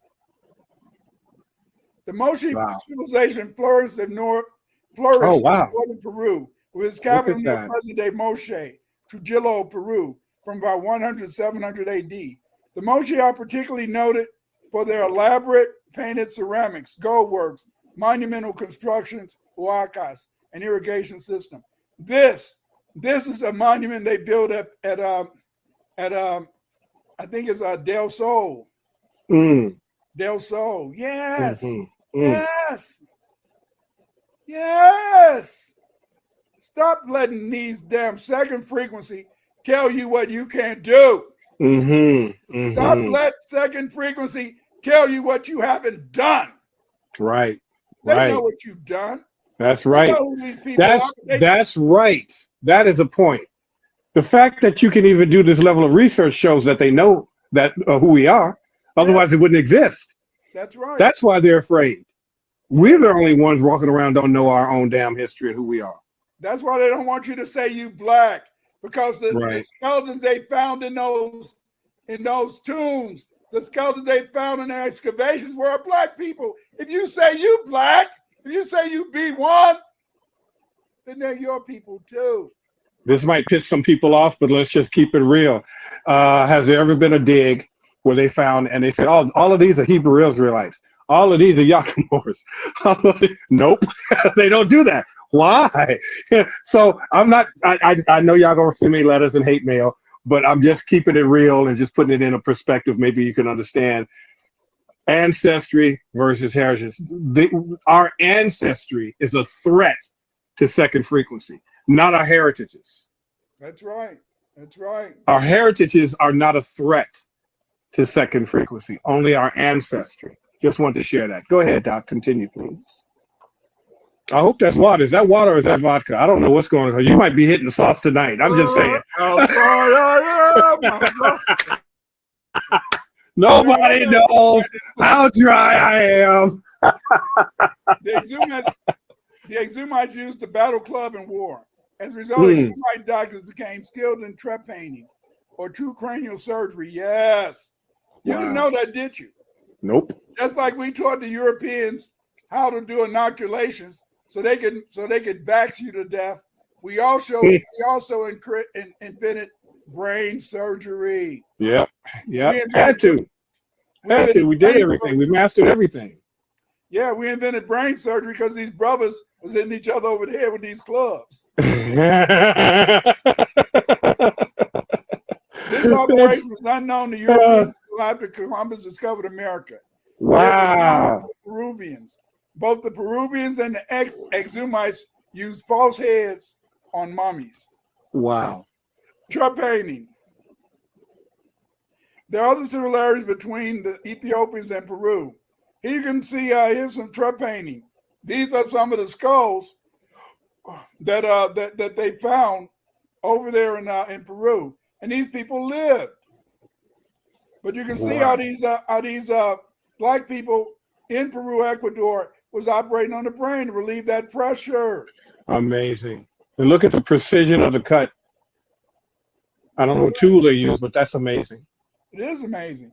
That We're is amazing people. Yes, we are. And you guys in the audience, you're amazing too. That's you right. Just don't want to believe it. Wow. Ancient Peruvians manufactured bricks of sun-dried clay. Look at that. Mixed with straw, using the same formula of the Egyptians and Ethiopians. The Peruvian adobes were made in rectangular mode, just like in Ethiopia. Wow. Over on the left-hand side, you can see some of the bricks they made. Some of these bricks have letters on them, have messages. And over on the right-hand side, you can see the Huaca del Sol. Yes. Yes. They never told you that they built pyramids. Because they want you to think all you can do is live in the ghetto. They want you to think all you can do is just go and shoot each other. They want you to think all you can do is just talk smart, knife each other, rob each other, steal from each other. No. That's what they want you to do.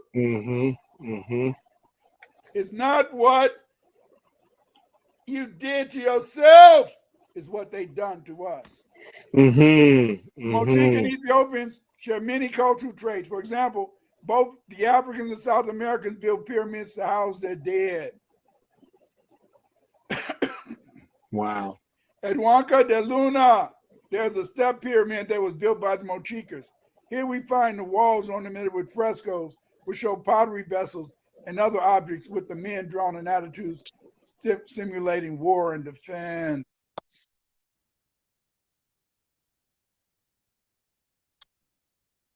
All right, in closing, got one more quick clip and we're going to close out. And we started with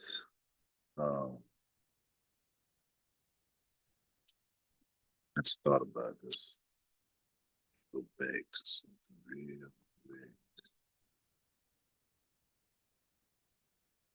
We just watched a video where they spoke about Peru.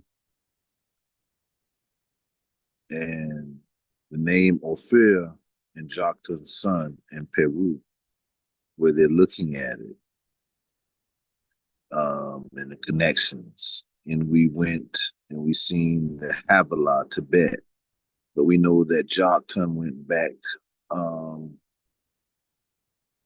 to Ethiopia. We see it in our King's List. So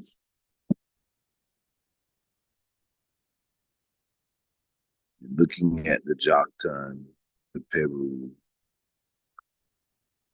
the Tibet, thinking about India. Oh, I did it.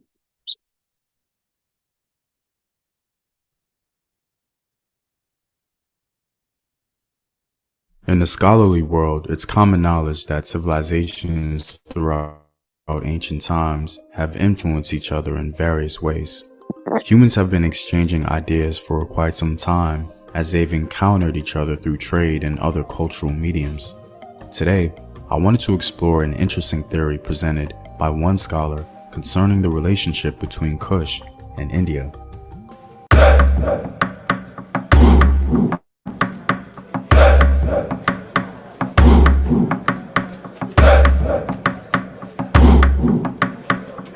What up, African world? It's Home Team here, and welcome back to another video of African history, culture, and worldview. By supporting this channel on Patreon, you're helping in the creation of these videos and contributing to this content. On Patreon, you can find more in-depth courses on African history. And with the word from my sponsors, there's a new social media platform dedicated to educating and uplifting our people. No longer do we have to be censored for speaking our truth. OBT Social is Black owned and operated, and a place where you can post your businesses and even monetize your content. You can visit the website at obtsocial.com. Links to everything in the description box below. To begin, this video is going to be based on a journal article by Dr. Randy Hayland. I think this scholar presents some very interesting information concerning the possible relationship between ancient Kush and India. Mostly, everything presented in this video will be based on her theory and should be understood in that context only. We need much more information concerning this topic, and so nothing in this video can be conclusive. But I thought I would present this information to the diaspora because it may spark great conversations about African history and its place in the greater narrative of world history. So let's begin. As mentioned before, all civilizations, for the most part, borrowed ideas from regions outside of their domain. Sometimes we neglect how powerful trade relationships were before the modern era. Whole economies in ancient and medieval times were very reliant on trade. To this day, it remains very important. And so, with this trade relationship comes the exchange of ideas and peoples. Aside from objects being traded, the hiring of skilled individuals by elite groups within a given society also acted as agents of influence on said society. Randy tells us that the movements of mobile craftsmen seem to have played a major role in the diffusion of ideas in ancient civilizations. We hear about these cultural exchanges in the Mediterranean and the Middle East, or even in Asian societies, but sometimes the African continent, especially below the Sahara, is left out. This is one of the reasons why the Dark Continent trope still remains an issue in popular culture today, because we seldom hear about how Africans were connected with the rest of the world. For example, the Assyrians in their prime were a pretty dominant group militarily speaking. However, we rarely hear about how Africans greatly contributed to Assyrian equestrian technology through the hiring of African experts. Several documents mention Kushite horse experts living in Assyria. Daly cites a Neo-Assyrian text mentioning a Kushite holding the high military office of chariot driver of the prefect of the land. According to Lisa Hydorn, the Assyrian innovation in the form of chariotry were influenced by Kushite and Sumerian experts. This is just a minor example of how interconnected the ancient world was and how Africans were very much a part of that. One of the key components of any civilization is contact with others, and oftentimes with this contact comes the growth and development of ideas. One of the earliest Kushite kingdoms was Kerma.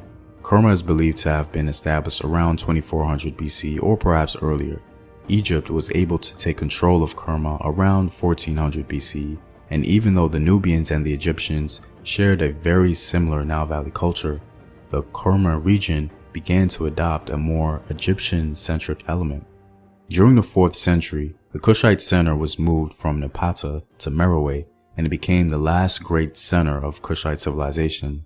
Upon this move to Meroe, the Kushites began to be more connected with the global economy, having clear contact with Greece and Rome.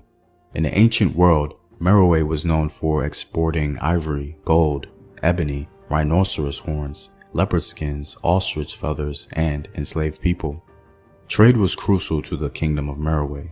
The Kushite distribution of trade goods reveals just how interconnected they were with the Mediterranean world.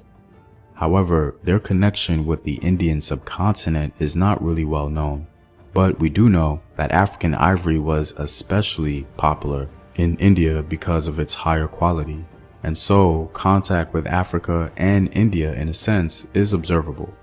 The relationship between Kush and India showed itself in the goals of the Kushite elite. The elite demand for luxury consumer items was a major factor in stimulating the import of goods that served to express their position in local as well as in international arenas. Control over trade routes was an important part of the political economy of the Meroitic state. The imported trade goods consisted of luxury goods. This type of trade formed an important part of a wider prestige goods economy, where exotic artifacts were controlled by the ruler and redistributed through various channels to the elite. The Kushite elite seemed interested in obtaining foreign objects and even adopting some foreign concepts to not only set themselves apart, but to affirm their place as rightful ruler. The Kushites may have begun this because of what was going on in the world at the time. During this time, traditional legitimating ideologies were challenged in all major empires of the ancient Afro-Asian world. Egyptian political and ideological influence had been weakened by the Ptolemaic conquest, and seaward trade over the Indian Ocean increased. These dramatic global changes in trade, power, and ideology had, I suggest, a significant impact on the symbolic expression of legitimating ideology that took place in the late Meroitic kingdom. I think this is a novel concept, but hopefully we may find more conclusive evidence for this. Randy Halen believes that it's in this context that the Kushite elite allowed more Indian cultural aspects to be introduced into Kushite iconography and symbolism. One of the ways the Kushites showed a possible relationship with India is how they artistically represented the god Epidemic. The most interesting scene is on the outside of the back wall, where Epidemic is uniquely represented as a three-headed god with 4 arms, a common attribute of Indian gods. The manner in which Epidemic is holding his hands and displaying his fingers appears similar to Indian iconography, with hand positions in the mudra convention prominent within Hindu as well as Buddhist tradition. Another representation of Epidemic is from the same temple, where the god is seen as emerging from what Shiny and Wodung notice as a lotus flower in the shape of the body of a snake, iconography that is also reminiscent of Hindu and Buddhist traditions. In terms of the site of Naka, there were features that show Epidemic was influenced by Indian culture. However, at the site of Musararet, we find that Epidemic reflects Indian influence. Instead, there are several other cultural features indicative of Indian influences, such as a column drum showing a number of gods depicted in an unusual high relief, and one engraved figure in a yoga-like position. I find these observations to be fascinating because before I read this article and was privy to this research, I was always reminded of the Hindu religion when I laid eyes upon the god Epidemic being portrayed in that way. So according to this theory, how did these artistic and symbolic ideas reach Kush? Well, migrants, travelers, or hired experts did not just bring with them their knowledge, but they also were agents in disseminating aspects of their culture. It is not unlikely that ideas related to the symbolic world of India were transmitted to rituals in Meroe by experts, and that the Indian Mahouts were the carriers of these ideas. Some representations of elephants also denote some Indian contact according to Randy's theory. If her theory is correct, once again, it shows just how interconnected Africa was with the rest of the world, and how important it is to include Africa in discussions about ancient world history. Well, I'm all out, guys. Let me know in the comments section below if you find this theory to be interesting and if it holds any weight in the discussion on the relationship between Africa and India. And if you like these videos and want to show your support, you may do so on patreon.com. The link is in the description box below. Know thyself, remember your ancestors. Peace.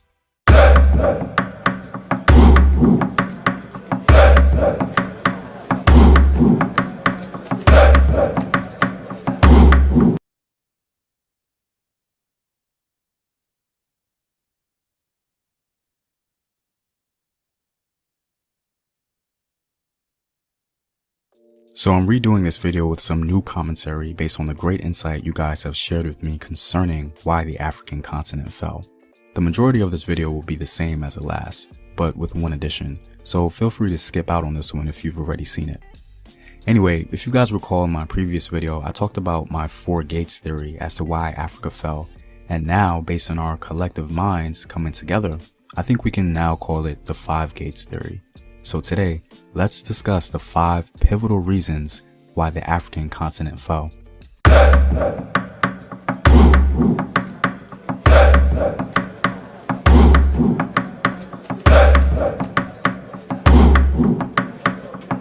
What up, African family? It's Home Team here, and I'm back at it with another video of African history, culture, and worldview. And as always, if you want to support the Home Team, you can do so on patreon.com. I have some new rewards for you guys, so be sure to check that out. Also, go to afrographics.com, a website where you can find unique illustrative infographics summarizing African history.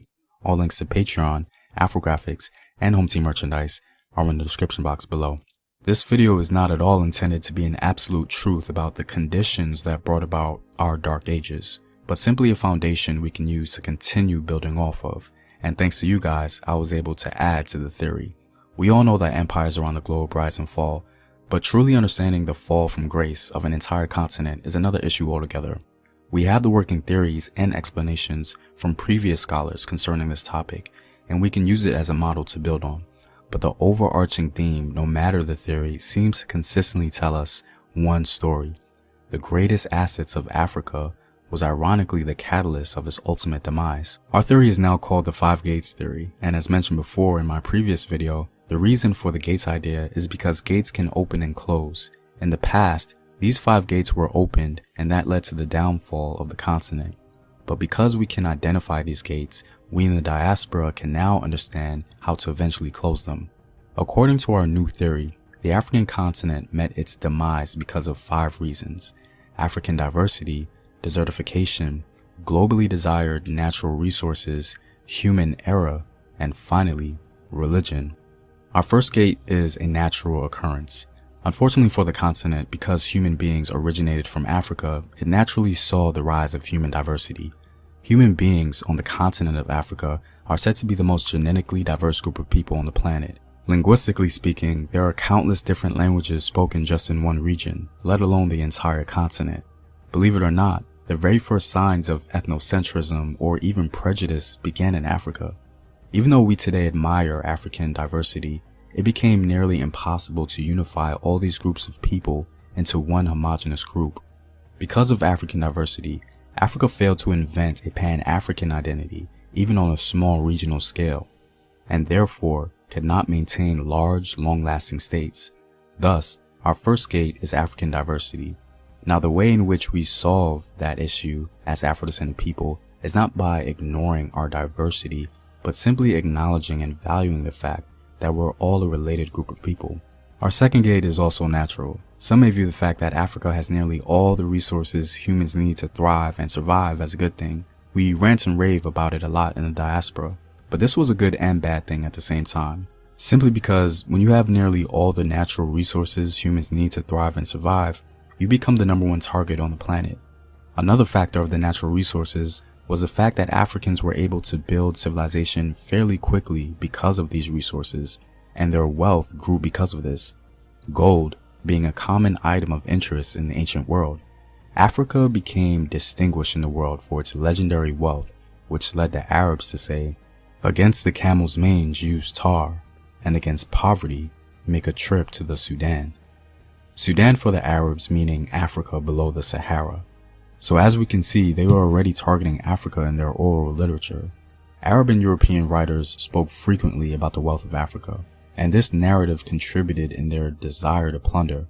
However, invading armies or even migrations of people outside of Africa were not just seeking the valuable resources from African soil, but even the civilization that was developed because of this wealth, Egypt being a prime example.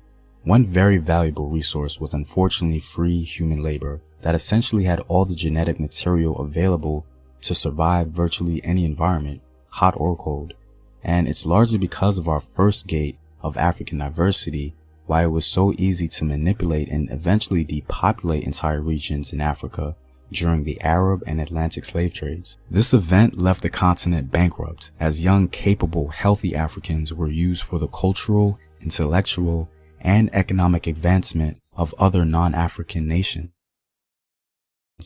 Thus, our second gate is valuable resources. Now our third gate, at least to my knowledge, has not at all been explored. This natural event was catastrophic, literally shifting the landscape of African civilization itself. What I'm talking about is the desertification of North Africa. North Africa essentially becoming a desert was a pretty devastating event for African people and African history, and for whatever reason, very few people seem to highlight this fact. We can just look at the wall paintings our ancestors left us, which clearly shows North Africa teeming with life and green pastures. Really imagine going from that to being faced with lack of food or resources in a matter of a few generations. The truth is, the Africans we see further south were once thriving in the North African regions we see today. This desertification led to the forced migrations and displacement of many African people. These mass migrations made it very easy for later foreign invaders to sweep through with little to no resistance. For example, the invasion of North Africa by the Arabs. African people had to make a rather quick transition from thriving to surviving due to these new conditions in North Africa, which I'm sure affected their culture. There are many cultures and people that we've yet to discover because the evidence is probably buried under the sand. Even cultures we know existed, like the Garamantes, are hard to understand because we know so little about them. And the desertification of North Africa is partly to blame.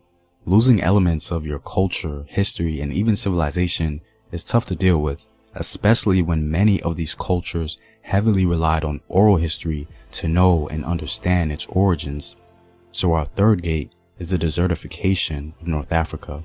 Now our fourth gate is not necessarily the most devastating, but it certainly played a significant role in the condition of African people today. The fourth gate is human error, a very simple, naive one at that. This gate was that Africans assumed the nature or social disposition of others was the same or similar to their own. Now this wasn't true for some African ethnic groups, but this was certainly true for the overwhelming majority of Africans on the continent.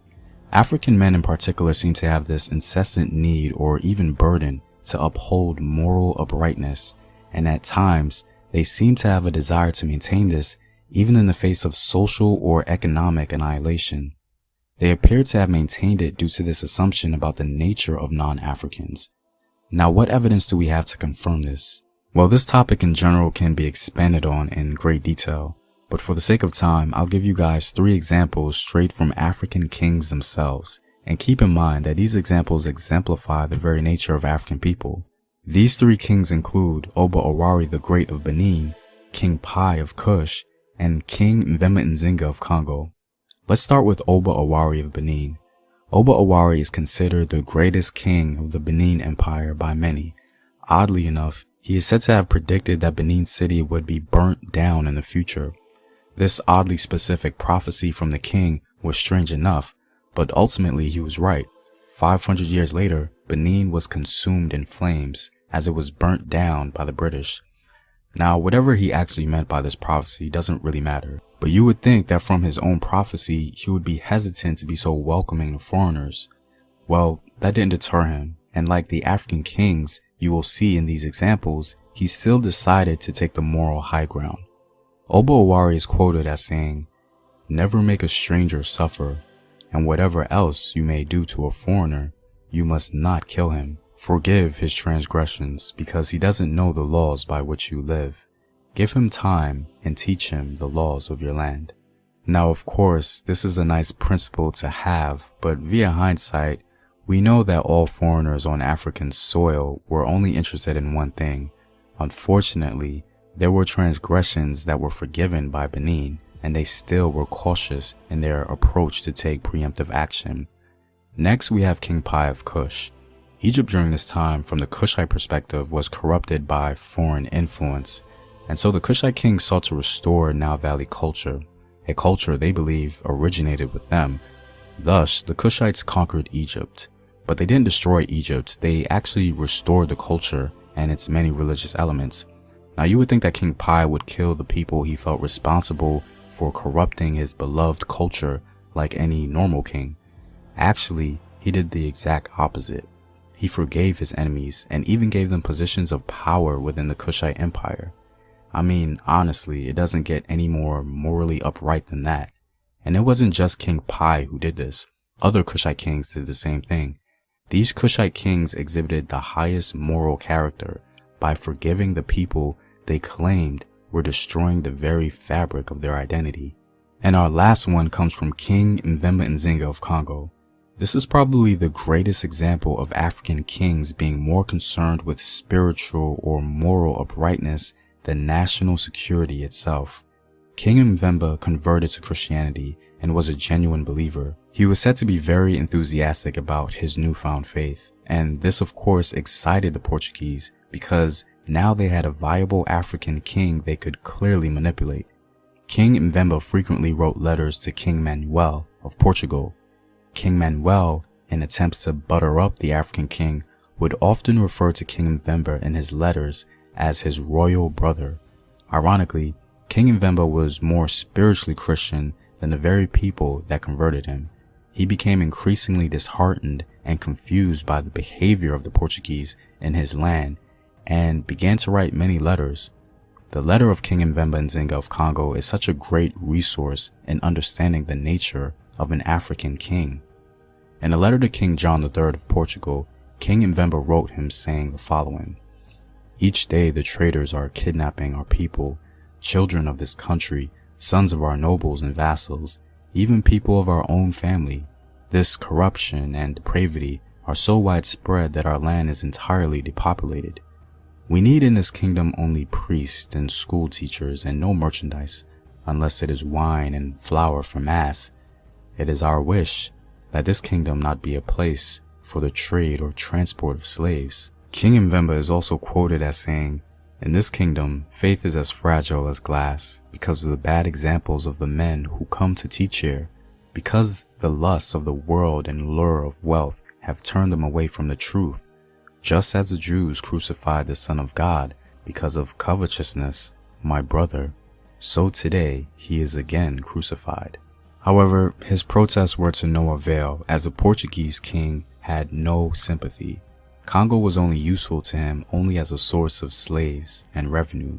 He replied, "You tell me that you want no slave trading in your domains because this trade is depopulating your country. The Portuguese there, on the contrary, tell me how vast the Congo is and how it is so thickly populated that it seems as if no slave has ever left." So very clearly we see that King Mvemba was so trapped by his higher spiritual or moral standard that he couldn't even see that he was being manipulated by the disingenuous practices of the Portuguese. Now our last gate is very similar to the one that I previously mentioned, and that's the gate of religion. Now the religion aspect of this theory can be a very touchy subject. This is not to say that any new religion introduced into Africa from abroad is inherently bad. It's only to point out that for whatever reason, Africans who converted to foreign religions seem to have unwavering loyalty to the religion over concerns about national security. There are many examples of this, the Congo Empire being blinded by a false pretense of Christian brotherhood, with Portugal being one of them. But let's cover another African empire, the Songhai Empire. The Songhai Empire is considered by some to be the biggest empire in West Africa. Its downfall led to a very tumultuous time in the Western Sahel region. Like Congo, the Songhai seemed a little disillusioned with some false idea of religious brotherhood with their neighbors in the north. In truth, the Moroccans only viewed Songhai for the most part as a source of wealth. The fact that they were fellow Muslims didn't really matter at all. After the Moroccans defeated the Songhai at the Battle of Tondibi, some reports tell us that the people were protesting about being attacked by another Muslim nation. This report, if true, is very telling because it gives us insight into the moral attitudes of the people and their naive disposition. We in the diaspora must understand that no matter our religious beliefs, self-preservation cannot be neglected, and we have to learn from the errors of our ancestors. So what is the point of all this? What do we gain as Afro-descended people from learning this? Well, understanding what happened can help us shape the tools needed to build for our future. We must first be able to identify and acknowledge what went wrong so that we may garner the social, political, and economic capacity to remedy the issue. We can't look at this as a doom and gloom message. In fact, it's quite the opposite. That's why it's called the 5 gates theory. These gates have been open in the past, but now we have the knowledge to close them. The African continent and its descendants around the globe have inherited such a unique opportunity to make the most glorious comeback in human history. We have nowhere to go but up. But anyway guys, please share your thoughts below, and if you'd like to support the home team, you can do so on patreon.com. The link is in the description box below. Know thyself. Remember your ancestors. Peace.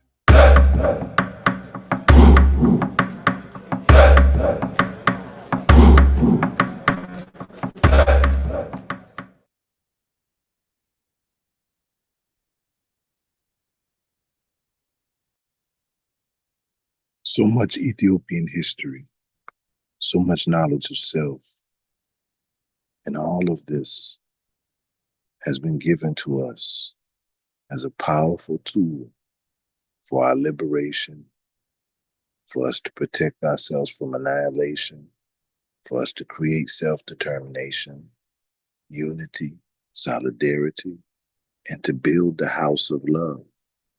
For the Ethiopian is called as a house of unity and love, for we, the Black peoples of the world. So as the world wrestles and wants to say, I don't want to say this, I don't want to say that. But right now, the term Black connects us all. And we are alchemists. So if someone used that to attack us, weaken us, we've transformed their very tool into our power. And that is what the Ethiopian World Federation stands for. Give thanks.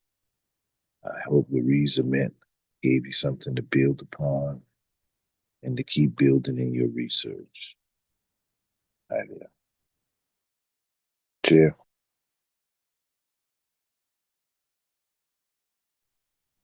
It means that has great insight, great history. It's our story.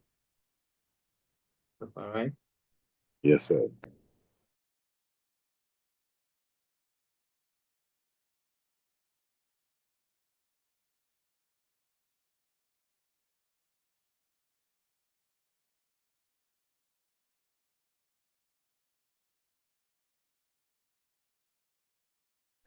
Is it possible that I can post some of the links on the WhatsApp page?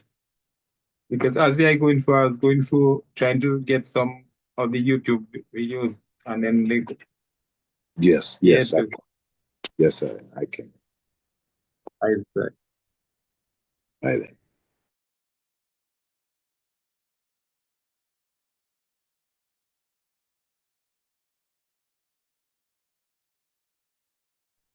And while we wait on the chair, I gotta say, you know, we can build the economic tools to counter the forces. And there are economic things being developed. We need to look into how to help their development, what we can do to expand the development, what is needed to empower the developments. We have to take part in that because where there is poverty and want, as stated by His Majesty, the flower of peace cannot grow. People are battling in this poverty created by the oppressor, and they're being oppressed, and their soul feels it, and they lash out in rages in many different forms. See, that's the dynamic possession. But see, we've normalized it. Then we look for demons, and people say, they got the cleanse and all of this. But the oppression places the soul in a dynamic state. It is a being of liberation. When you contain it in a box like a coffin, it fights to be free. So we have violence in our house, violence in our and it is up for us to help correct the abuses and free our people from oppression and secure justice for them all. The Ethiopian World Federation. So how do we stop the violence in our house, in our homes? We become the answer.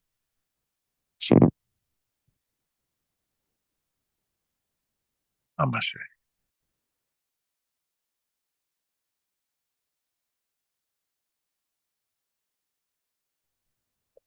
I share. I see.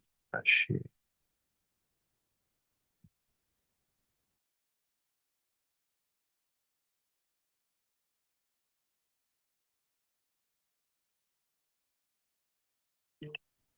Yes, sir. Give thanks. Give thanks. Can y'all hear me? Yes, sir. Yes, sir. Give thanks. Give thanks. Yes, sir. Give thanks for everyone for coming in. Great session tonight. Very well detailed and wonderful information to be shared, wonderful information to be understood as to what we really have with our reality. So we give thanks to that. Give thanks to Mr. Lazarus, Foreign Affairs Minister, for guiding us to this segment. And yes, I'm grateful indeed. Yes, the ancient maps. The ancient maps. Yes, is the chaplain available to close us out with a prayer? Yes, yes, sir, chaplain. Thanks. Negusi salam.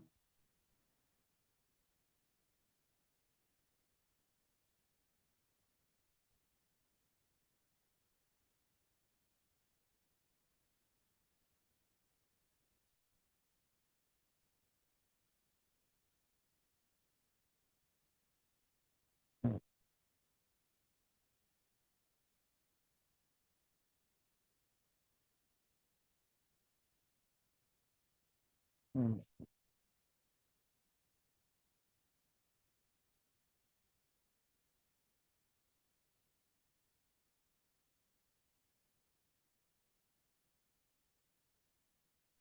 Yeah, before the eye close, I see the eye has a poster of Martinique. Something happening in Martinique this year. The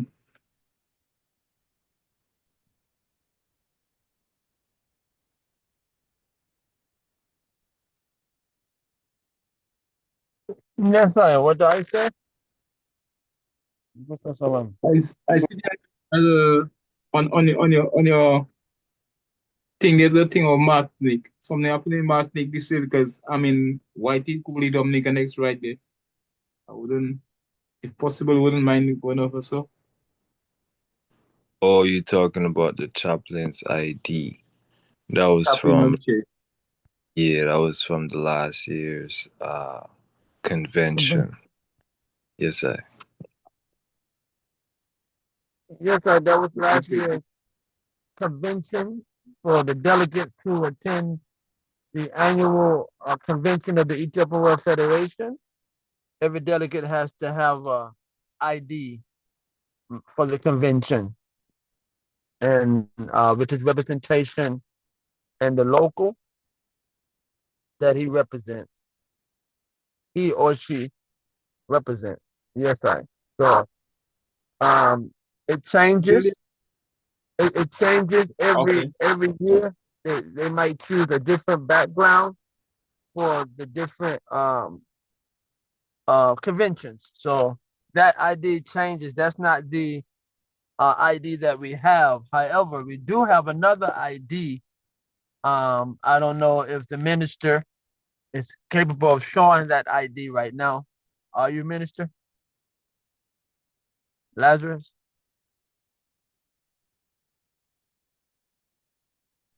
Because how I got linked with the NM, like Cephas, that was my good brethren.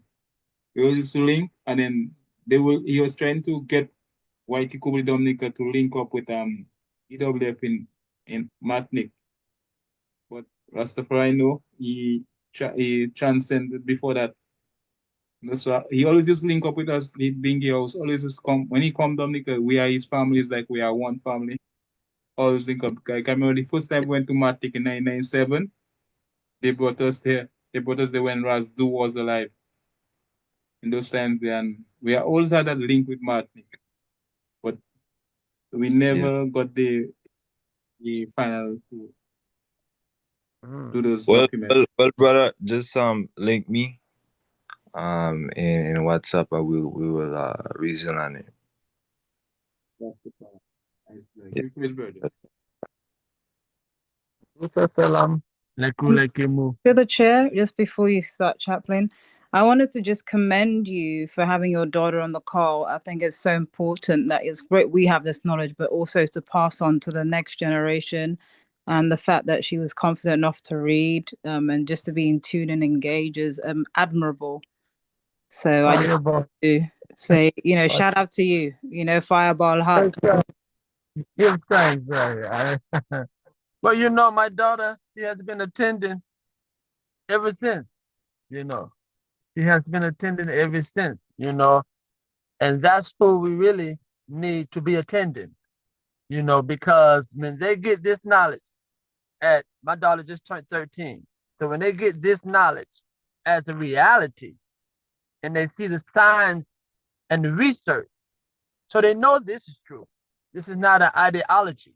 You see what I mean? Our problem is we have too many spiritual Solomons.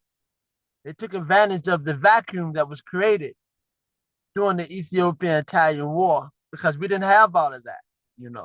We just had Ethiopia and Rome, you know what I mean? His Majesty and Mussolini, and you had a couple ones that was had before coming out of the 1800s who was pushing forward for some type of sovereignty, but there was few. But it was nothing like we have now. Everyone standing on the corner saying, "Hey, we got the truth about your existence and your culture here." So that became for the people who lost their culture that was ravaged by a vulture.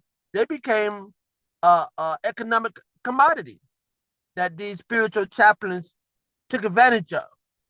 And they'll feed them some knowledge of themselves, but they wouldn't give them the whole thing because they have to keep them like a church.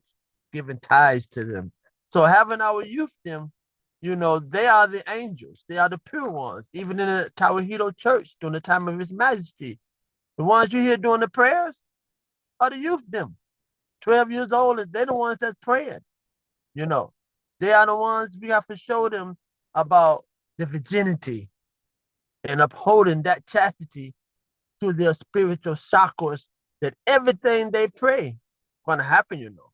If we get our youth them to pray for we, everything them youth them pray gonna happen, you know. Because they pure and they haven't been polluted by the sexual lust and that they put on them in a rush to be a grown person. Y'all, you can't do this until you turn this age. You can't do this until you turn this age. So they turn out rushing to get old to be what? Polluted by the system. And our king already told us the distractions are so great today upon them. We have to safeguard them at a young age. So if they know how to read, it's a seal up, you know, because in raising my youth now, when she learned how to read at 4 years old, she can read labels and stuff. So by me showing her not to eat no meat and taking all of these chemicals now, she understood it. She'll read it. So when she got with my sister, them, you know, she might go stay with her auntie and them, and they go shopping. She turning around everything and reading the labels. They come telling me, boy, I took that girl in the supermarket and boy, she read every label, you know. She showed me some things about that why I shouldn't eat that. What? He said. So when they start reading, that's it's time for them to uphold things. And the youth them want the good things. They don't want the bad. So when you teach them the good and you give them the good, they're gonna choose the good every time. Yes, I. Sila. So give thanks for that. Yes, I. My battery is low on my phone so now. But I want to say, you know, I open the way I open in prayer, and then the way I open go forward with things coming forward to show the lawful means by which we was established, the Ethiopian World Federation Incorporated, you know, until His Imperial Majesty.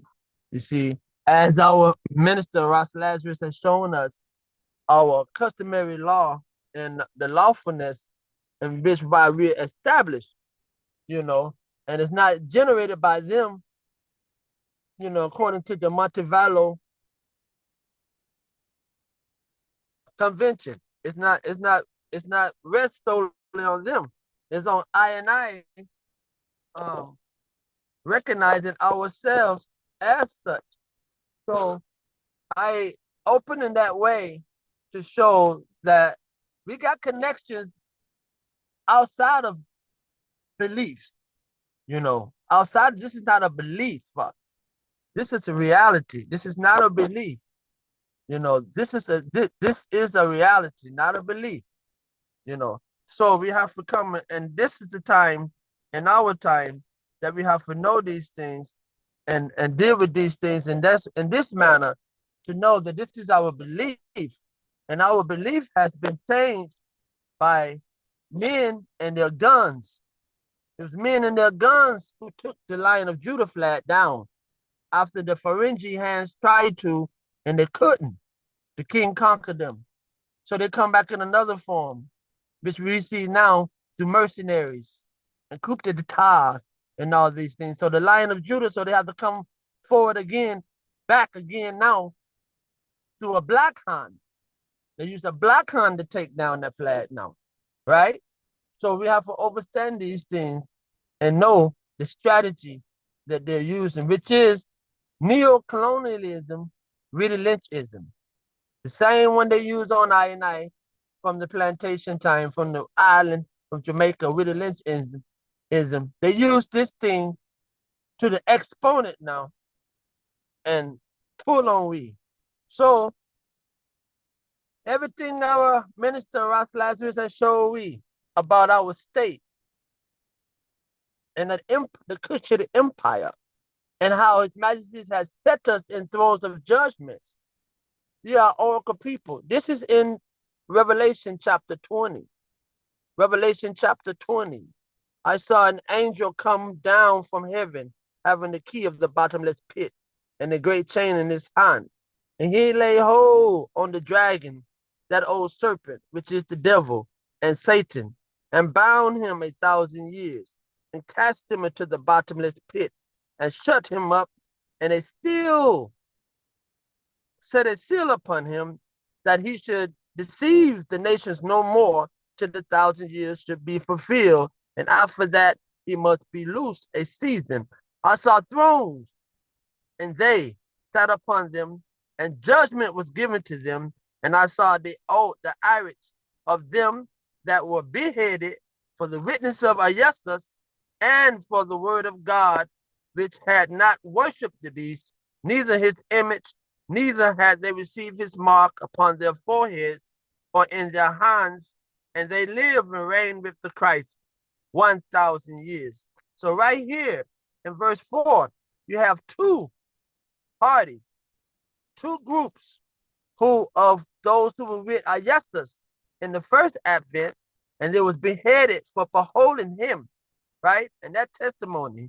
And then you have the word of Exhibir, the word of God, on the white horse in our time, to two dispensations, and those who was with him now and were beheaded for their witness of him.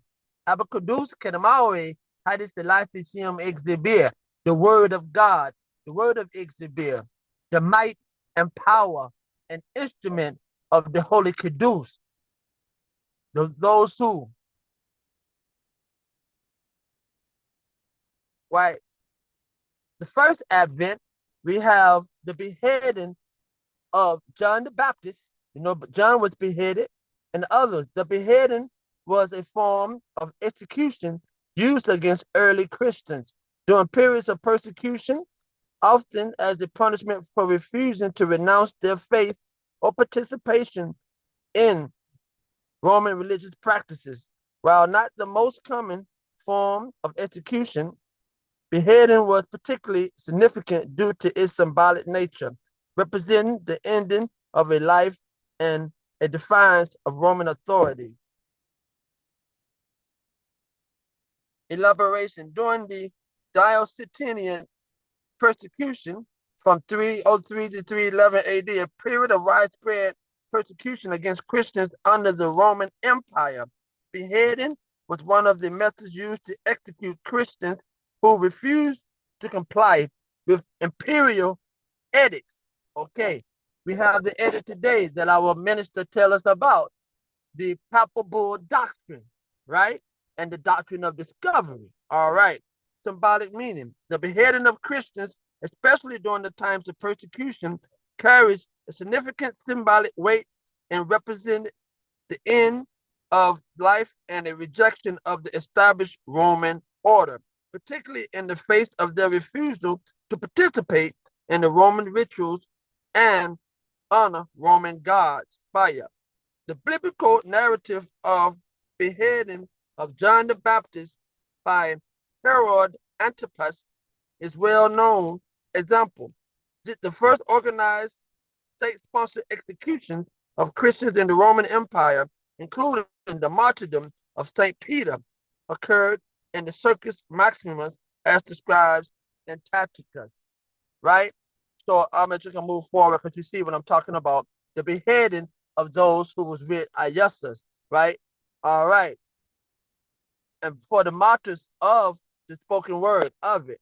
Now, this is from the Italian war crimes.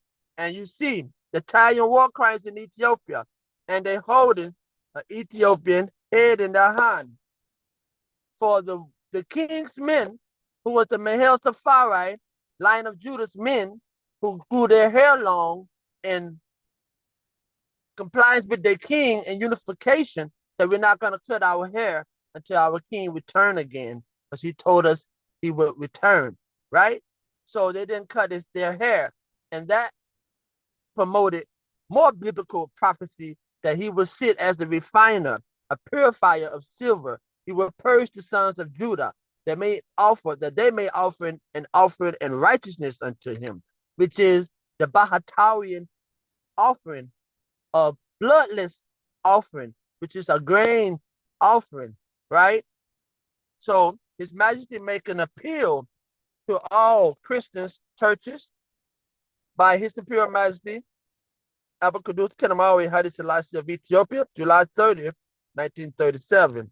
And this is a whole appeal, but he charged them with war crimes. I'm just going to move forward so we're sealing up. Yes, war crimes, right? Now here you see they have the brothers who grew their hair locks. Mussolini put out a bounty on their head. I think it was like $5,500 or $1,000 per head. So they would take their heads, the ones that they caught, and cut their heads off and send their heads to Rome, right? So this is Revelation 20. So we, the Ethiopian World Federation, are the ones who was set. He said judgment. He said our church again and independence, and he set the Ethiopian World Federation to I and independence. And these are the ones who was beheaded on his behalf and the witness of him. So this give I the judgment to show who we are, because many of us don't know who we are and what we represent in the true and living in our time. So this show I and the thrones of judgment of independence and sovereignty that was given to we. Yes, I give thanks. At this time, I will ask if our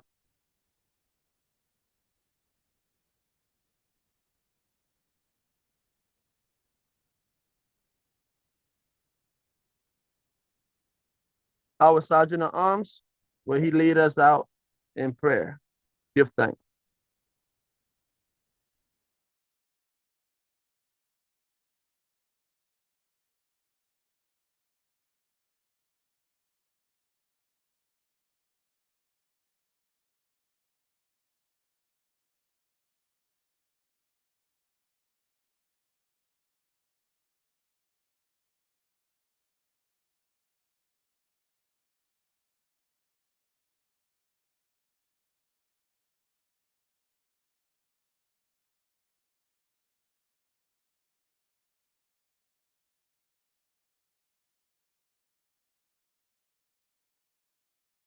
Is the Sergeant at Arms there?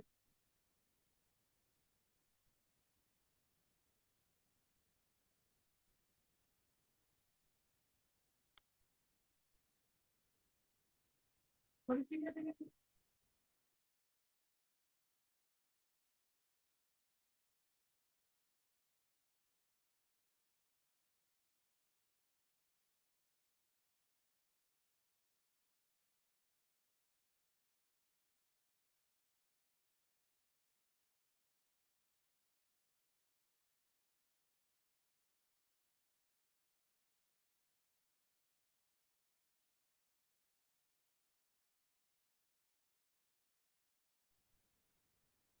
I don't think he's available to talk right now, Chaplain.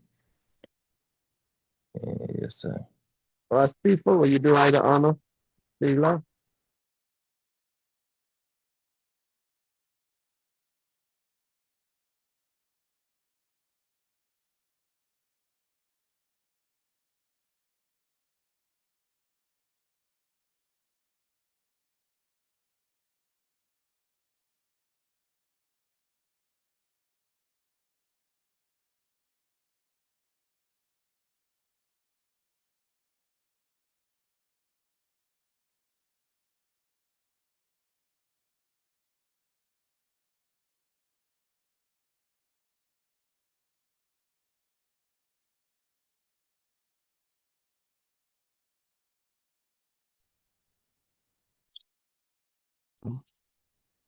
I am love.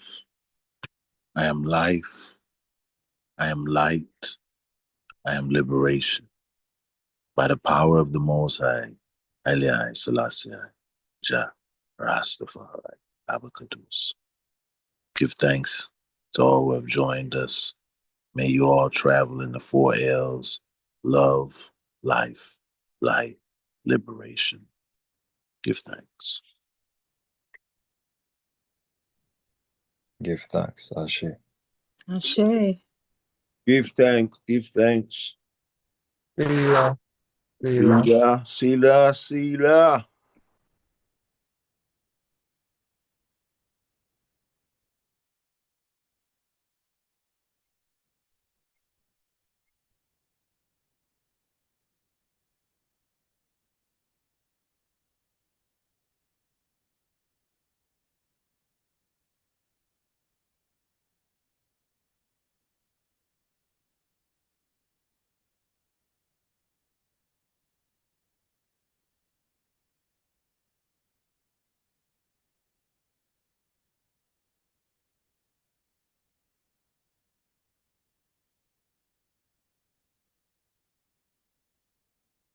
In general, African civilization hasn't gotten as much attention.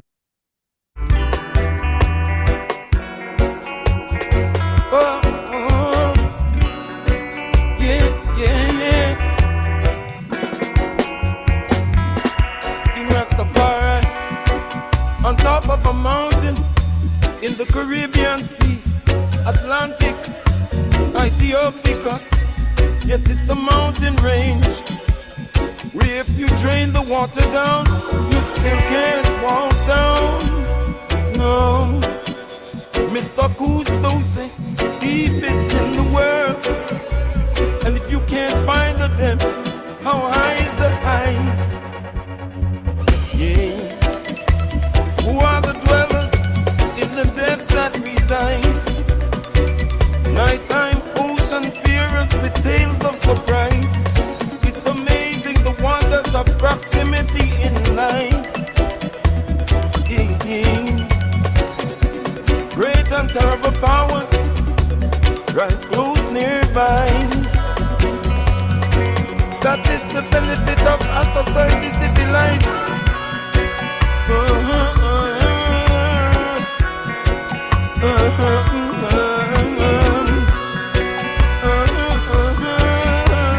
The 400 years where the season ripe too.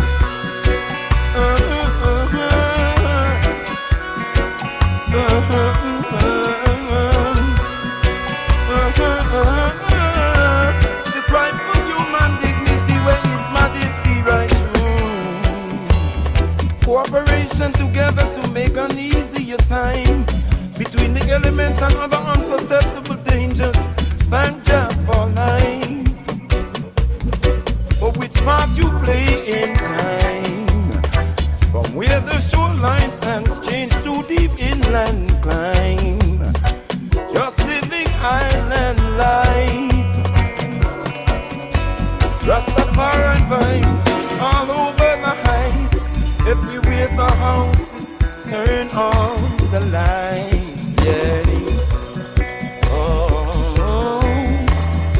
Someone in the family declared this to rights. Liberty thought and implements and deeds whole life.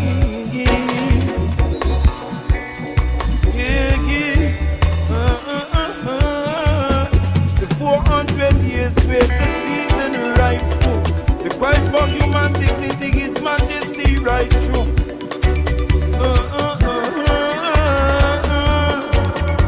From the depths of my suffering to all I give thanks for. Cry on giving eyes for the whole land straight through do.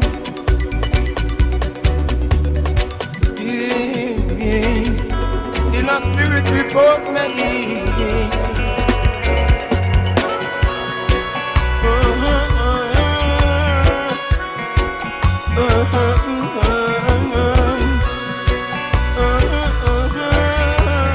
The 400 years where the season ripe too.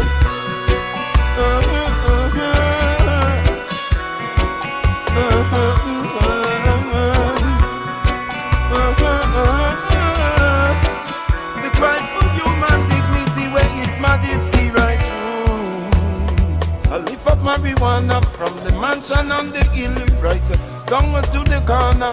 It was a surprise come out of Dr. Gupta.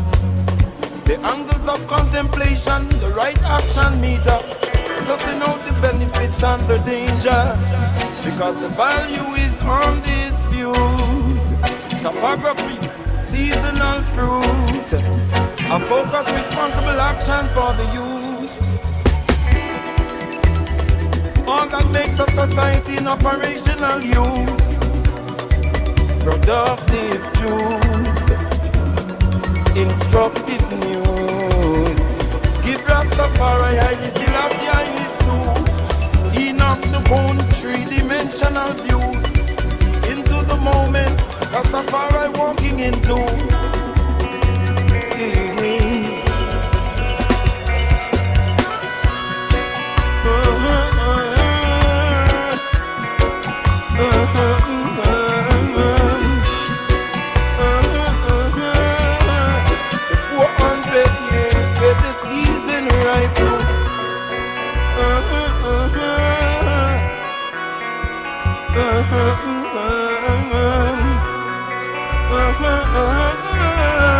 From the depths of my suffering to all I give thanks for. The cry for human dignity where His Majesty right through.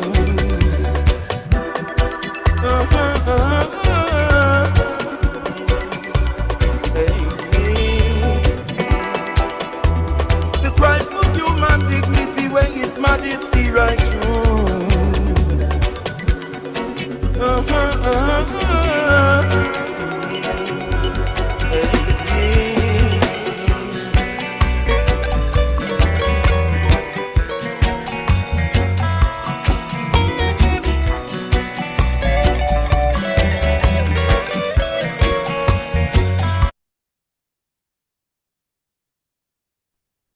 Yes, His Majesty right through. Yes, Ethiopicus. Yes, I give thanks. Mr. Laz, you wanted to go through a little longer? I thought I heard you were about to play a video. You can. Yes, sir, Chaplain. Yes, sir. I just want to speak on shortly about the title Kiddush. You know, Kiddush means saint or holy one. From my research, it means for the Falasha, it means cultural holy hero, which is the lion on the flag. And in many of our African societies, the spiritual, cultural spirit one of the community or the tribe, he can't die. You know, you go to Africa talking about their cultural hero is dead, they're gonna look at you like, what? No, he can't die. You know, the Caduce can't die. He's the lion upon the flag, and he's also the Michael upon the horse slaying the dragon. But however, in 2019, our father was canonized as a saint by the Ethiopian Tawahedo Orthodox Church in the southern region of Ijasa Goro and Hara, representing 53 churches who celebrated this in 2019. So officially, he is Abba Kadosh, meaning saint. So I just wanted to state that, because that's not something that's just to be said, but it has meaning and factual meaning to it in our time. And the question is, how many saints, how many ones have been canonized by the Ethiopian Tawahedo in our time? Yes, I give thanks, Chair.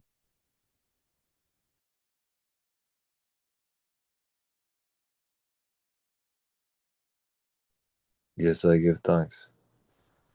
Minister, are you able to speak now? Did your mic open up a while ago?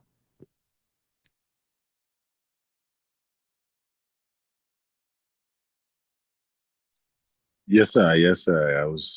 I was trying to play the anthem so that you could say that we were at that hour, so that if they wanted to leave, they could leave.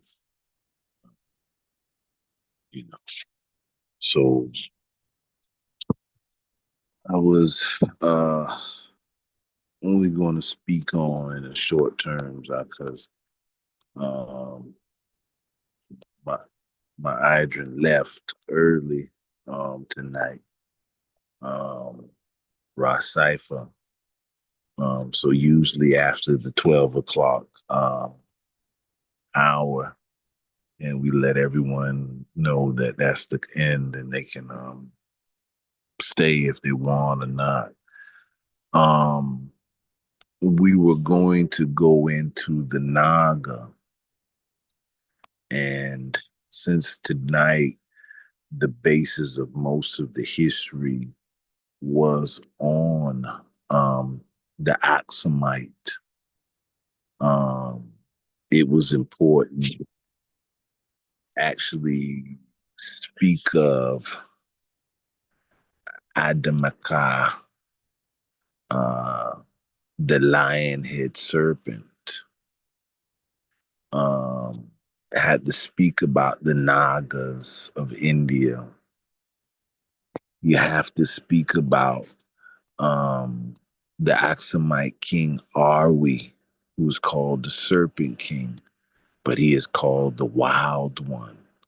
But ironically, Europeans translate it, but this same titlage is given to Enkidu in the Sumerian texts.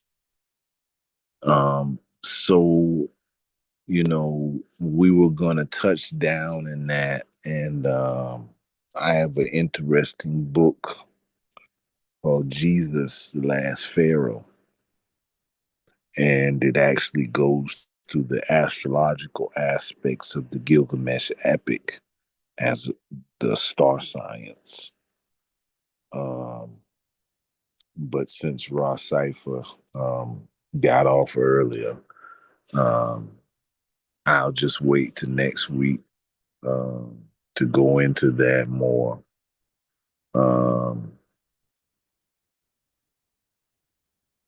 I was trying to think. There is also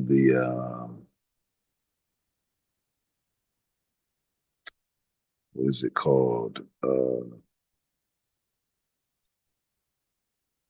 The Apakula, or the Abgal, the Akkadian or Sumerian, is a term found in the cuneiform inscriptions that in general means either wise or sage. Several contexts, Apakula are 7 demigods, sometimes described as part man, part fish or bird, associated with human wisdom.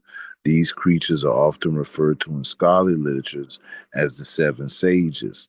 Sometimes the sages are associated with a Pacific primeval king after the Great Flood, epigenetics, or the Gilgamesh epics.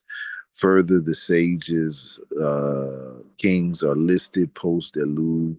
The sages are considered human in some texts and are distinguished by many, referred to as the Manu and not Apkula. But Apkula is a term that arose in the Sumerian later on.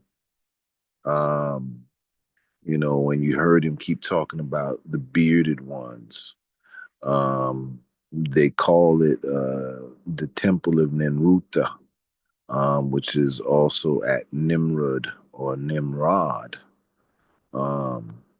So, there's a whole element of that history that has to be discussed to get us out of the spookism. This is where when you get the wise ones, you get the god Ea and you get the god Marduk. Ea and Marduk, that gives you, that breaks down also into the Canaanite areas as well. But when you talk about 7 or the 7 sages, you're also talking about what we term in biblical scriptures again, the Elohims, or the 7 Elohims. And as they said, they describe them as birds, fishes, sea, earth, all of the elements. So those who remember the lesson know where that comes in at. But I'll show a quick little glimpse. I just pulled it up now.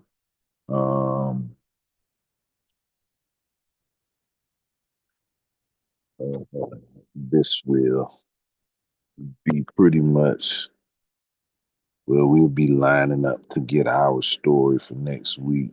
Um, but again, I wanted to go into the Gilgamesh astrology, but I like to do that with Ra Cipher. But here in the Sumerian text, you have Onaz or Onan, which is called the fisherman or the half man, half fish, Adapa. You know, they give him this little thing, and this is the Sumerian aspects and so forth. But they tie it onto their king's list as well, which is very important because you have now some people go later on and say that he's not considered the fish man, but he is considered the fish man. And the Philistines, which would be the Phoenicians, um, as you can see, the imagery that they give to Dagon, right? You see that. Now you see that imagery. Did I close it? Oh, did I just go in the same spot? Okay. I think I closed it. Oh no. All right, so you see the imagery that they give the Dagon or Dagon. And what was Dagon in the Bible? You can see that.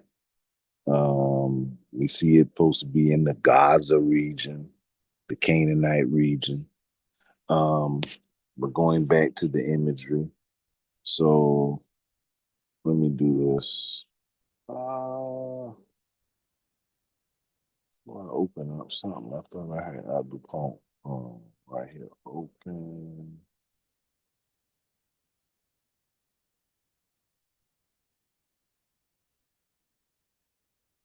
Guess I closed it.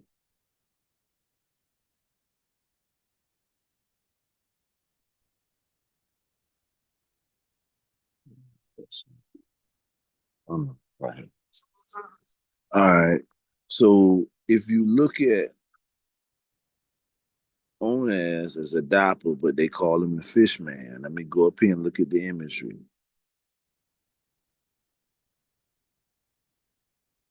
So if you see this imagery, then we go all the way back down. I should have opened it. Then you see Dagon. Well, these myths.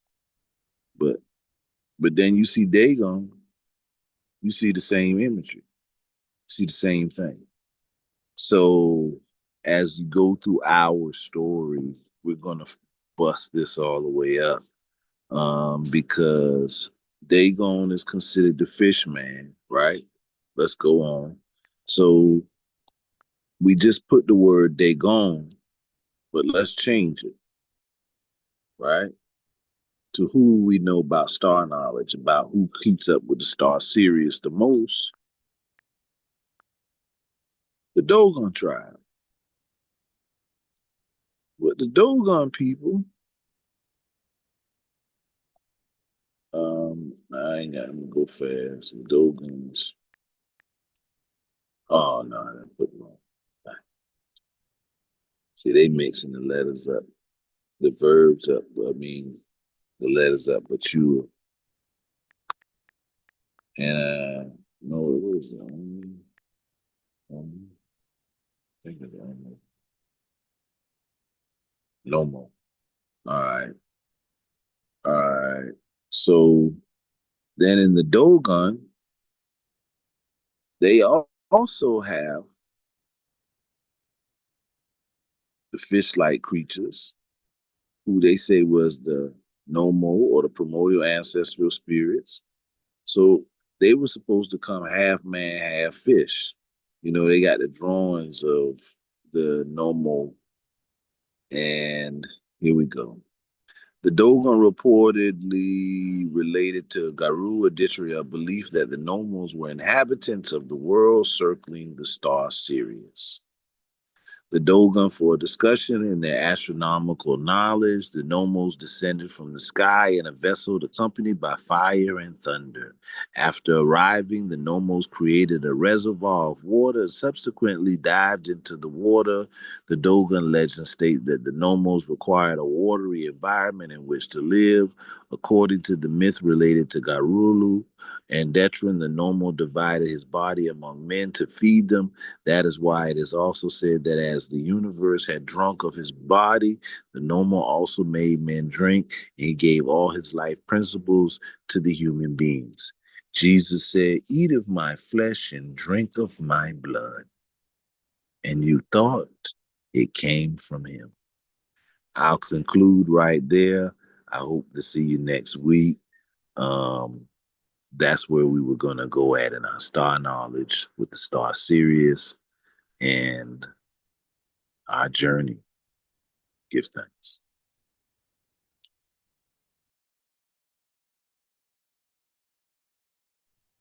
Yes, sir. Yes, sir. Give thanks. Give thanks. Yes, I give thanks for everyone coming in. And great lecture tonight. And yes, sir. Bless the love. And it's up with one more song. This one called Ancient Maps. So still dealing with the theme for tonight. Yes, sir. Give thanks. Bless the love.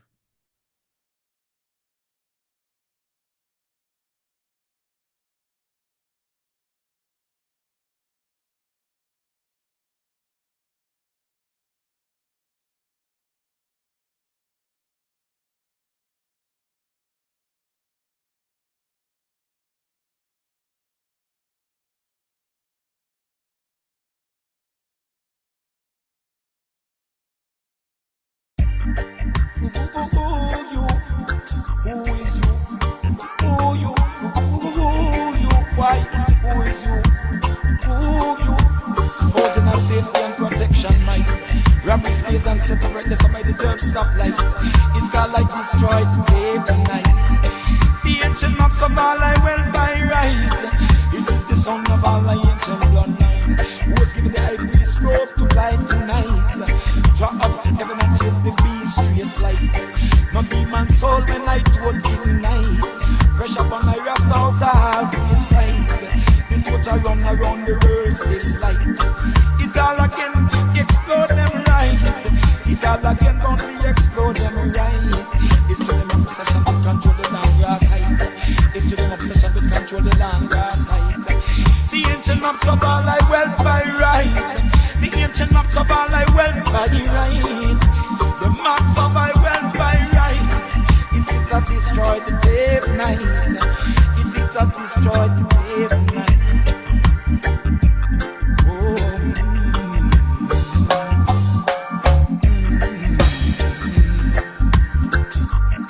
And boxes obsolete in the fight. They get no golden throne to the utmost height. The higher mind is not playing catch up to no lightning speed. Of no worldwide satellite. Youth them have a charm and charisma, marketable to eat with light. The truth they back no one can deny. As you tell yourself, this is not for your mind. It's a puncture and prestige to works of the Almighty Eye. Most time are rubbing at the holy time. Roots map transplant to what he provide. What a drop of bass on your mind. What a drop of bass on your mind. The ancient maps of all I well by right. The ancient maps of all I well by right. Yeah. Some future with them, none of the star and them outshine. Make all defense lost to the blood supply. Strive up to live up in the map chalk line. Strive up to live up in the map chalk line. In your soul, the blind will lead the blind. Fixing up a pattern terrorize. Traffic is a branch of taxation over time. Traffic is a branch of taxation. The ancient maps of all I well by right. The ancient maps of all I well by right. Ooh, you, why? Ooh, you posing a safety and protection. A safety and protection. nation might. Robbery stays and set up like the survival without stoplight. It's called I destroy the tape tonight. The ancient maps of all I will by right. The ancient maps of all I will by right. Who was given the eyepiece road to light? Draw up heaven and chase the beast straight flight. No demon souls for night watching night. Pressure but I rasta out the heart stage fright. Pressure but I rasta out the heart. What a chop a bass man your mind. What a chop a bass man your mind. What a chop a bass man your mind. He all the maps of my ancient bloodline. He's all the maps of all my ancient bloodline. The ancient maps of all I went by right. The ancient maps of all I went by right. Yeah, yeah. Ooh, you, ooh, you, ooh, you, ooh. Ooh, you, why, ooh, you.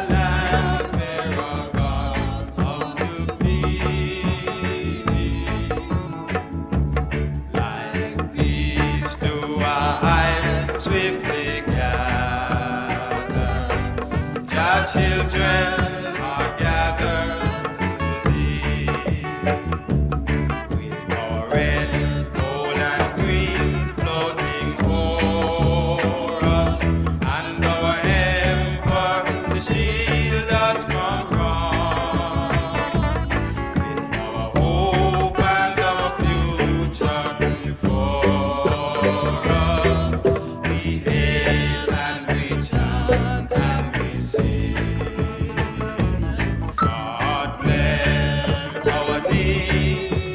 Negus high, who keeps Ethiopia free, to advance with truth and right, to advance with love and light, with righteousness leading. We hail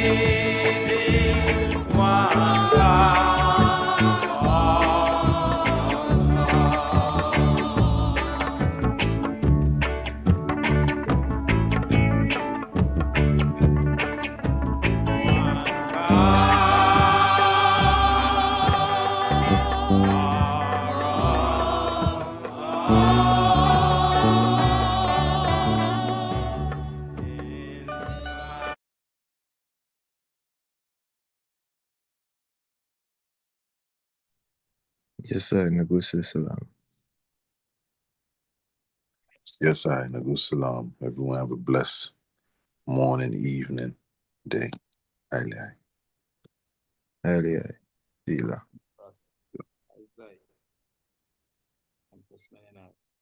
Aye.